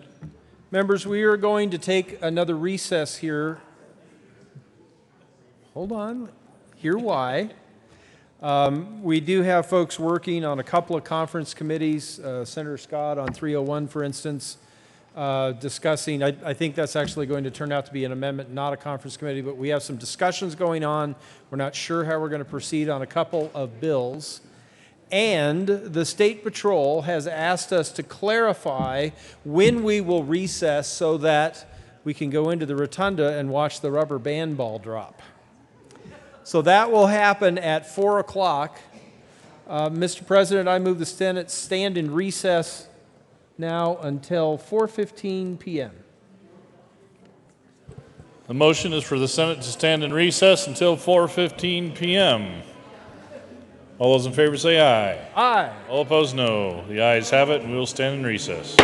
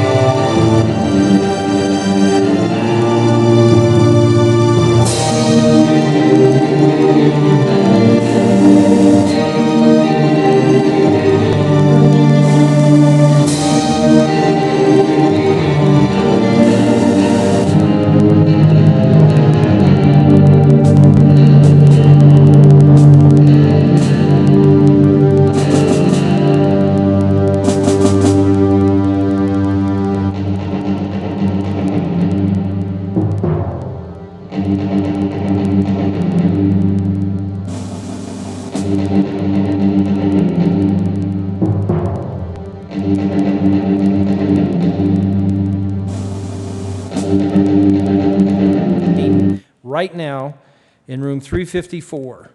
Again, that's Conference Committee on Senate Bill 306, meeting in room 354. Mr. President, I move the Senate stand in recess until... We got some messages we can read. Oh, we have some messages, sorry. And those messages are message from the House. The House has voted not to concur in the Senate amendments to House Bill 1282 and requests that a conference committee be appointed. The Speaker has appointed Representatives Janal, Chairman, Lebsack, and Lewis as House conferees on the first conference committee on House Bill 1282. The bill is transmitted herewith. The House voted to adhere to its position on House Bill 1329. The bill is transmitted herewith.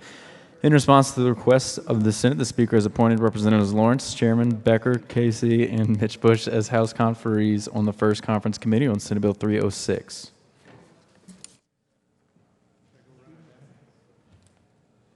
You got to announce it.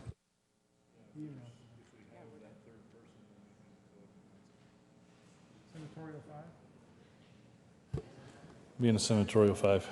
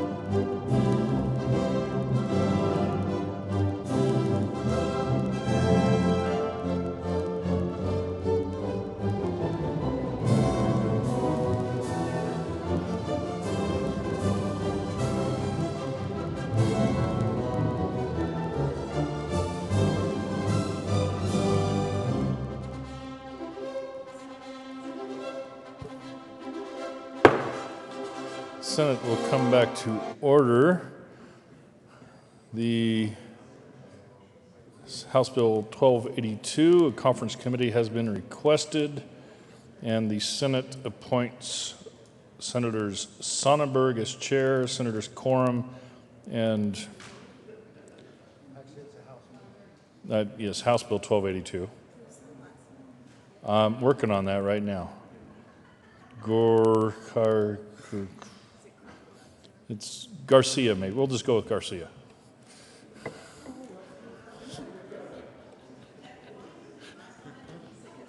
Majority Leader Holbert.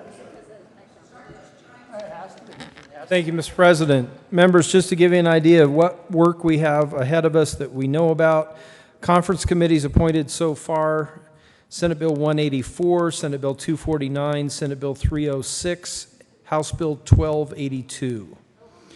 We have two resolutions yet to consider: House Joint Resolution 1035 to adjourn CNADA, Senate Joint Resolution 45 to notify the governor. We have consideration of House action. The House has voted to adhere on House Bill 1329, and then we have consideration of House amendments on Senate Bill 300 and Senate Bill 301, but as of the last notice from the Secretary, 300 and 301 have not yet passed third reading in the House, so we can't do those yet. So we are waiting. If anyone knows anyone in the House who might be in a decision-making role, you might wander over there and encourage them to take up Senate Bill 300 and 301 on third reading. But those are the items that we have yet to go. Conference committees, 184, 249, 306, 1282. Consideration of resolutions, HJR 1035 and SJR 45. Consideration of House action on their motion or voted to adhere on 1329, and consideration of House amendments on 300 and 301. Mr. President, I move that the Senate stand in recess until 4:45 p.m. Without objection, we will stand in recess till 4:45 p.m.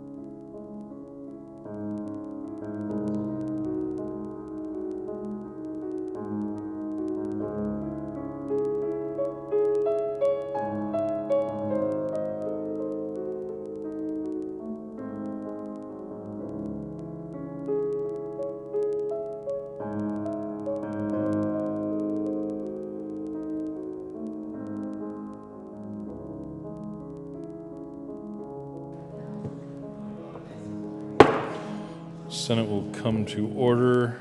Message from the House. The House has voted concurrence in amendments to House Bills 1315, 1043, 1276, 1326, 1306, 1303, 1204, 1367, 1284, 1264, 1231, 1090, 1119, 1351, 1208, 1002, 1313, and has repassed the bills as so amended. Upon reconsideration, the House rejected the first conference committee report to Senate Bill 184 and discharged the first conference committee. The House has requested a second conference committee. The Speaker appointed Representative Pabon, Chairman Foot and Van Winkle as House conferees on the second conference committee on Senate Bill 184. Committee report. First report on First Conference Committee on House Bill 1282. This report adopts the revised bill to the President of the Senate and the Speaker of the House of Representatives. Your First Conference Committee appointed on House Bill 1282 concerning the creation of a veterinary education loan repayment program to assist veterinarians with education loan repayments in exchange for providing veterinary service in rural areas of the state in need of veterinary services is met and reports that it has agreed upon the following: that the House accede to the Senate amendments made to the bill as said amendments appear in the re-revised bill, and that the re-revised bill be adopted without change. Respectfully submitted. House Committee, Representative Janal, Representative Ledsock. Senate Committee, Senator Sonnenberg, Senator Quorum, Senator Garcia.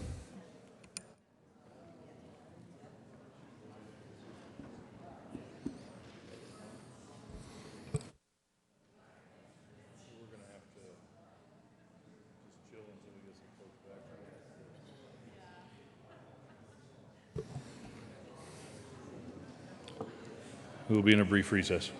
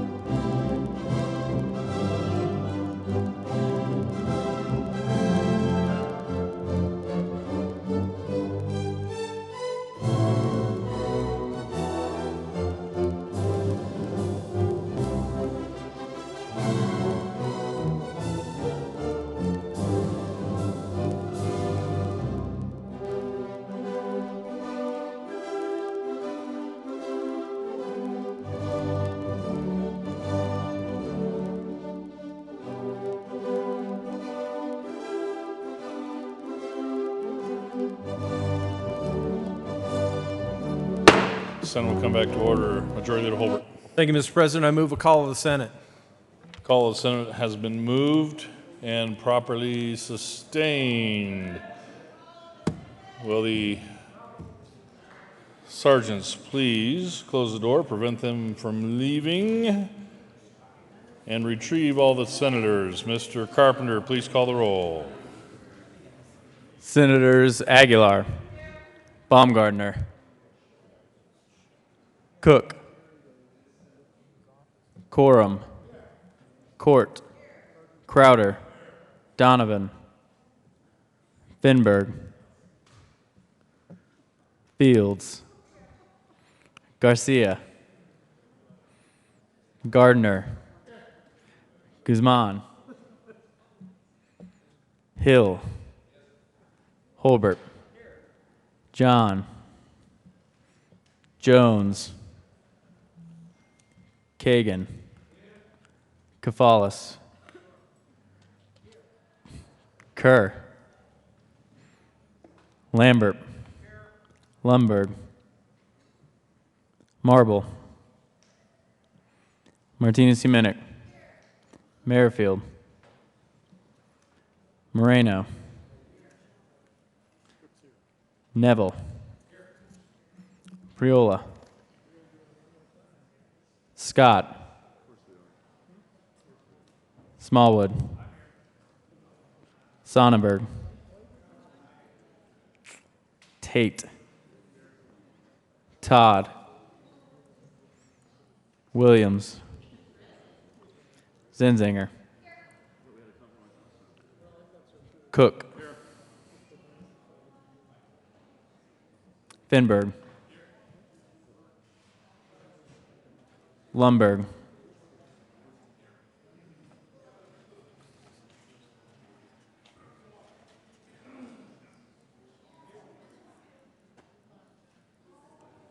Guzman, Baumgardner.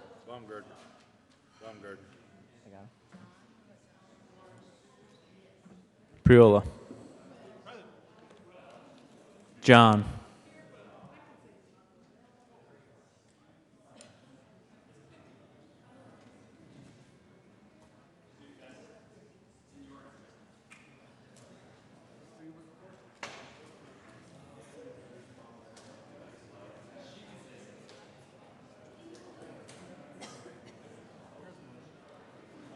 Marble,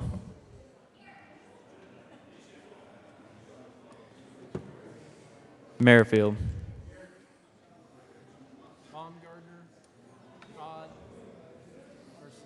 Baumgardner,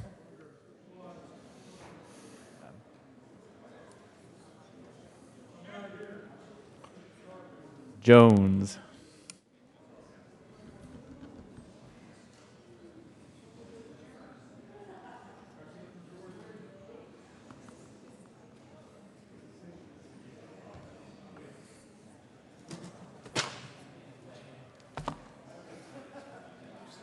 Scott,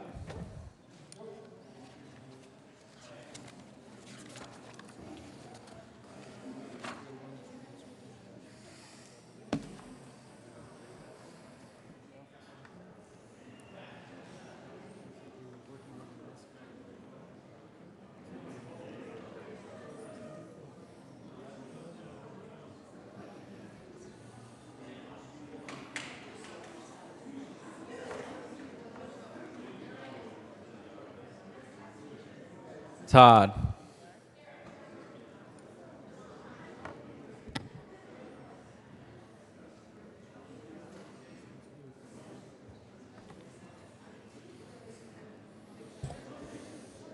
Majority Leader Holbert.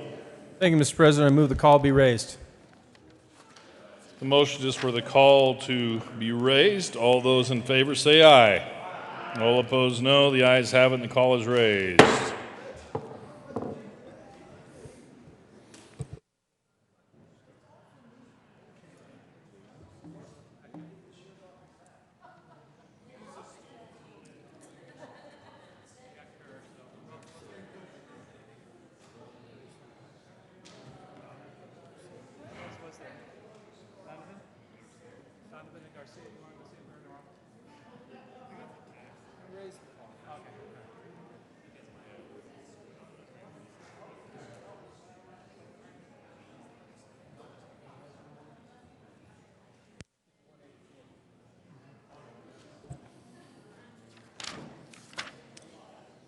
Consideration of conference committee reports.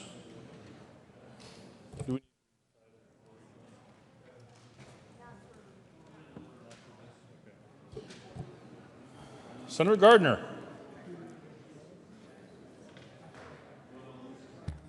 Thank you, Mr. President. Mr. President, I move that the Senate reject the first report of the first conference committee on Senate Bill 184, that the conference committee be dissolved, and that a second conference committee be appointed. My sheet says I should explain why, Mr. President. So, thank you. Members, our compromise, when taken to the House, met with more resistance, I think, than was anticipated by House members.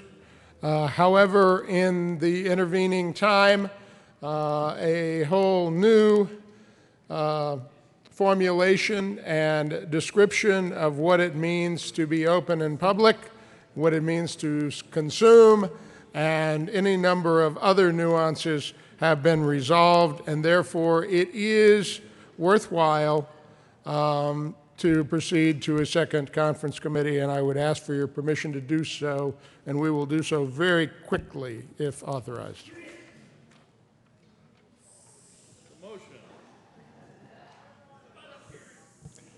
The motion is to dissolve the conference committee on Senate Bill 184 and to appoint a second conference committee. Are there any no votes?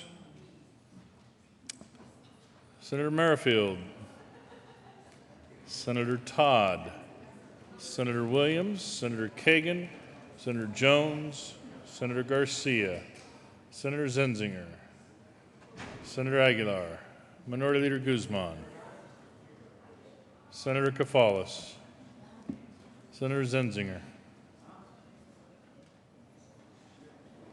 Senator Kerr. 24 ayes, 11 noes, 0 absent. Is that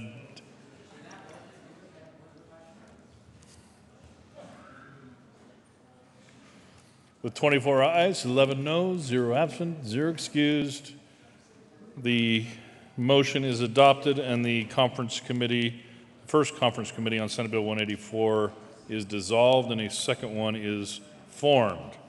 The President appoints Senators Gardner, Cook,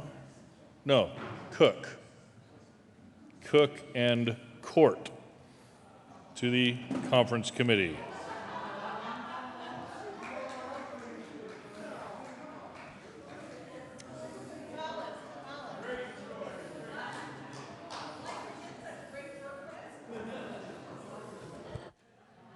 Senator Gardner. Thank you.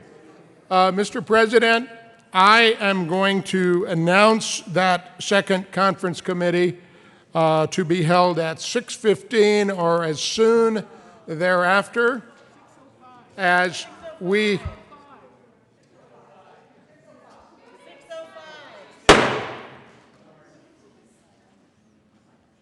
Senator Gardner. Thank you.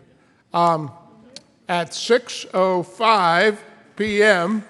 or as soon thereafter as a quorum can be gathered from the House. Once again, second conference committee for Senate Bill 184, 6:05 p.m. or as soon thereafter as we can gather a quorum, room 354. Room 354, 6:05 p.m. Thank you.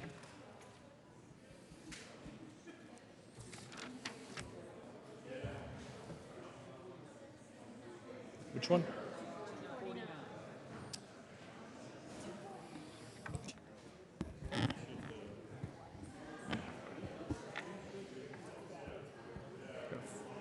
Mr. Carpenter.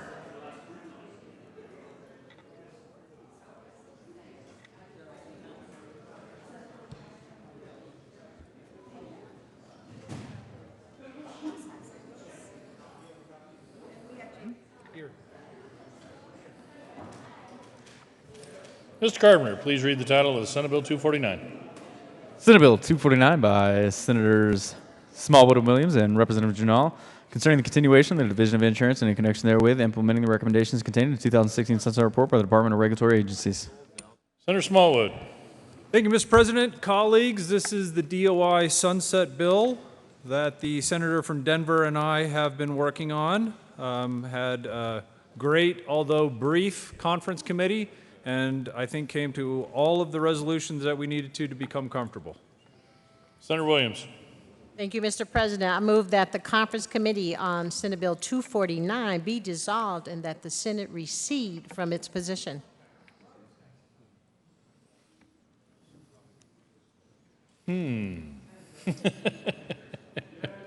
Please explain that. Senator Smallwood. So, Mr. President, the changes that came over from the House in the re-revised bill that you have were found to be acceptable. So what we intend to do, recede from our position of the Conference Committee, having dissolved it. We will then plan to move to concur with the House amendments and then ask for readoption of the re-revised bill. The motion is to dissolve the first conference committee and recede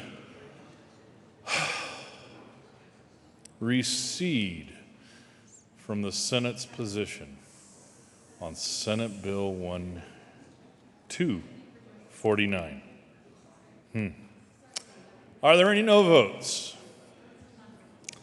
With 35 ayes, 0 noes, 0 absent, 0 excused, the Senate recedes from its position on Senate Bill 249. Senator Williams. Thank you, Mr. President. I move that the Senate concur with the House amendments to Senate Bill 249. Is there any discussion? The motion is that the Senate concur with House amendments to Senate Bill 249. Are there any no votes? With 35 ayes, 0 noes, 0 absent, 0 excused, that motion is adopted and the Senate will concur with House amendments. Senator Williams. Thank you, Mr. President. I move for the readoption of Senate Bill 249. The motion is for the repassage of Senate Bill 249. Are there any no votes? With 35 ayes, 0 noes, 0 absent, 0 excused, Senate Bill 249 is readopted. Co-sponsors.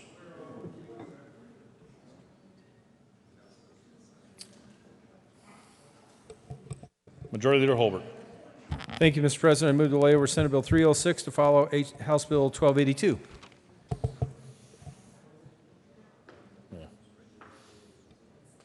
Mr. Carpenter, please read the title to House Bill 1282.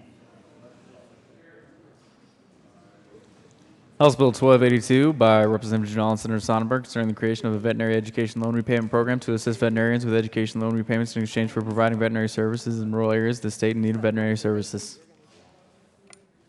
Senator Sonnenberg. Thank you, Mr. President. I move we accept the first report of the first conference committee on House Bill 1282. Members, basically what they did is gave us our Senate version.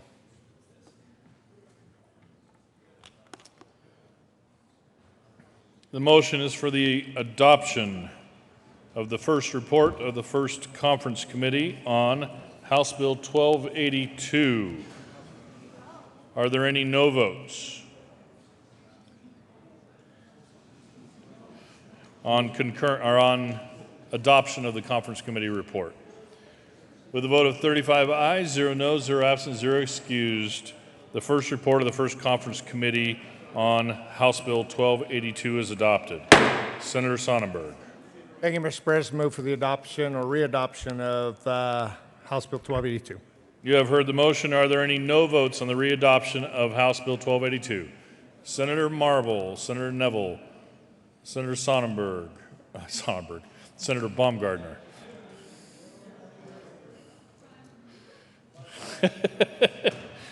Majority Leader Holbert, Senator Hill, Senator Martinez-Humenick, Senator Smallwood, Senator Tate, Senator Lundberg, Senator Lambert.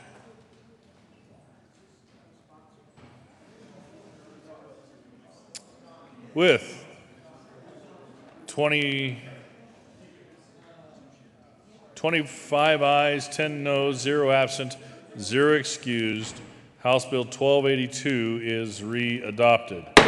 Co-sponsors, Senator Quorum, Senator Crowder.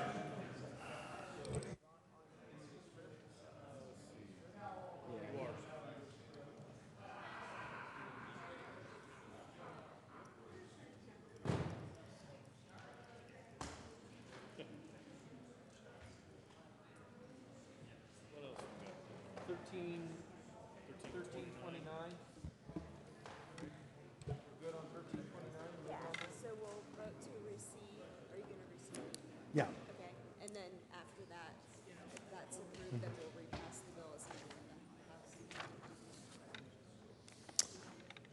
Senator Quorum. Thank you, Mr. President. Oh, excuse me, Senator Quorum. Mr. Carpenter, would you please read the title of House Bill 1329? House Bill 1329 by Representatives Lee and Landgraf and Senators Kagan and Quorum. Concerning the treatment of youth within the Division of Youth Corrections and in connection therewith, renaming the Division of Youth Services, clarifying the rehabilitative purpose of the division, establishing a pilot program to initiate a cultural change within the division, clarifying the manner in which the division shall report data concerning critical incidents, renaming and expanding the role of the Youth Seclusion Working Group, requiring an independent assessment of the division, creating community boards in each region of the division, requiring the state auditor to audit certain reports of the division, and making an appropriation. Senator Quorum.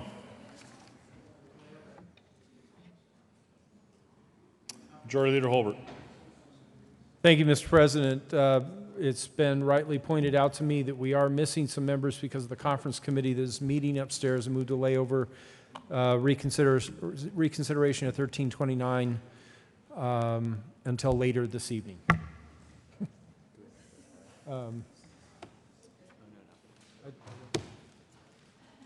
Yeah. Until they get back. We must move to lay that over for consideration until later this evening. All those in favor say aye. Aye. All opposed, no. Ayes have it, and that will be laid over for consideration later this evening.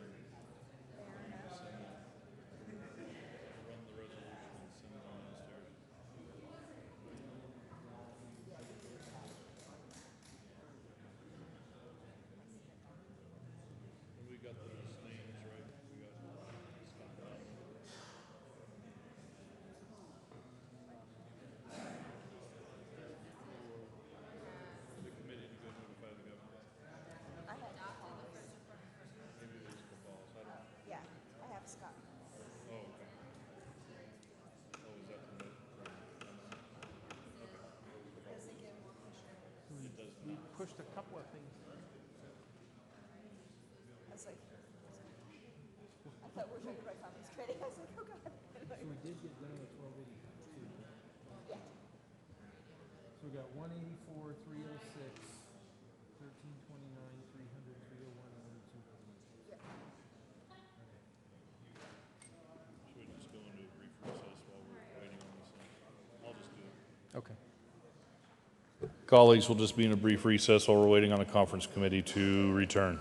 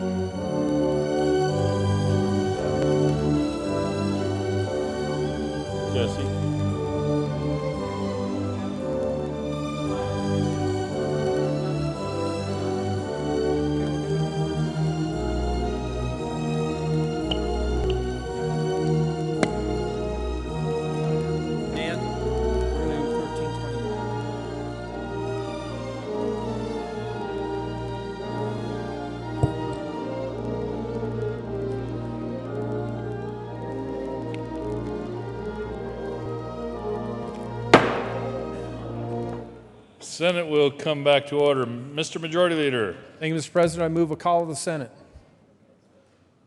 Call of the Senate has been moved and properly sustained.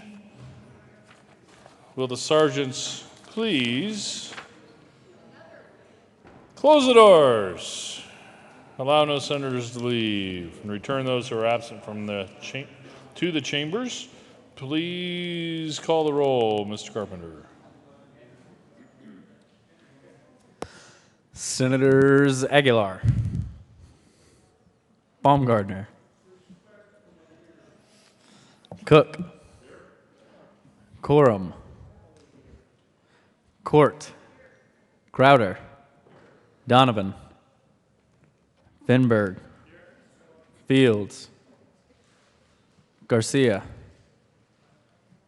Gardner, Guzman, Hill, Holbert, John, Jones, Kagan, Kafalis, Kerr, Lambert, Lumberg, Marble, Martinez-Huminick, Merrifield, Moreno, Neville, Priola, Scott, Smallwood, Sonnenberg, Tate, Todd, Williams, Zinzinger,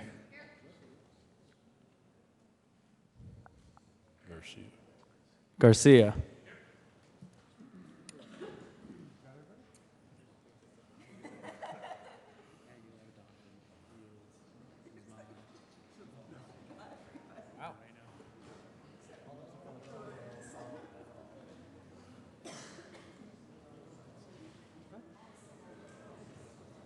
I think we're close. I'm not sure. Hearing little snippets.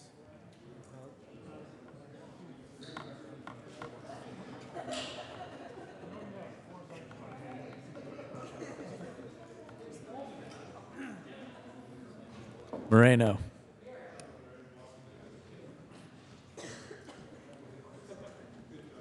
Donovan,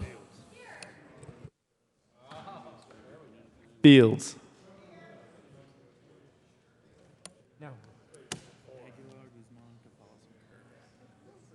Aguilar, Guzman, Kafalis, and Kerr. Which caucus are they in?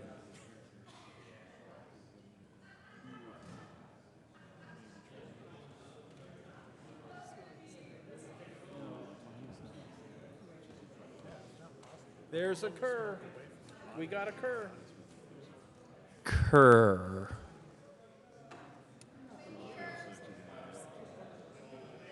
I can see him. I see an Aguilar and a Guzman.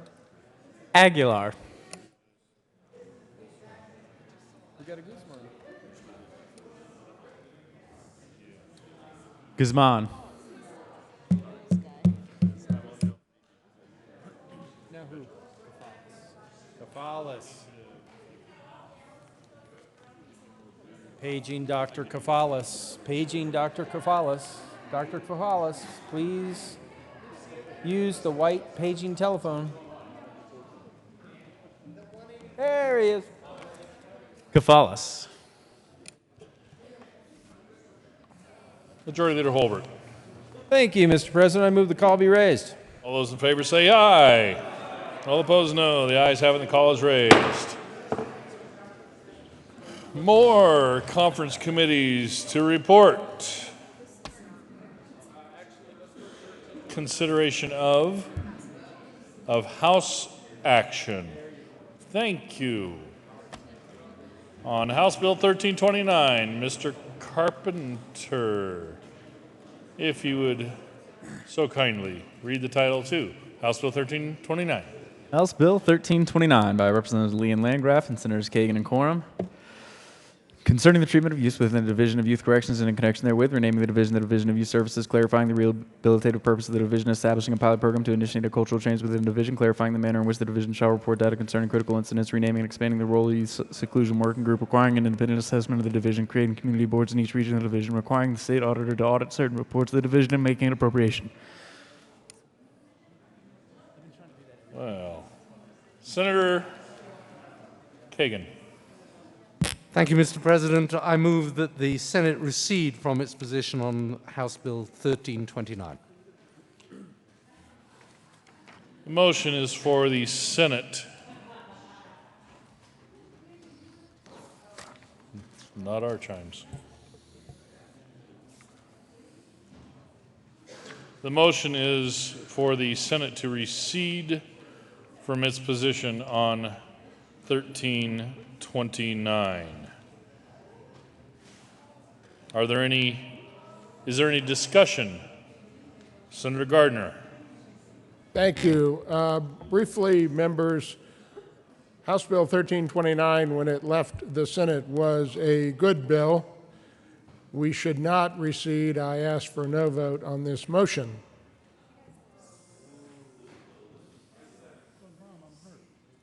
Senator Kagan. Members, if you want a DYC pilot program to proceed, then you will vote to recede, because otherwise, if we do not vote to recede from the Senate's position, the bill dies. So I urge an aye vote on the motion to recede. Is there any further discussion?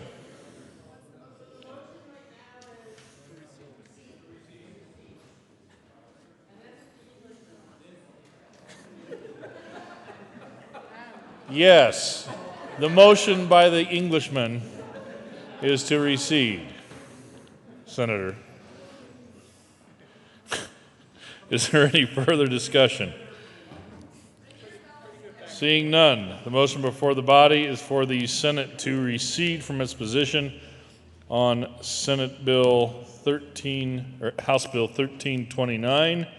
Are there any no votes?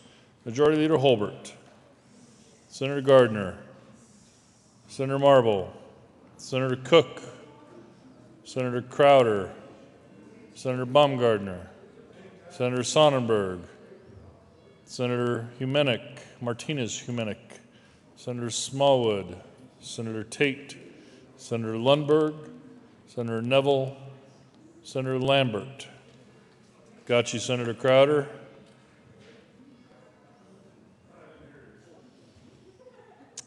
Please add the President. With 21 ayes, 14 noes, 0 absent, 0 excused, the motion passes and the Senate recedes from its position on House Bill 1329.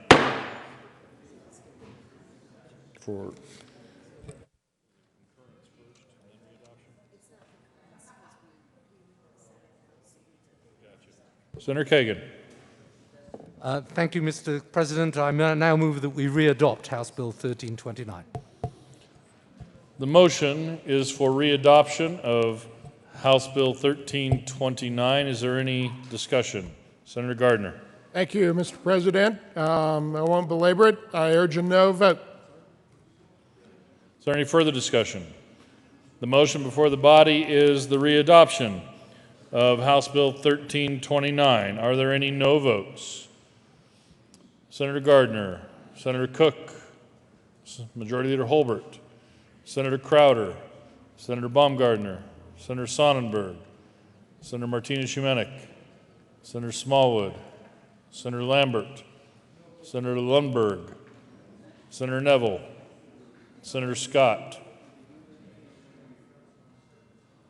Please add the President. Senator Marble. With 21 ayes, 14 noes, 0 absent, 0 excused, House Bill 1329 is readopted. Co-sponsors. Senator Merrifield, you're already on.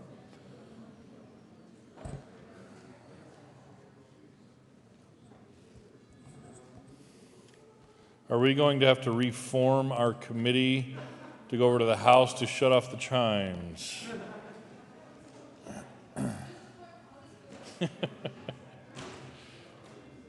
What else do we?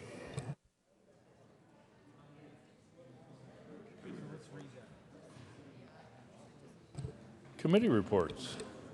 Conference committee reports. First report of Second Conference Committee on Senate Bill 184. This report amends the re-revised bills of the President of the Senate and the Speaker of the House of Representatives. Your Second Conference Committee appointed on Senate Bill 184 concerning measures to define lawful consumption of marijuana has met and reports that it has agreed upon the following. That the Senate accede to House amendments made to the bill as the amendments appear in the re-revised bill with the following changes. Respectfully submitted, Senate Committee, Senator Gardner, Senator Cook, Senator Court. House Committee, Representative Foote, Representative Van Winkle, Representative Pabon.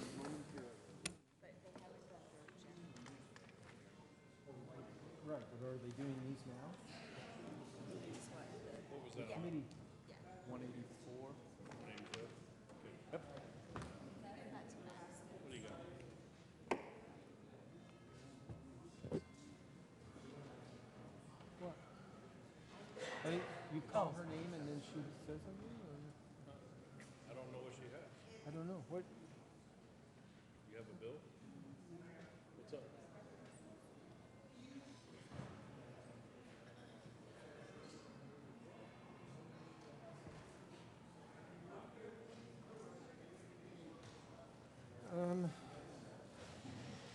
Chris.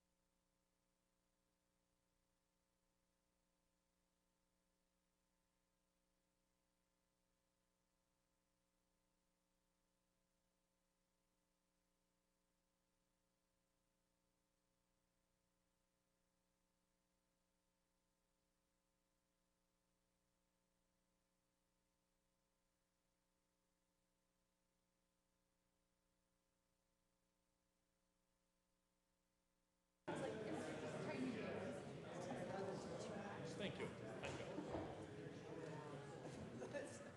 So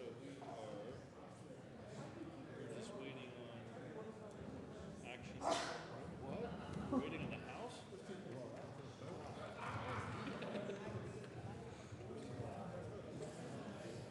Majority Leader Holbert. Thank you, Mr. President. Members, we are waiting for the House to take action, and they should momentarily on Senate Bill 184.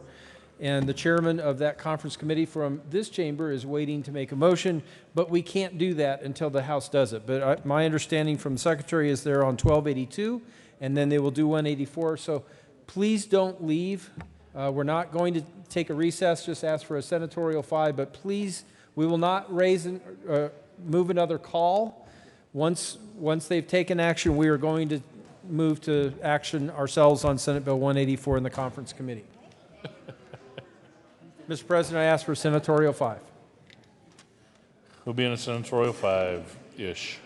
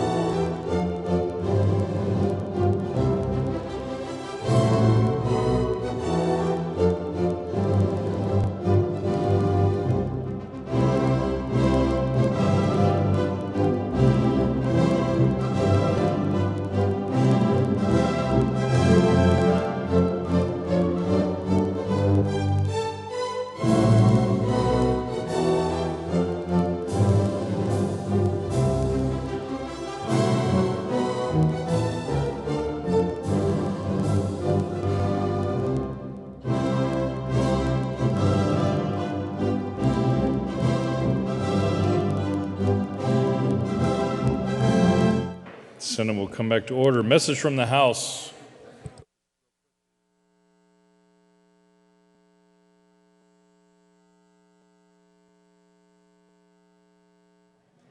The House has adopted and returns herewith Senate on Resolution 43 as amended as printed in the House Journal, May 10th, 2017.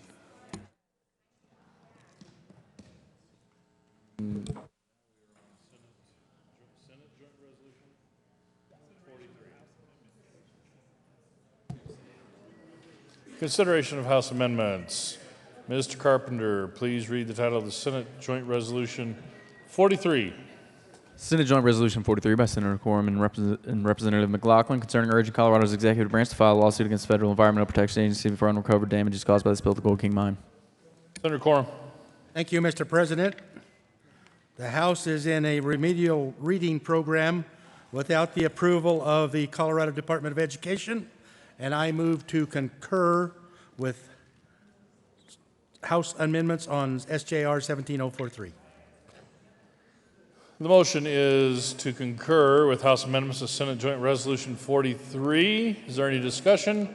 Seeing none, are there any no votes on concurrence? Seeing none, with 35 ayes, 0 noes, 0 absent, 0 excused, the Senate concurs with House amendments to Senate Joint Resolution 43. Senator Quorum, I need you to remove that resolution. Move to repass.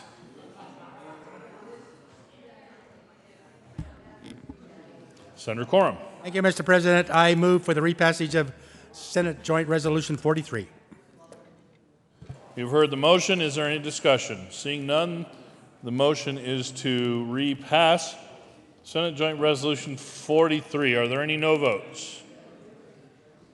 With 35 ayes, Senate Joint Resolution 43.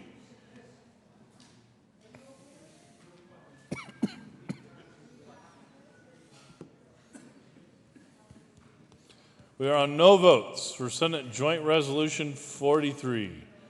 No votes. Senate Joint Resolution 43. Senator Jones.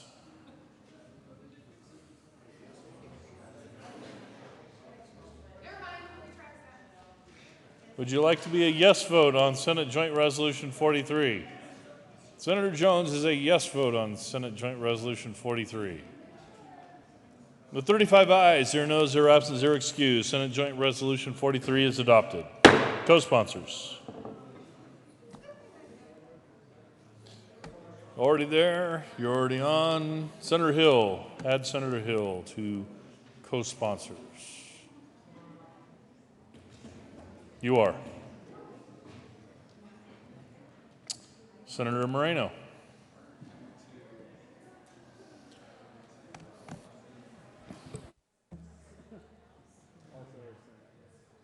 Add Senator Aguilar.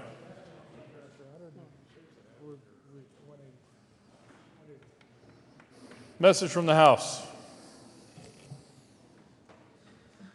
The House has failed to adopt the first report of the Second Conference Committee and adhere to the House position on Senate Bill 184.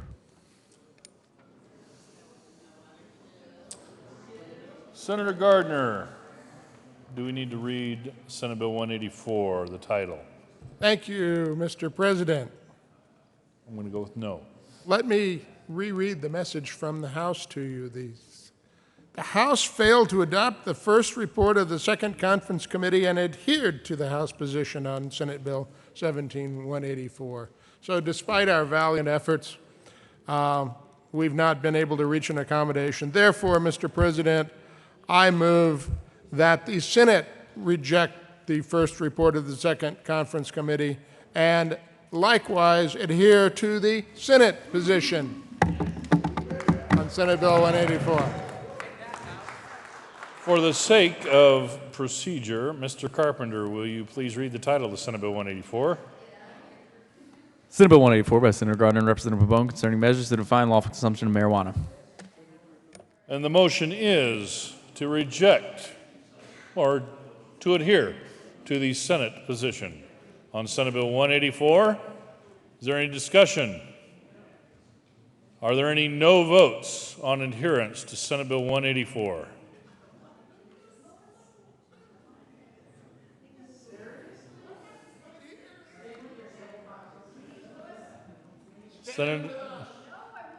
Senator Zenzinger.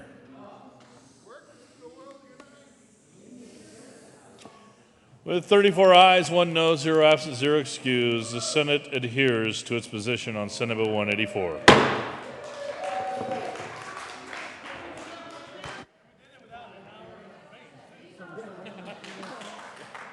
And as it was pointed out to me, colleagues, we did that without an hour's worth of debate.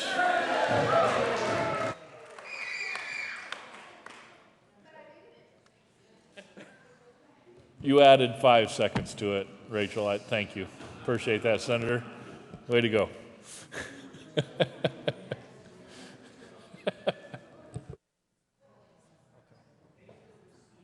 Majority Leader Holbert. Thank you, Mr. President. Members, the House is currently working on Senate Bill 300 and 301, and those will be here momentarily. So in the interim, Mr. President, I move the Senate dissolve the House of Representatives.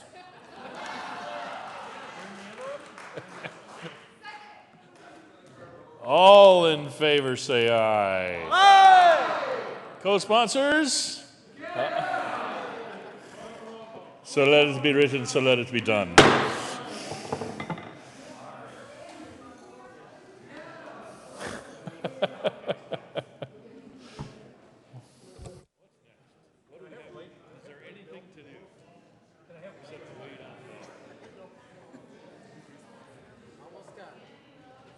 Majority Leader Holbert.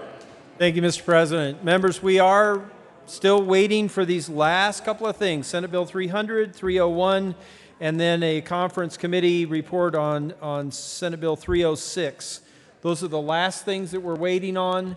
Please do not wander far. We're not going to recess. We're not, as soon as we can get these 3 things done, we are out of here. So thank you so much for your patience.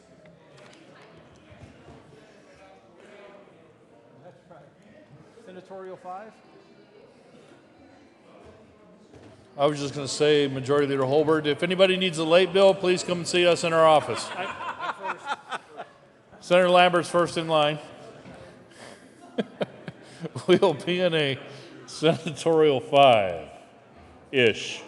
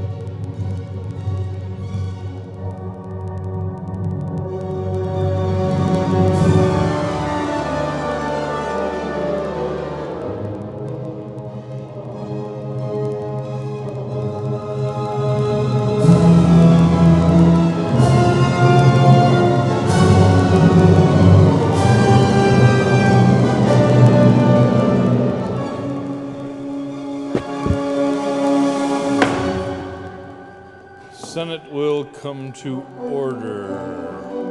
Message from the House. House passed on third reading, transmitted to the Revised Statute, Senate Bill 300 as amended, as printed in the House Journal, May 9, 2017, and amended on third reading as printed in the House Journal, May 10, 2017. A message from the Reviser. With transmit. Without comment as amended, Senate Bill 300. Consideration of House amendments to Senate Bill 300. Ms. Emin, would you please?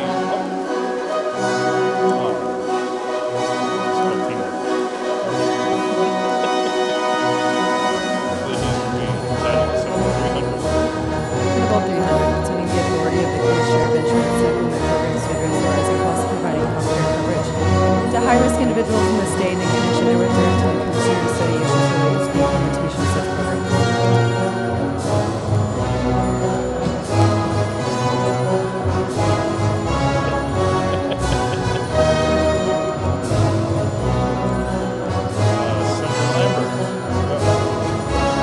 Thank you, Mr. President.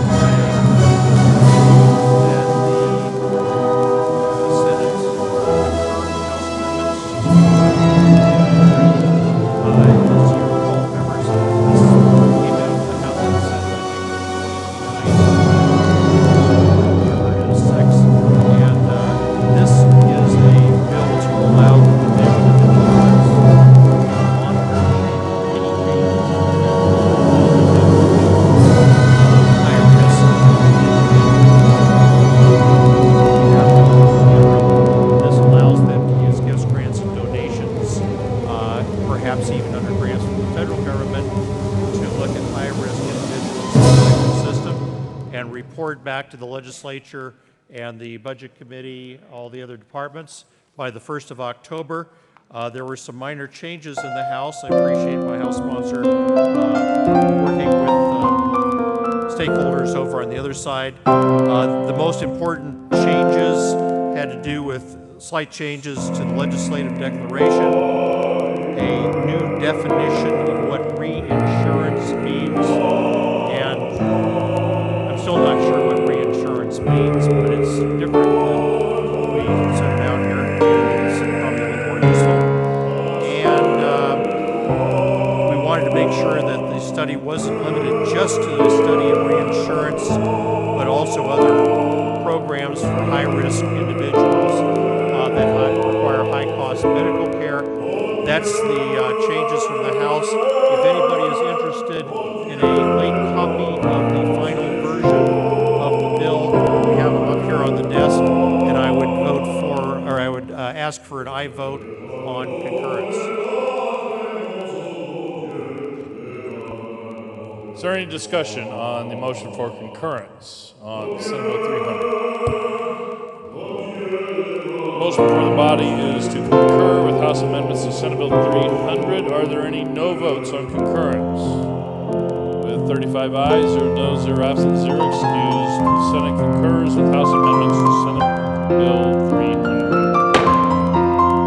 Senator Lambert.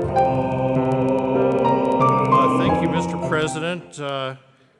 I would move for the repassage of Senate Bill 300, and I'd be glad to talk about this and answer any questions you might have. Motion before the body is the adoption of Senate Bill 300. Are there any no votes?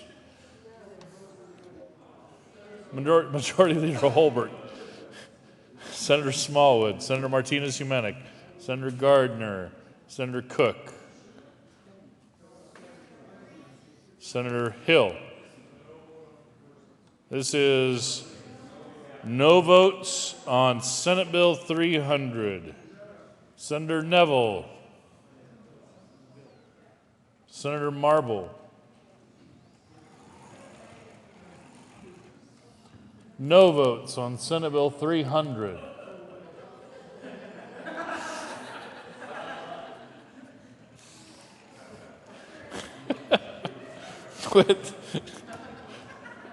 With 27 ayes, 8 noes, 0 absent, 0 excused, Senate Bill 300 is readopted. Co-sponsors.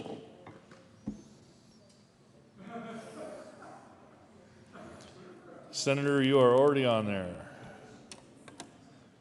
Very good.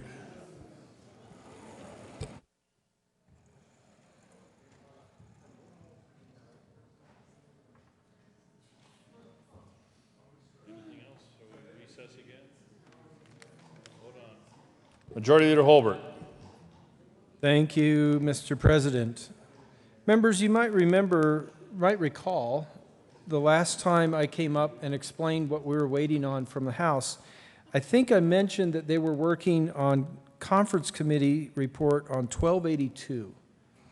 Anyone want to guess what they're working on now? 1282, the same bill. The good senator from Aurora does win a prize. So we are waiting now on Senate Bill 306. I've heard that the House, a still small voice, like a mighty rushing wind. I understand the House might be on 306 just now. So, Mr. President, I would ask for a senatorial 5 members. Please don't go far. As soon as, if they do what we expect and recede from their position, we will be able to move through 306 very quickly, and that will leave us very close to the end. So thank you for your patience. We will be in a senatorial 5.